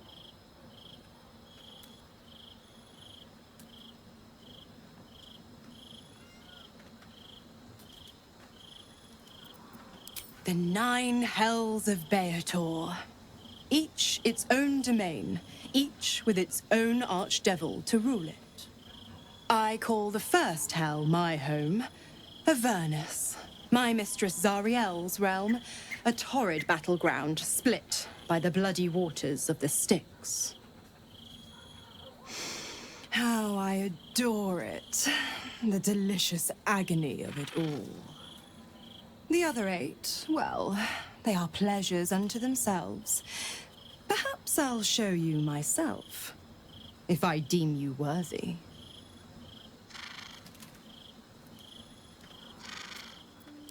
Time and again, Will's plight reinforces my decision not to pursue the path of a warlock. It's one thing to make such a sacrifice in the pursuit of such a pack, but to do so in order to escape one. Truly, it leaves you with nothing. Patricide is often the first step toward greatness. But I hope Will does not regret sacrificing his infernal powers.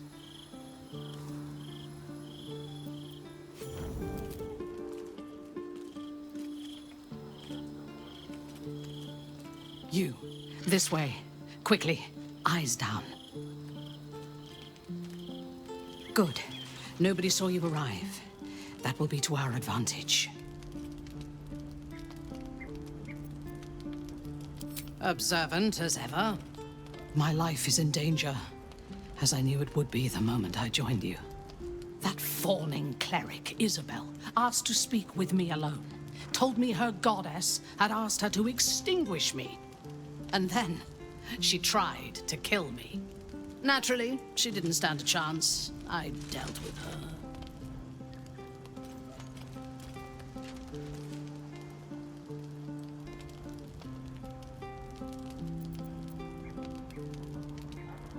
Of course I did.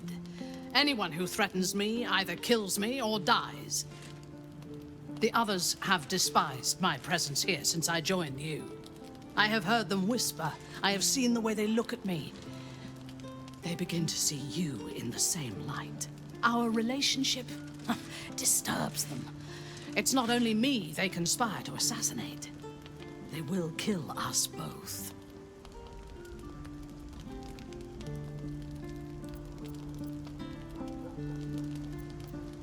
When we met, I was beholden to a cult dedicated to a false god that controlled me through a parasite in my brain. This latest conspiracy is rather ordinary in comparison. as is the solution. First, we must dispose of the body. What comes next will be simpler if we don't arouse suspicions. When the body is hidden, we wait until the dead of night and kill the others as they sleep. You could stick me through the heart. Stick her through the heart. Cut us to bits. Tempting, tempting, tempting. But not yet. Not yet.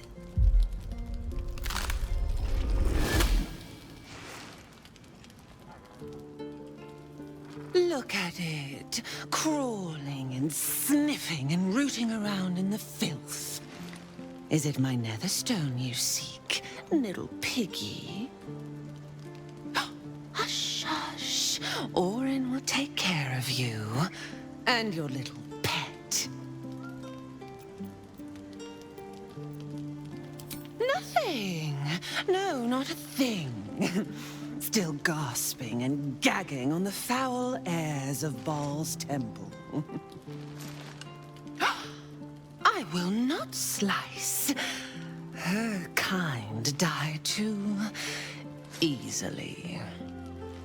The Murder Lord demands a better offering. Something new, sticky, sweet, and delicious. He wants you.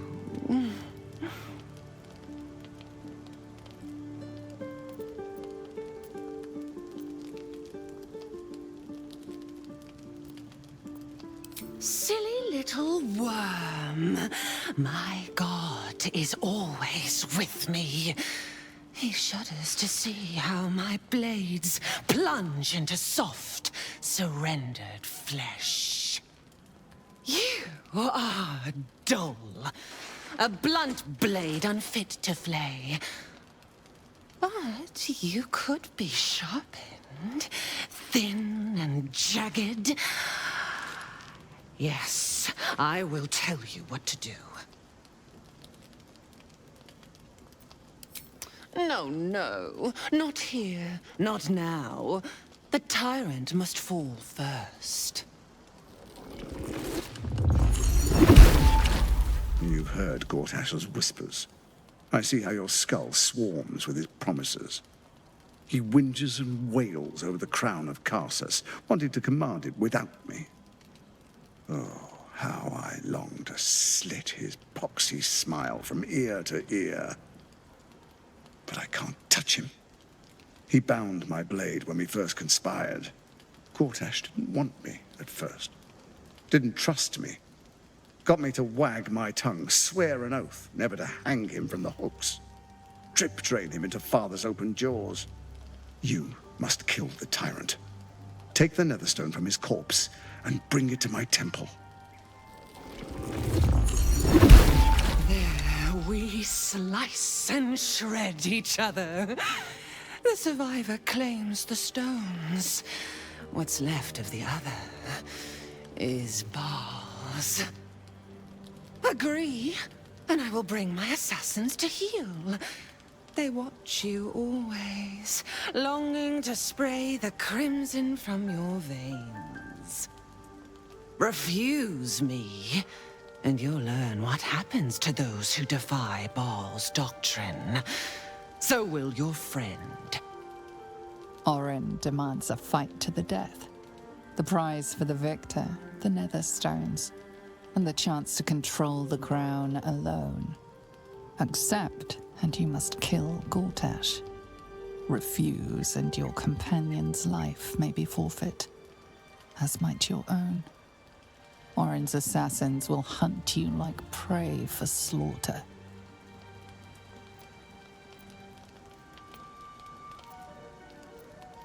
Allies? No, no. We had a balance. The chosen three. But it tumbled when you turned the Bone Lord to ash.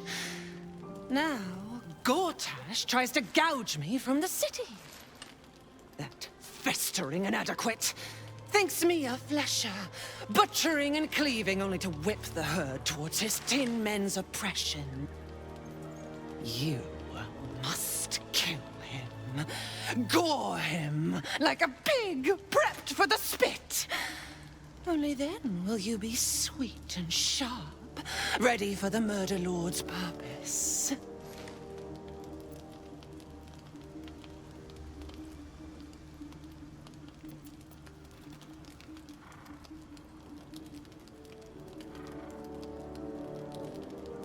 Yes, oh yes. Kill the Bay Knight, and I will keep my blade unblooded. Do not underestimate his steel watch. Seek their cradle in the lower city, and skewer their skull meat. Make them rust and blood. Then you can gore the lordling again and again and again. But listen close, Bone Killer. Step in my domain while the tyrant still sucks air, and I will carve your failure into your pretty plaything's skull. Bring me his stone, and I will set the bait free. Only then can you and I make exquisite butchery. The victor will set the world to slaughter. That is Baal's offer. He will not make another. Keeping very well, I hope? Orin masquerading as Minthara. That certainly explains her vociferous antipathy towards me. Who knows how long the real Minthara has been strapped to Orin's altar? We owe it to her to bring her back safely. She would do no less for you or I. Come for a chat? I'm afraid that's not an option. I'm quite stubborn, you see. Take a swing or a stab if you want, but I'll just slip away for a breather. One of the perks of being a half-devil, of course. Minthara is in Orin's clutches. Either we try to mount a rescue, or pay for her release with Gortash's life. You almost pity Orin. Taking Minthara like that. Give her half a chance and she'll gut the shapeshifter like a fish. The great Orin the Red tugs your sleeve, sulking for attention. She might come to regret it yet. I have no love for the Drow. But she is one of us. We cannot leave her beneath Orin's knife. She comes in here, into our camp, and lays hands on my Minthara. Ha ha! This shapeshifter is spoiling for her thrashing. Orin thinks Minthara's abduction is an ultimatum to kill Gortash. Foolish woman. As if I needed more reason than I already had.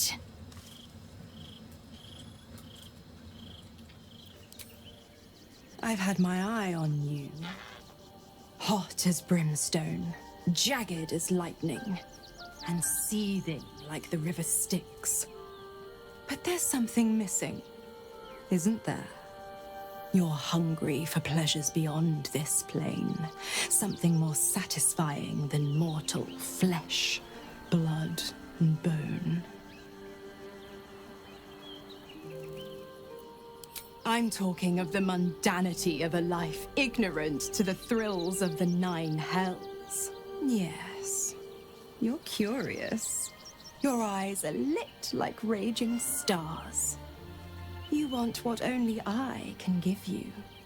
The ecstasy of agony, the pain of the damned, distilled into pure bliss. Beyond every climax you've known. The little death writ large. Smile, and I'll come to you when you put your head down to rest. I will sate your most forbidden lusts.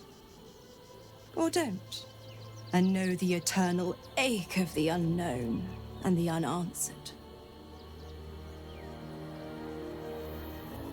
Dear me, I've overestimated you.